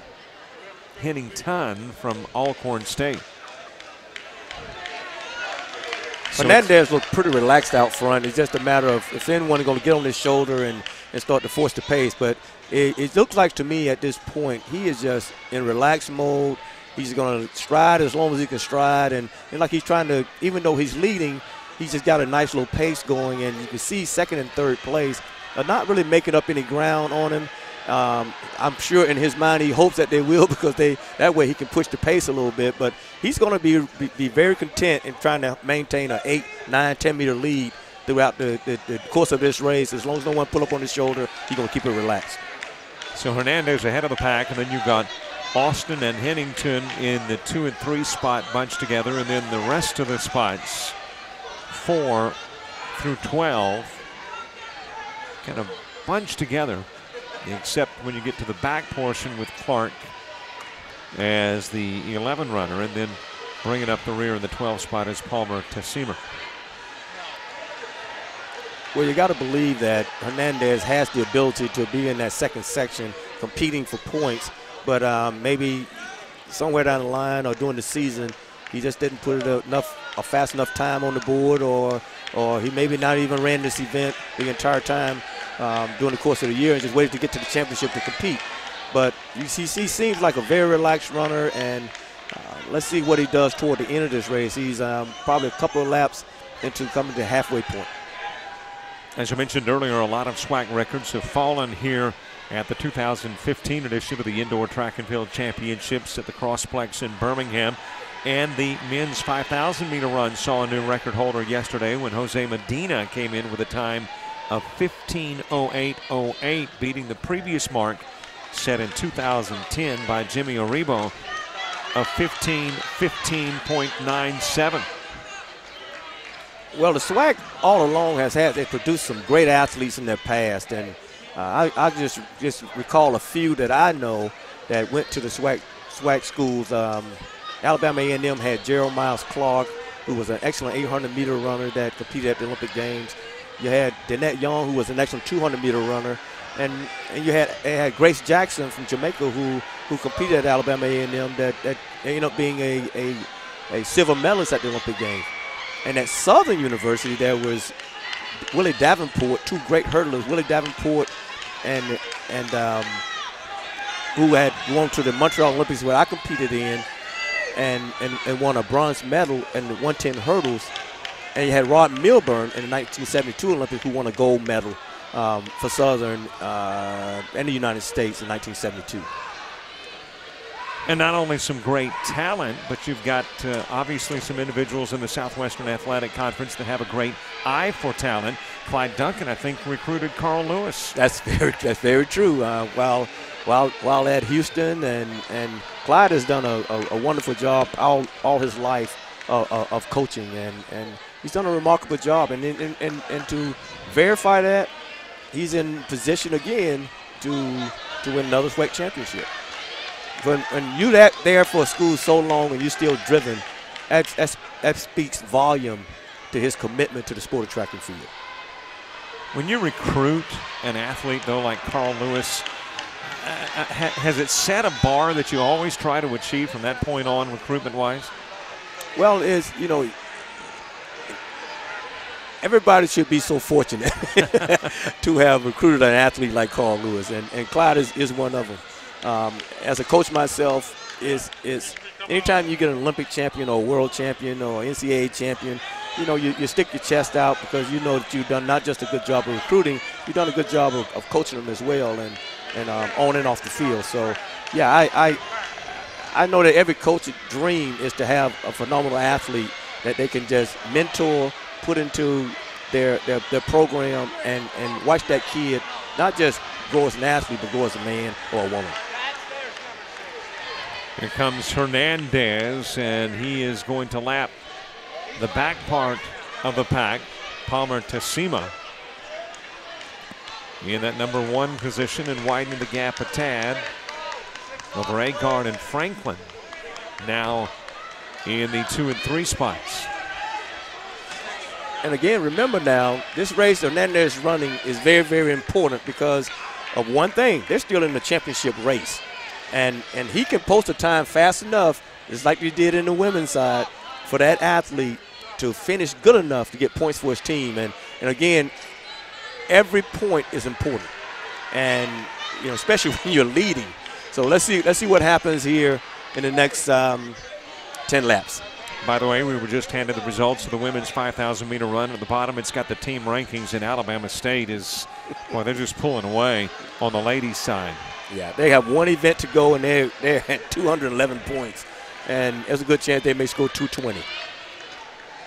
Texas Southern currently second in the women's standings, but there's no chance. I mean, Alabama State's won it with one event to go, as they have just roared to 211 current points. Speaking of roaring, it is Hernandez who is widening the gap. Hernandez from Grambling State, Franklin of Jackson State now 2, Austin from Prairie View A&M is in the 3 spot. I think he has to be aware of the fact that points are important at this stage. How he got in this section, I have no idea, but he's trying to make the best of it because he is pushing the pace now and understanding that he's got to be one of the top 8 finishers in this 5,000, whether it's out of Section 1 or Section 2. So he understands that, and he's running like it. Explain the process that gets you into one section or the other. Well, usually it's a matter of what happens during the course of the year. These athletes have had maybe 3, 4, 5 meets coming into this particular competition. What they've done during the course of the year will reward them as to what section they be a part of. And then what they try to do is take the top 13 times during the course of the year, whether it was the first meet of the season, whether it was the 5th meet of the season, and they basically reward you by breaking into sections. If you're the top 13 times in the conference, they will put you in the second session, which is it's supposed to be you get an idea to see what the first section do. And if you're in the first section, that means that you haven't had one of the top 13 times basically perform during the course of the year. Hernandez now 7 laps away from wrapping up this 5,000-meter run. Franklin in the 2 spot. Austin is 3rd. Guzman from Texas Southern is 4th currently. And again, when you've got that competition between Grambling and Texas Southern for the team advantage, then that 4th place finish and a move in upward mobility is important. It's very much so. I mean, it's going to be interesting to see how this plays out. Even on the women's side, you go as deep as 3rd and 4th place on the women's side. You got one event to go, and that's the 4x4, and it's going to come down between Grambling and Southern, which is only separated by 3 points. So that relay is going to be very important, even whether the person finished 3rd or 4th, or team, I should say. I'm getting a word in my ear from our producer, James Crenshaw, that in the women's 5,000, we had the controversy on the bell ringing, that there may be some changes. It won't affect the outcome. Rankin with that SWAC record time, she will finish 1st. Right. But some of the other times, which of course I think Bustamante finishing 6th, maybe she moves up a little bit. Yeah, very much so. And so it could make a difference in really for that athlete who just ran 5,000 meters or more, how she goes back to Texas. Her coach, who was fighting for her, thinks that she deserved better than what she got. So, yeah, something good could come out of it. We certainly hope that they do the right thing. So we'll keep our eye on the 5,000-meter results for the women. Again, if you just joined us, there was a controversy from the standpoint of the ringing of the bell, and many of the athletes, Bustamante, who finished 1st being one, wrapped things up thinking she had concluded the race, was told you got another lap. Same thing for Ford, which finished 2, which obviously impacted the time. So we may have a change in the final standings, but 1, 2, and 3 safe. That is Rankin, Lassane, and Davis on the women's side. Of course, Here we are in section 1 of the men's 5,000-meter run, and Hernandez has built a noticeable and maybe close to insurmountable lead, but here comes Guzman, who is continuing to increase the point total for his squad. If he can finish now 2, he was 4 not long ago. Now Texas Southern holds down the 2 spot with Guzman. Right, and again, I mean, this Hernandez is in much better shape than Guzman because you got so many people in the other heat that can probably run the time he's running right now because he's about 70 meters, 80 meters back of Hernandez. But I promise you, this guy understands what's at stake. He is pushing the pace, and he's going to try to put a mark out there for this second section to try to go after. And if he can get 1 point, he's done his job, because it's tough to run this far by yourself against non-competition, but he's doing this for the team. How do you, during the course of the year, though, greatly improve that timing? Well, again, it's one, you got to stay healthy. 2, you got to put yourself in a position where your training goes well. You got to put yourself in a position where you understand the importance of trying to be right at the right time. And right now, I mean, there's a good chance he's going to run the fastest he's run all season. If you could come into a competition like the conference championship, running the fastest you ever ran all season, you can't be mad at yourself, or a coach can't be mad at you because you just performed the best you ever had at the highest stage. And there again, too, keep in mind that only seconds often separate various finishes, as the bell is wrong. There's a bell lap right there now. He is digging down right now, and just imagine what that young lady was doing just an hour ago. She dug down with a lap to go and then told she had another lap to go. That's got to be just disheartening. And as we mentioned earlier, may have an impact on the final standings in the 5,000-meter run for the women, and you got a grimace on the face of Hernandez. Yeah, with less than 80 meters to go, he is posting a time of about 16:10, look like. Heads to the finish line. He will cross and wrap up his race a little better than 16 minutes in. 15:15.97 was the record. 16:08.98 is the Hernandez time. So Hernandez will finish number 1 with a time of 16:08.98. Guzman from Texas Southern ends the race at 16:27.94.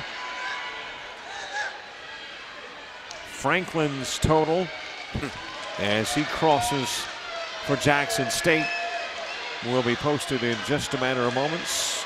Now let's talk about the significance of that time he just ran. His time of 16:08 is faster than anybody in the second section. Wow. So that puts a lot of pressure on these guys in the next section. Again, I think he understood the importance of putting a number on the board for these guys to go after, because that could be, if they don't run faster than 16:08, that could be 10 big points for Grambling. Best time for the preliminaries was Saeed Hussein from Prairie View, who had a 16:20 time from Well, I take that back. I forgot. I'm looking at Texas Southern. Do have a guy that ran 15:08. He's run a minute faster. That's correct. You're right. And that, by the way, was the SWAC record. Yeah, and again, look at that. I mean, you're talking about Grambling and Texas Southern going at it again. And even if Medina runs faster than 16:08, they're still going to get, it'll be 10-8. So it's only a 2-point separation if nobody else does anything. But Texas Southern also have another guy in the race. So let's see how he performs. So the race ends with Hernandez 1, Guzman 2, Franklin finishes 3rd, White followed by Austin. Hennington is the number 6 finisher, Wheeler and Mitchell 7 and 8 in this section 1.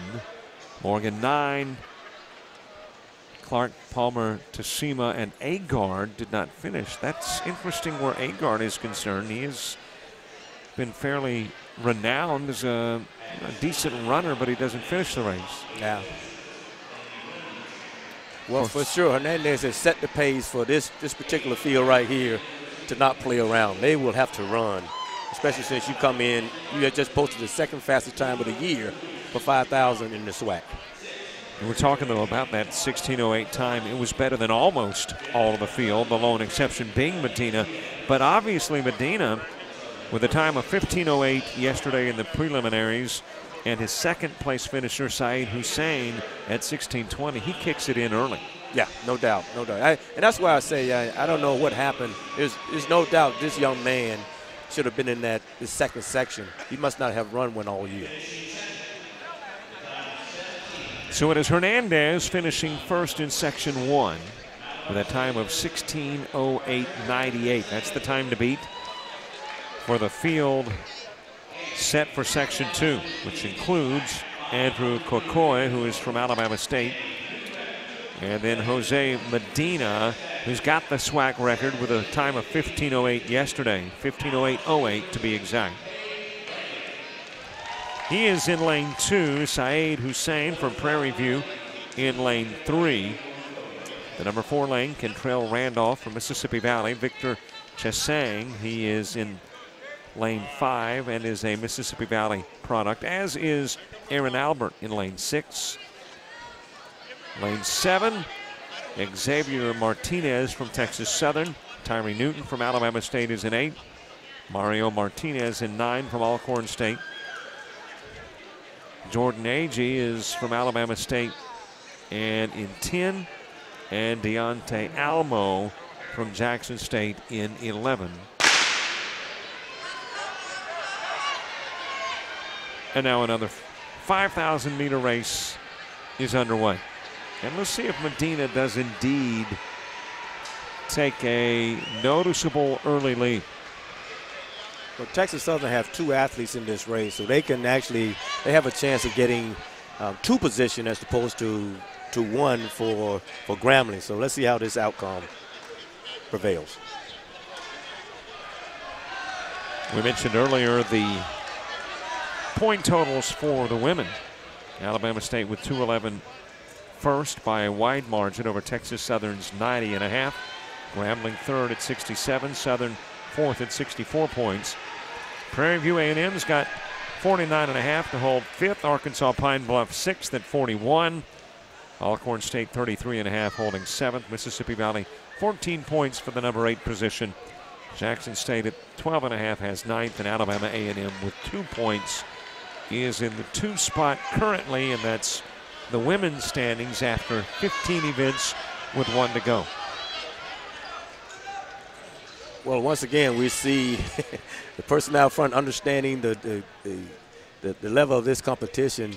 He knows he has to go. You know, if this race was not close, he may have a tendency to just stay back a little bit, reserve a little bit toward the end. But he know how fast 16:08 is, and even though he's coming in a minute faster than that time, he's still got to go out and perform. Jose Medina in first.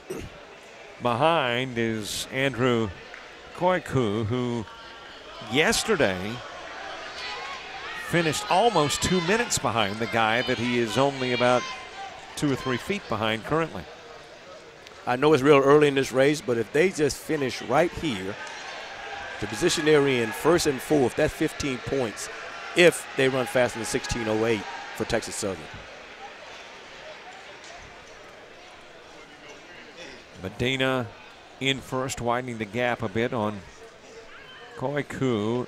Hussein is in the number 3 spot, representing Prairie View A&M. Martinez 4, Newton is 5.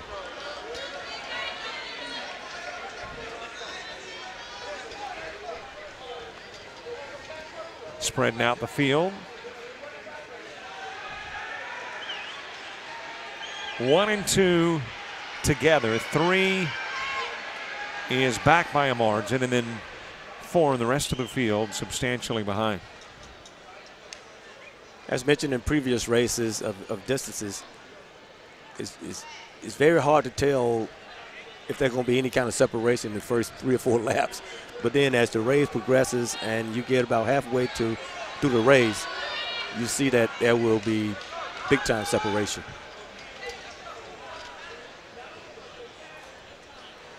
And still running primarily neck and neck, 4 laps in. Medina and Koiku. Well, the Alabama State runner is certainly in position to try to put a monkey wrench on that first section, because if he hold on to Medina, who has run 15:08, he's definitely going to run faster than 16:08. So let's see how he holds on. Still early, though. Saw an athlete earlier, and I was trying to pick up the numbers of the gentleman who 3 or 4 laps into the race held the hands up. And no big deal, I guess, but just how does that disrupt the mindset and the maneuvering? I mean, it is a change. It's an alteration. And to me, on a 5,000-meter race, it's energy expended. Well, basically you're exactly right. What he basically did was run up the heel of another runner, and that could cause an athlete to fall. And so basically when he throws his hand up, he's trying to not just alert the athlete that he didn't commit a foul, he's also trying to alert the official that he did not commit a foul by throwing his hands up saying, my bad. So, but you're right, it does. Again, I don't know why you would crowd a person in the first 3 laps when you got 24 to go. It just don't make any sense. I mean, you got to run smart. You got to be out. You got to be able to learn to run in traffic, and the good ones do. They stay out of trouble. That's why they go right to the front. 17 laps to go as the leaders make their way towards the judges, the official timekeeper, and what will eventually become the finish line. Are you a little surprised, though, that Medina does not have the large lead? I am, in that he finished so much ahead of the pack yesterday. Yeah. Well, I think what's happening, it's still, again, early in the race. He seems like he's a runner that can turn it on at any time he want to. And he also understands the 16:08 for a 15:08 runner is not a lot cushion. So he got plenty of room to just play with. So it's not the fact that he's going out trying to run as fast as he ran earlier. He understands the time to beat is 16:08, not 15:08. So he's basically just allowing everybody else to stay in the race at 16-minute pace. And I bet you in his mind, now whether this happened or not, in his mind he just feel like I will be able toward the end of the race to run better than 16:08 and bring home the championship. 6 minutes into the race, Medina on top. Koiku is still in second place. And in that number 3 spot, it belongs to Hussein of Prairie View. So for the better part of the race, maybe even the race in its entirety, as Medina kind of looked down. That was interesting in that, and again, I know every athlete's got their own body movement and behaviors, but it just looked like that downward look was kind of telling. Yeah, well, and let's hope that he's not feeling any kind of injury or any pain, that he maybe just got tripped on the track. So sometimes that can happen too, where your spikes get caught into the actual surface and you trip. But it seems as though he's still under control. But let's make sure that wasn't a wear and tear on the body as opposed to just a trip on the track. Trying to watch the body language as he crosses, and he's certainly slowing the pace down a little bit, that's for sure. And he's got more company in the top 3. Yes. Medina, Kokoi, and Hussein now bunched together. And his teammate is in 4th place right now, so it depends on if they're running faster than 16:08 pace. But I, like you, I'm worried about the fact that he slowed down so much when at stake is a 16:08 on the board already. So he's got, he's being passed right now. So this could be interesting. Being passed by a guy he beat by a couple of minutes yesterday. Yeah. Not quite halfway through the race, and obviously there's lots of time and lots of guys nearby to pass Koiku, but if he hangs on, is it an upset? Well, I tell you, when you come in a minute faster than anyone else in the field, you got to consider it an upset if you don't win the race, because there's no way a minute is a healthy position when you come in a distance race. That's unheard of, to have that kind of a cushion and be in a race. But again, you see, I think he's racing the field as opposed to racing the first heat. And Medina says, I didn't like being behind, or at least in second that lap, so he has regained the advantage. Well, I think, again, when you come in that much better than the field, you feel like you can put the hammer down at any particular time, and I think that's what this race is shaping up to be.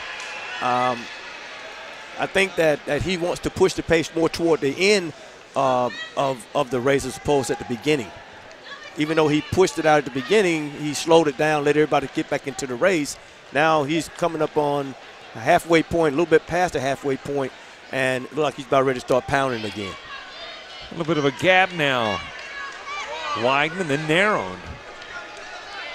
Looked like he was starting to pull away, and then Koiku seems to narrow that gap a bit as the runners have 11 laps to go. Well, you see his teammates applauding him on the backstretch over there. They're encouraging not only him but his teammate as well, who's in 4th place, to pick it up, because they understand that what's at stake here is a great race, and you don't want it to come down to the 4x4, because anything can happen in a 4x4. A stick pass, a drop stick, another team sneaking in to knock you back another spot. You just want to make it as close as you possibly can and get your sure point while you can. What's the coach's role at this point? The coach is trying to remind the athlete of what's at stake. I mean, their job is to make sure that they understand that we need this. We need this. You are very capable. Give us 10 points, and we'll take that.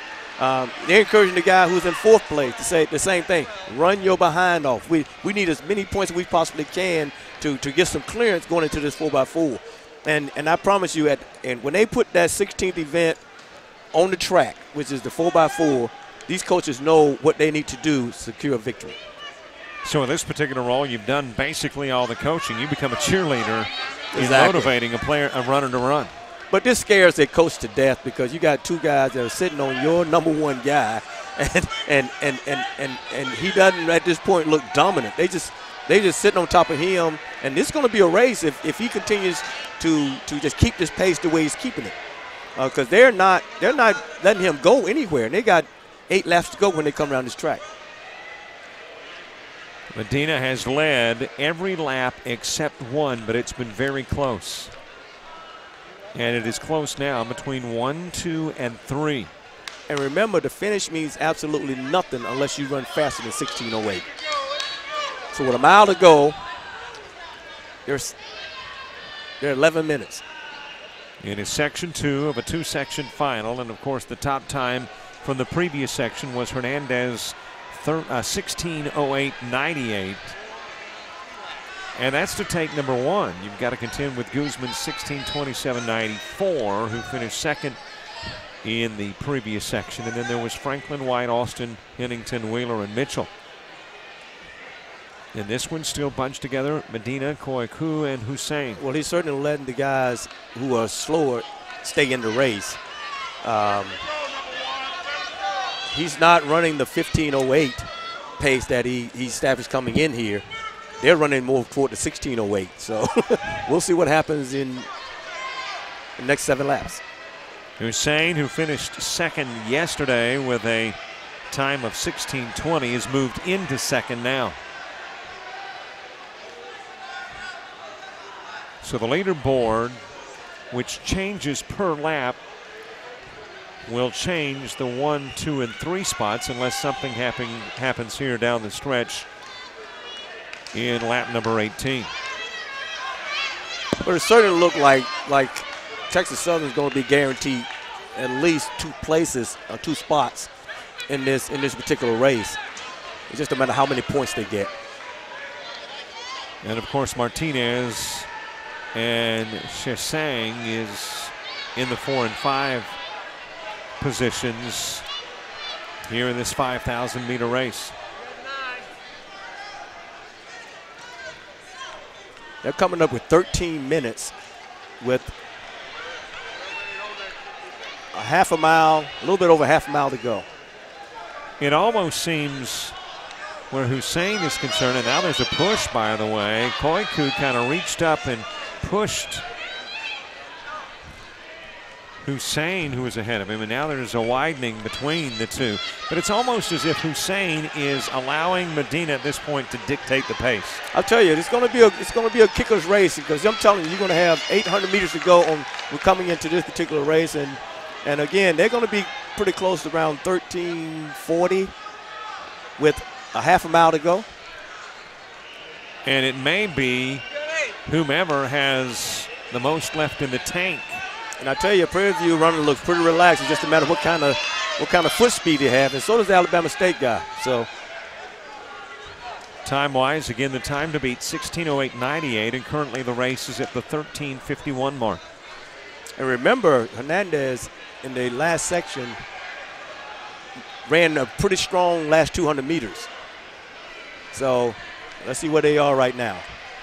Today, I can't think of many races that has had a winner come out of Section 1. Not many. And here come the leaders. Medina, Hussein, and Koiku. We got 3 laps to go. And it looked like Hussein wanted to take the lead, but just could not get to the inside and stay on the track. Exactly.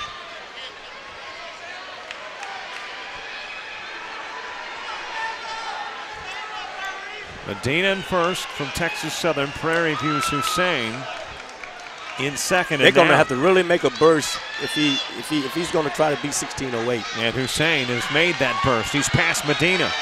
And now Koiku passing Medina. Wow. This is somewhat shocking. 2 laps to go. They have to run a 67 last lap, so that's very possible that they could both get up under. It's the Alabama State runner going now. And now Koiku kicking it in.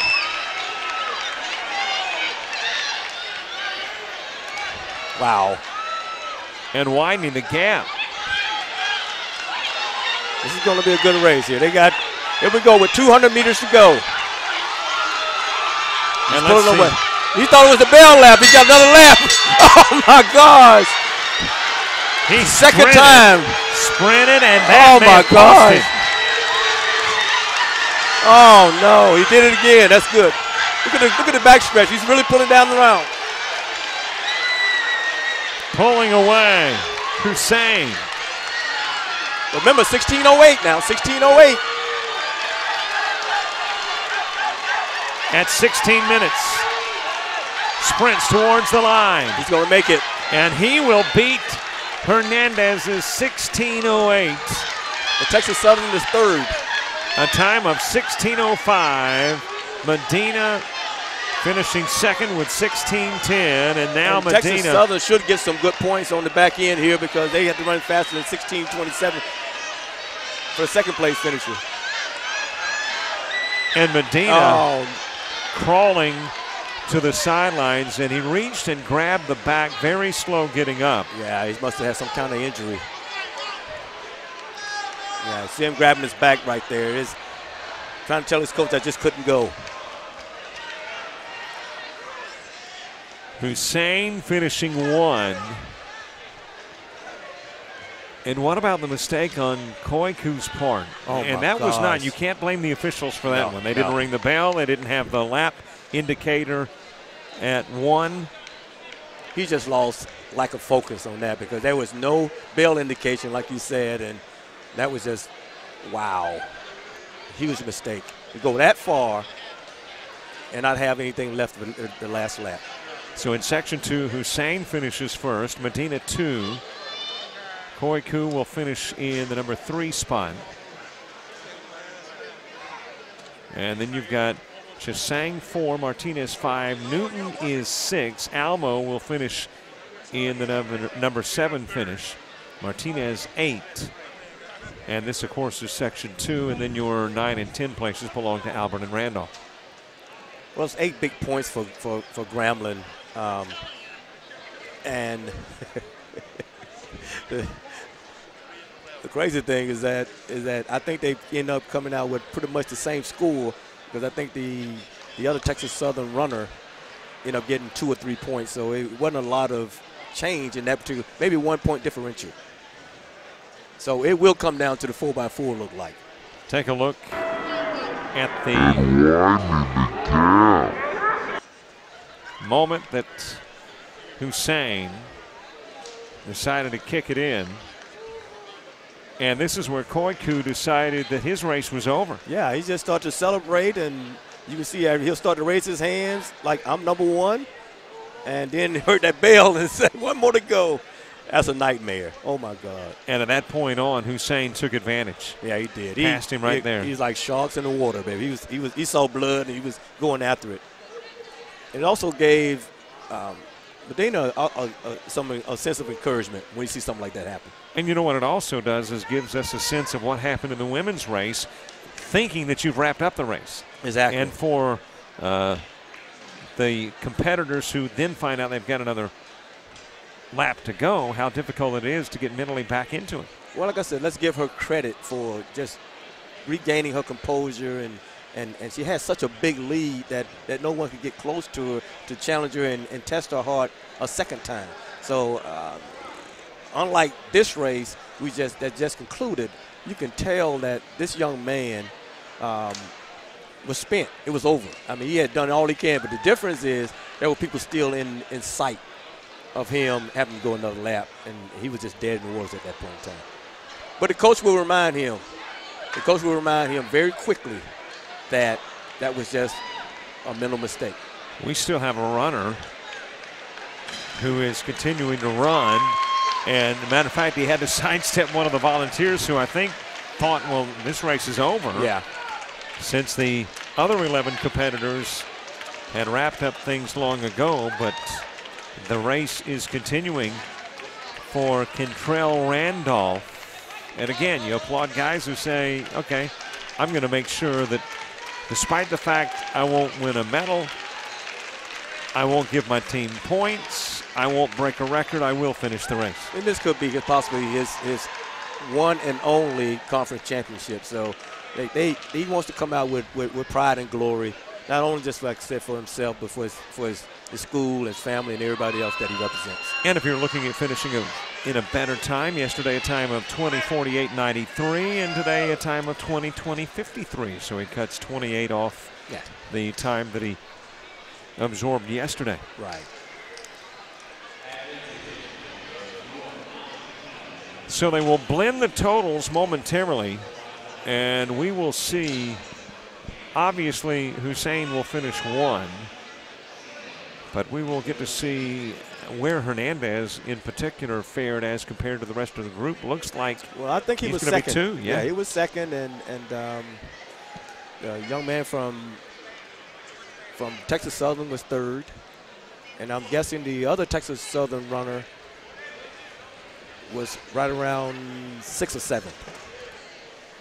So on your left is the alternating positions for Heat 2. On your right currently are the positions for Heat 1. And in a moment they will blend all the scores. And I think one of the reasons for the delay in getting the scores blended was because we were awaiting the finish of Kentrell Randolph. That is exactly correct. So now that Randolph has finished the race, we will get all the totals. Yeah, and there we right have here. them. Yes. And on your right side of the screen, you've got the totals now blended with sections 1 and 2. Hussein at 16:05, Hernandez 16:08, and then Medina. And they both scored exactly 8 points apiece. Texas Southern was 3rd and 7th, and Hernandez from Grambling was 2nd with 8 points. So 6 and 2, and flat out number 8. We are ready for the women's 4x4. Section 1 and Section 2. And this race, just like the Open 400 and the Open 200, anybody can win this race. You've got Mississippi Valley State in lane 3, Jackson State in lane 4, Alcorn State in lane 5, and Alabama A&M in lane 6. Everything is on time.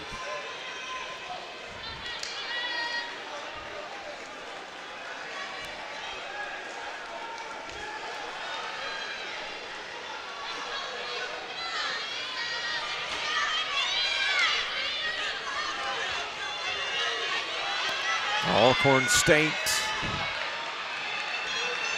with a current lead.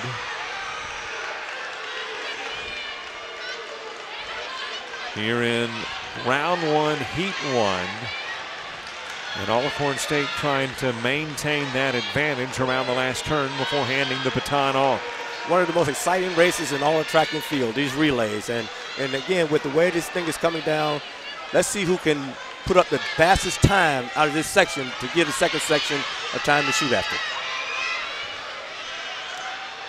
Cross the track, please. Cross the track. It's pretty good speed from Alcorn State in this second leg of the relay. You can see she was very aggressive through the first 200, but she's loud. That's right, slowing down in Jackson Jackson slowing State. Down a little bit. Yeah, now here comes Jackson State, getting right back in it. And Jackson State will take the lead. Off to a burst of energy by Alcorn, but Jackson State grabbing the lead here in the second leg of this 4x4. Yeah, she tried to reserve a little bit, and you can't do that in a sprint race. You just got to go all out, and you can see that Jackson State young lady did do that.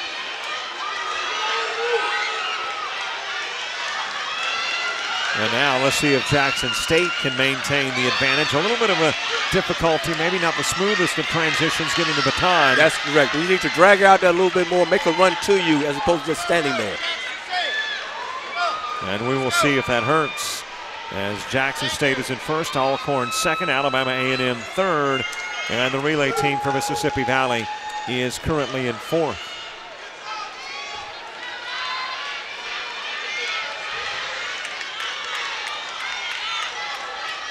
Texas Southern taking the advantage team-wise in the men's standings after the 5,000-meter run.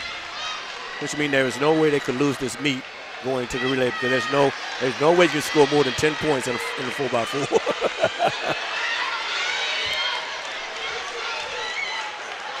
Alcorn had the lead after one leg. Jackson State after two. And let's see if Jackson State can maintain the lead as we get into leg 3 of the relay. Should be a great anchor.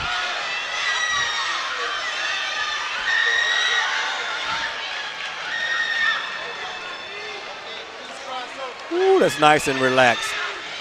Good running by both runners. The runner out front is a little bit too much energy. As you see, the runner in behind is just relaxed. The Alcorn State runner is just totally relaxed. Jackson State with the lead. Alcorn 2, Alabama A&M 3. Mississippi Valley State is 4 with 200 meters left in this leg. Let's see if the Alcorn State lady makes a move down the backstretch.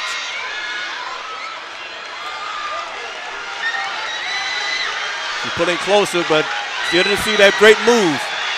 And got some nice movement from Alabama A&M in third. Yes. And here comes Alabama Listen to A&M. the crowd. Listen to the crowd. This is the way you bring it home. What a race. What a race. All the way through the tape. It's Alcorn State. Alcorn State followed by Alabama A&M, Jackson State, and Mississippi Valley. But a monster leg by Alabama A&M. Unbelievable. Way to get your team back into the race. And way to motivate. It goes back to something you said earlier in the broadcast about once you get way behind, they had 2 points. 2 points in the event, but you got somebody motivated there. That's right. And that's what it's all about. You represent the name on your uniform. It's not about you. It's not about the team. It's about the pride of who you're representing. And you just saw that. Even though she was way out of the race, she could have easily quit. She just showed a whole lot of heart and determination. Alcorn just ahead of Alabama A&M. Now, that doesn't mean they've got points yet, does Alabama A&M. There's a second heat to run, but it certainly puts them in a position. Alcorn finishing at 4:04.21. Alabama A&M 4:04.38. Jackson State 4:05.62, and Mississippi Valley 4:13.54. Well, we do know that the worst they can finish is 8th with that anchor leg, and if someone doesn't run faster than 4:04.38, then they got more points. Here we go with section 2 of this 2-section final of the women's 4x400 meter relay. Southern University will be in lane 1, Alabama State lane 2, Texas Southern in lane 3, Grambling in 4, Prairie View A&M in 5, and Arkansas Pine Bluff will be in 6. Yesterday, well, guess who? Alabama State finished with the best time. Yeah, they come into this meet running pretty fast, and I don't, based on what I've seen all competition long, I don't see anything that's going to deviate from that aggressive behavior. Previous record, 3:43.73, happened a year ago, set by Alabama State, broken yesterday by Alabama State with a 3:42.25 time. Well, with them having 3 400-meter run in the final, you know that they're loaded, and they're just going to put somebody else on there that could just get to stick around. But they are real loaded in this event. One more event to come. That's the men's 4x400 meter relay. Here in the 2015 Indoor Track and Field Championships, and this one's underway. And they put the 400-meter champion on first leg right off the bat because they want to try to establish a lead here and put this race out of position right from the start. Alabama State grabbing the lead in the first lap. There's your 400-meter champion coming through the 200.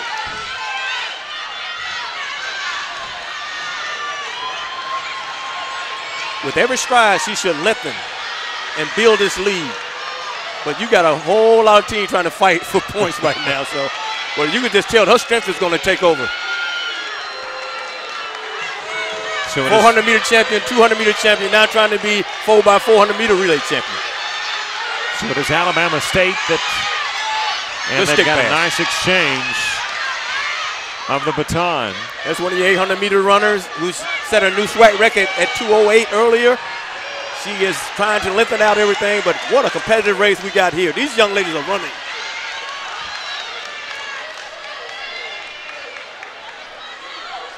And she is just gliding around the oval. Grambling State, though, threatening. Trying to stay into it, but you got to remember she's chasing an 800-meter runner. They are strong. They may not have a turnover, but they do have strength. Let's see what happens coming off the turn. And then headed to the final turn. Alabama State with a lead over Grambling. Prairie View is third. Arkansas Pine Bluff 4, Southern 5, and Texas Southern 6. The runner-up at 400 meters.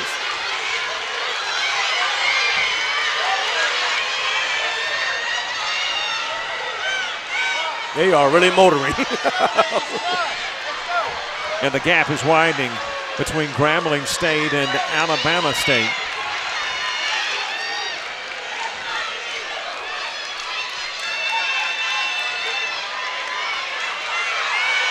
These two young ladies have really put on a show in this competition. I mean, they have really performed well at these championships. 3:43.73, the SWAC record coming into the competition. 3:42.25 now. Complex record, 3:37.83. We know going in that they had 3 of the fastest 400 meters runner in the SWAC. Now they are exhibiting that by opening up a 15 to 20 meter lead. And there's the handoff.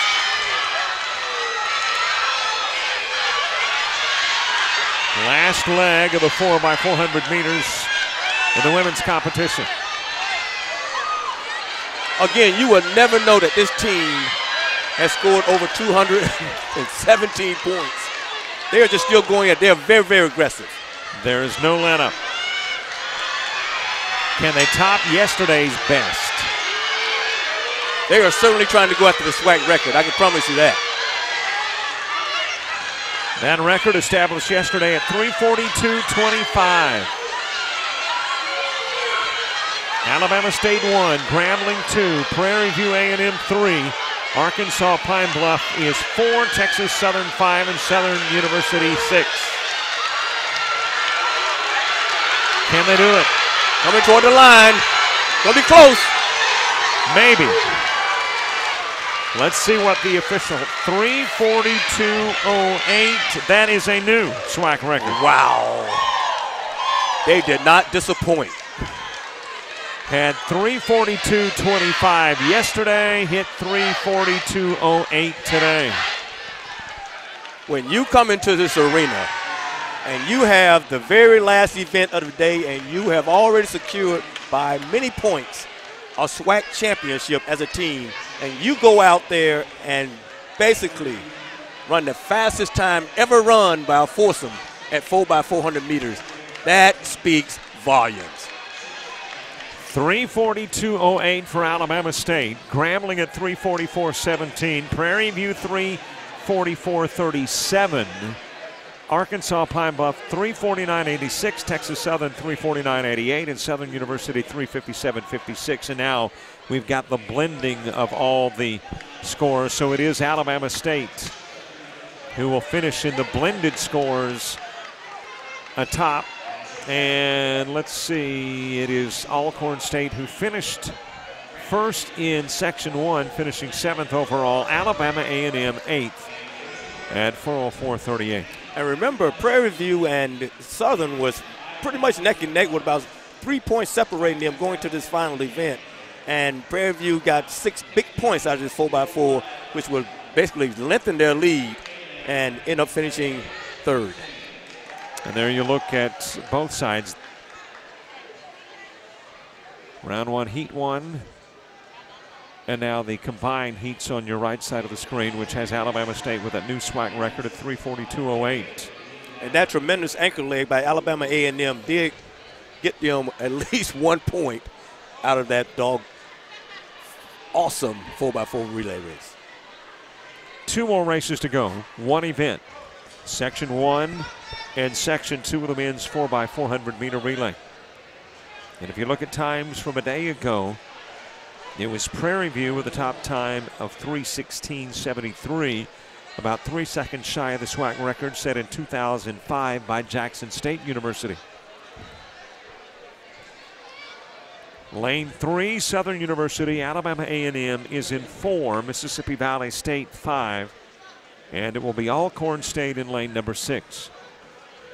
What I look forward to in this particular race is the final event of the 4x4, Grambling and Texas Southern going at it. Even though the conference championship has pretty much been iced by Texas Southern, it's coach versus pupil. And I know they really not like nothing more than to leave this building on a high. Let's see what happens. Section 2 of the finals.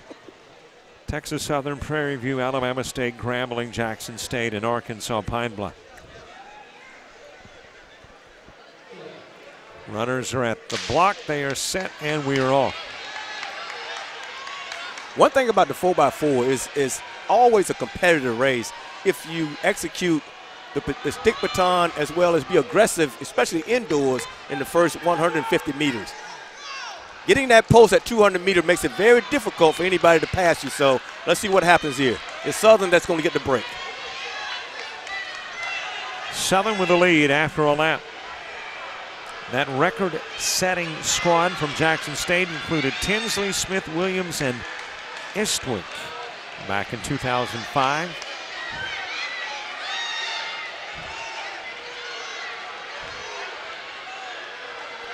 Southern University with the lead after a lap, but that lead is no longer. Yeah.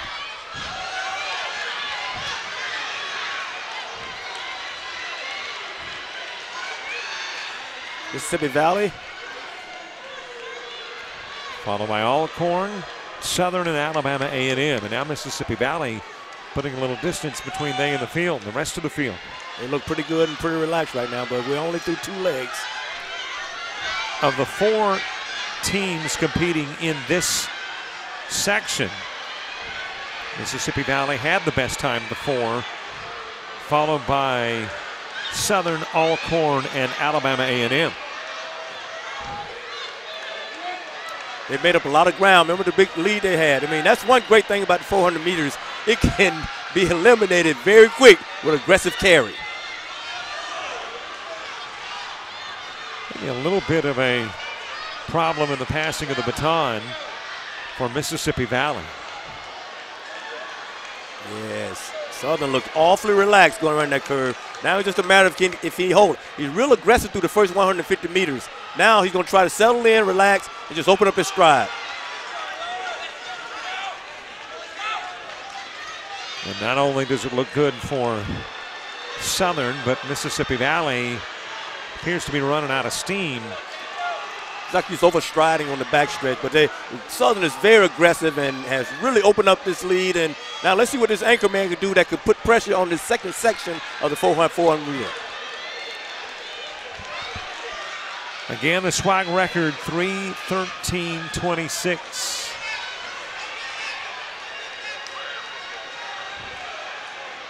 Southern University with the lead. Mississippi Valley has the number 2 position. Alcorn is 3 and Alabama A&M 4.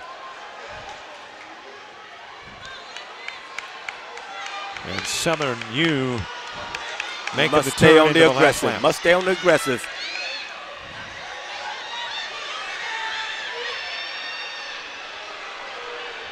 Alcorn 2, Mississippi Valley 3, and Alabama A&M in 4. With 800 meters to go, he's coming down the stretch. Trying to beat yesterday's time of 3:24.31. And he will do that. The relay team from Southern University with a 3:19.70. Alcorn finishes second at 3:21.91. Mississippi Valley State 3:22.43, and Alabama A&M 3:24.04. I've got to believe that 3:19 70 is not going to be a big test for this next section. You got some pretty good quarter miles in this next section. Including a Prairie View squad that put 3:16.73 together a day ago. Yes. As a matter of fact, of the 6 teams remaining, 1, 2, 3 posted better scores than Southern U did yesterday. Right. It may be good enough to crack the top 6 or 7, but I don't think it'd be good enough to get on the podium. Got the final scores for the ladies' side of this indoor championship. And of course, the finals in the 4x4s, Williams, Santina, Farabee, and Alexis for Alabama State helped bring the total for Alabama State to 221. Texas Southern, if they had scored twice as many points, still wouldn't have had what Alabama State had. They finished with 94.5, Grambling 75 points for third. Southern at 67 points for fourth. Prairie View, they finished with 55.5 in fifth. Arkansas Pine Bluff 46 points for sixth. Alcorn State 35.5 for seventh place. Mississippi Valley 14 points finishing eighth. Jackson State 9 with 12.5, and Alabama A&M finishing 10th with 3. I talked earlier about Prairie View and Southern battling for the third spot. I meant Grambling and Southern. Grambling pulling away with 75 points versus Southern 67.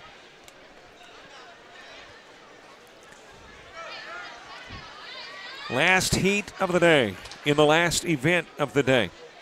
Texas Southern is in lane 1, Prairie View A&M in lane 2. Alabama State has lane 3, Grambling 4, Jackson State 5, and Arkansas Pine Bluff 6. Let's see how Texas Southern and Grambling close out these championships, especially when they've been so close throughout 15 events. Let's see what happens in this last and final event of the day.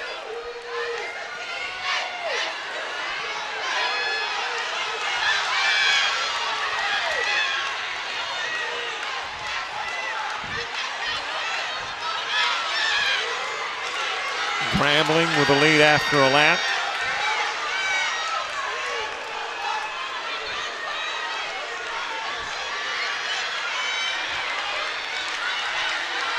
And now heading down the stretch. Oh gosh, a confusion at the change. Actually, that is Pine Bluff, by the way. That is number 1. So Pine Bluff 1, Alabama State 2, Grambling is 3. Texas Southern is currently in that 5 spot as they change the totals on the laps that have UAPB 1, Alabama State 2, Grambling 4, Prairie View, I make that 3, Prairie View 4, Jackson State 5, and Texas Southern 6th. Grambling very aggressive on his second leg. He's put his position right now, and his team in position to take the lead. Can he hold on for the next 80 meters?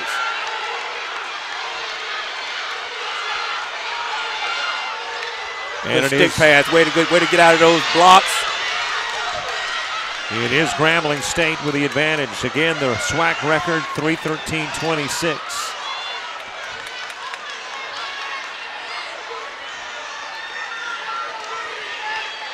Grambling, UAPB, Prairie View, 1, 2, and 3. Alabama State, Jackson State, Texas Southern, 4 through 6 in heat number 2. And remember, the time to beat is 3:19.70 from the first section, so we got 4 teams up there battling for that 3:19. Grambling State trying to maintain the advantage with the passing of the baton into the final leg.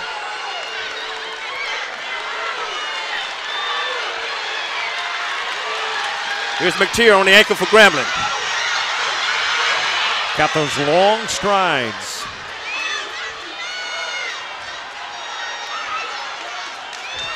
Wow. UAPB trying to sneak up. Look pretty relaxed in second place. Grambling 1, UAPB 2, Prairie View is 3.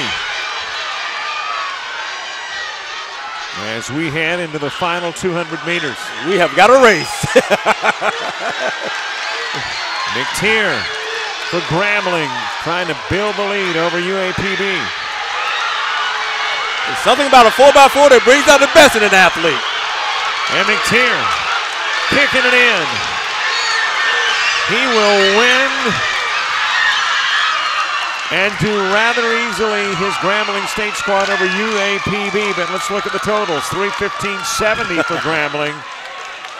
3:16.87 for Alabama State. Arkansas Pine Bluff at 3:16.97. Prairie View 3:17.23. Jackson State 3:19.81. And then Texas Southern at 3:23.61. So to one side, it is Heat 2. To the opposite side, they have now blended the scores. So now on the right side, those are the blended totals. And Grambling will win it. Top team out of Heat 1 finishes 5th. Yeah, and as advertised, those top 4 teams I thought would be pretty aggressive, and they put 319 to rest. And that brings an end to the 2015 SWAC Indoor Track and Field Championships. We, of course, keep the coverage right here because we've got to hand out some medals to individuals. What an event, by the way. You saw all kinds of records fall. Saw some great competition. Saw some unusual events with the ringing of the bell.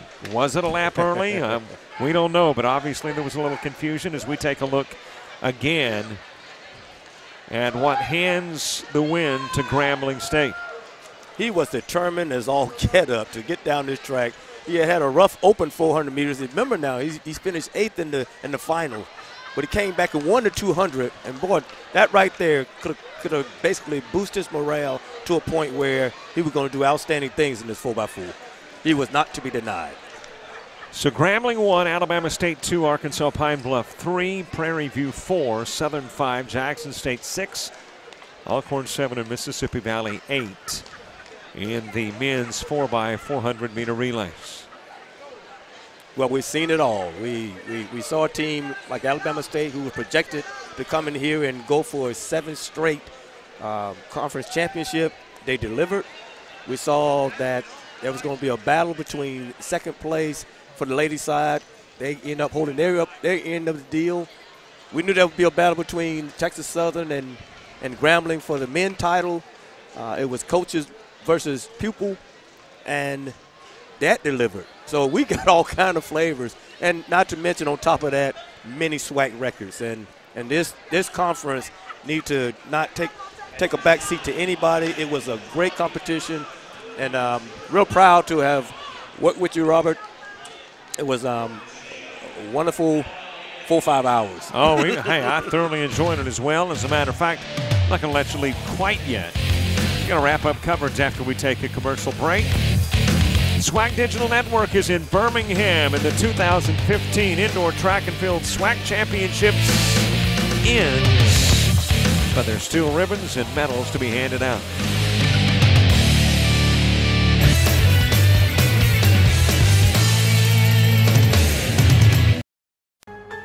Toyota SWAC Basketball Tournament in Houston, Texas.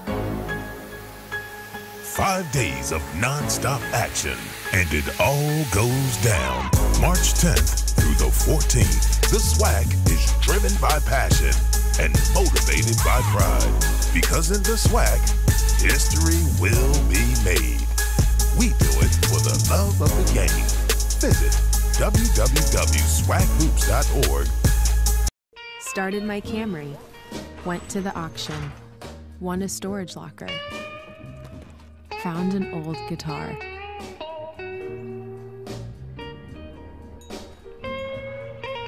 Tracked down the previous owner. Reunited them. Hit the jackpot. The bold new Camry. One bold choice leads to another. Toyota, let's go places. In 1920, 6 schools came together to form a strong competitive alliance. That strong competitive alliance became the Southwestern Athletic Conference and stretches from the northeast of Alabama to the rolling plains of Texas, from the coastal marshlands of Louisiana to the Mississippi Delta to the foothills of Arkansas. Students of these 10 world-class institutions know the importance of academic achievement along with athletic excellence. We are proud of our past and value our traditions. We will always stand as one. Alabama A&M, Alabama State, Alcorn State, Grambling State, Jackson State, Mississippi Valley State, Prairie View A&M, Southern, Texas Southern, Arkansas Pine Bluff. We are the Southwestern Athletic Conference. Honor the heritage. Welcome to Texas Southern University. Our home is Houston. We are a premier urban university with distinctive undergraduate and graduate programs, innovative research, artistic excellence, and athletic tradition. We are building legends. Your future begins at TSU now. For over 60 years, the people of the Mississippi Delta have believed in the transformational power of Mississippi Valley State University. MVSU has never let them down by producing lawyers, doctors, teachers, professional athletes, who all contribute to making the world in which we live a better place. MVSU is still making dreams come true for those who believe, one person at a time. Hope, dream, believe. Mississippi Valley State University.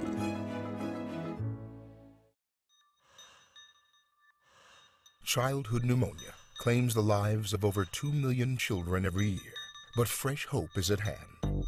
One pioneering scientist is using nanobiotechnology to isolate, target, and cure this global killer. When Dr. Sri Singh isn't fighting the world's deadliest diseases, he's teaching biology at ASU. When we teach class, the world takes notes. Prairie View A&M University is about the students. Students don't just come here for the education. They come for the faculty, for the creativity, the camaraderie, an excellent standard of living, and the school spirit. They come here to gain something profound and to give something back. Students come for the tradition of excellence. This is Prairie View A&M University.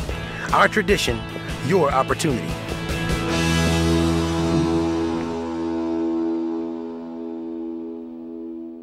Recognized for our tremendous world-famed marching band, our students excel in the classroom and on the field.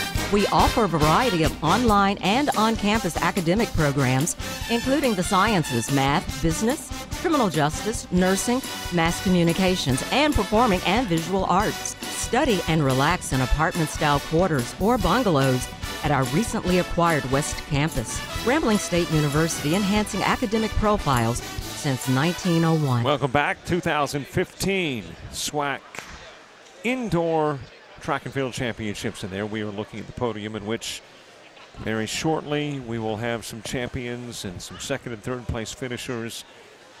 And we will wrap up after the presentation of the awards our coverage. But first of all, let me, before we get into that, say delight to work with you. And obviously, throughout the course of many years, not only a great runner, but a great and vast knowledge of the sport. Well, thank you. I appreciate that, Robert. I put a lot into this sport, and actually I've gotten a lot out of this sport. There's been over 40 years of international and flavor as a world-class athlete and coach, and altogether 50 years of track and field. So I've been very blessed to have the knowledge that I have through a lot of hard work, dedication, and commitment, and wouldn't trade anything in the world for what I've done and what the sport has done for me. Sum it up for us, your summary of this edition of the Track and Field Championships for the SWAC. Well, I think, again, coming into this weekend, we very seldom see things play out the way they're supposed to be written out. We knew that Alabama State was seeking a 7th title. We saw that unfold right in front of us, probably with, I don't know if anyone has ever scored 220-some-odd points, but they did it with style, they did it with grace, they did it with class. And that's a real credit to Coach Bean and his staff. the university itself by playing by the rules, athletes doing what they're supposed to do in and out of the classroom to put themselves in a position to compete here. My hat's off to them because I know how difficult that is to keep it all together year in and year out. And for do it for 7 years is a true credit to their commitment, their dedication, their devotion to being the very best. On the other hand, you had Clyde Duncan, who has been around on the men's side for a number of years. Matter of fact, as you made mention in a earlier statement, that he's now an emeritus to Texas Southern University, and he's well-deserved. Clyde has worked hard in the sport, and I think with those two coming in, doing what they did, being the favorites, and delivering, made this championship worthwhile. 7 titles in a row for Alabama State's ladies. The only other run better than Alabama State's current one was from 1993 to the year 2000 when Southern won it 8 years in a row for the ladies. So Alabama State, a run of near historic proportions, and if you go back to the start of the century, they have won it, 7, 8, 9, 10, 11 times out of 14. Again, championship breeds championships, and champions want to come where champions compete. We go down to the presentation podium, and this is where the handing out of the medals takes place. And that is the 4x4 relay, and third place in that 4x4 relay competition went to Prairie View A&M. Paula Ugana, Williams, and Brandolin. And now the finishers for Grambling State, finishing second. Johnson, Printasia, Pierce, Jasmine, all for Grambling. Jones and Carter as well.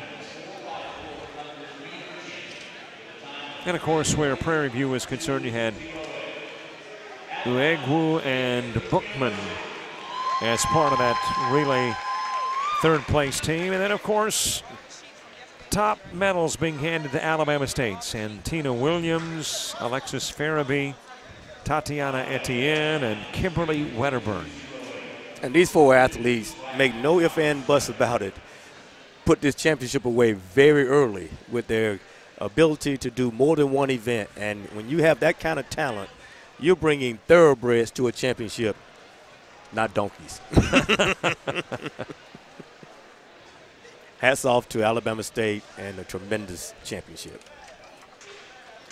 And then, of course, the men will step to the podium in just a few moments, and you've got not only the handing out of the medals for the 4x4, you've got the player or track athlete of the year, you've got the coach of the year. You'll hand out the team trophies as well. We already know, though, that the team trophies will go to Texas Southern for the men and will go to Alabama State. And I'm so sure of the fact that for Coach Duncan from Texas Southern University, it was too close. I'm sure they would love to have had a victory like Alabama State on the women's side, but unfortunately, you're taking it any way you can get it because they're so hard to come by. You only get 1 year to be a conference champion indoors as a team. And 2015, even though Grambling was close, they will never win the championship in 2015, and they'll never go down as the winner of the 2015. Texas Southern will. But Grambling battled extremely valiantly. Standard routine to give the coach of the year to the team that wins it all? That's normally the case. Very seldom do you see an approved program unless the coaches feel like they made significant strides to be coach of the year. Usually when you come into a championship, because they are so very difficult to win, you give your kudos and your props to that coach who came into this building and will lead this building as conference champ.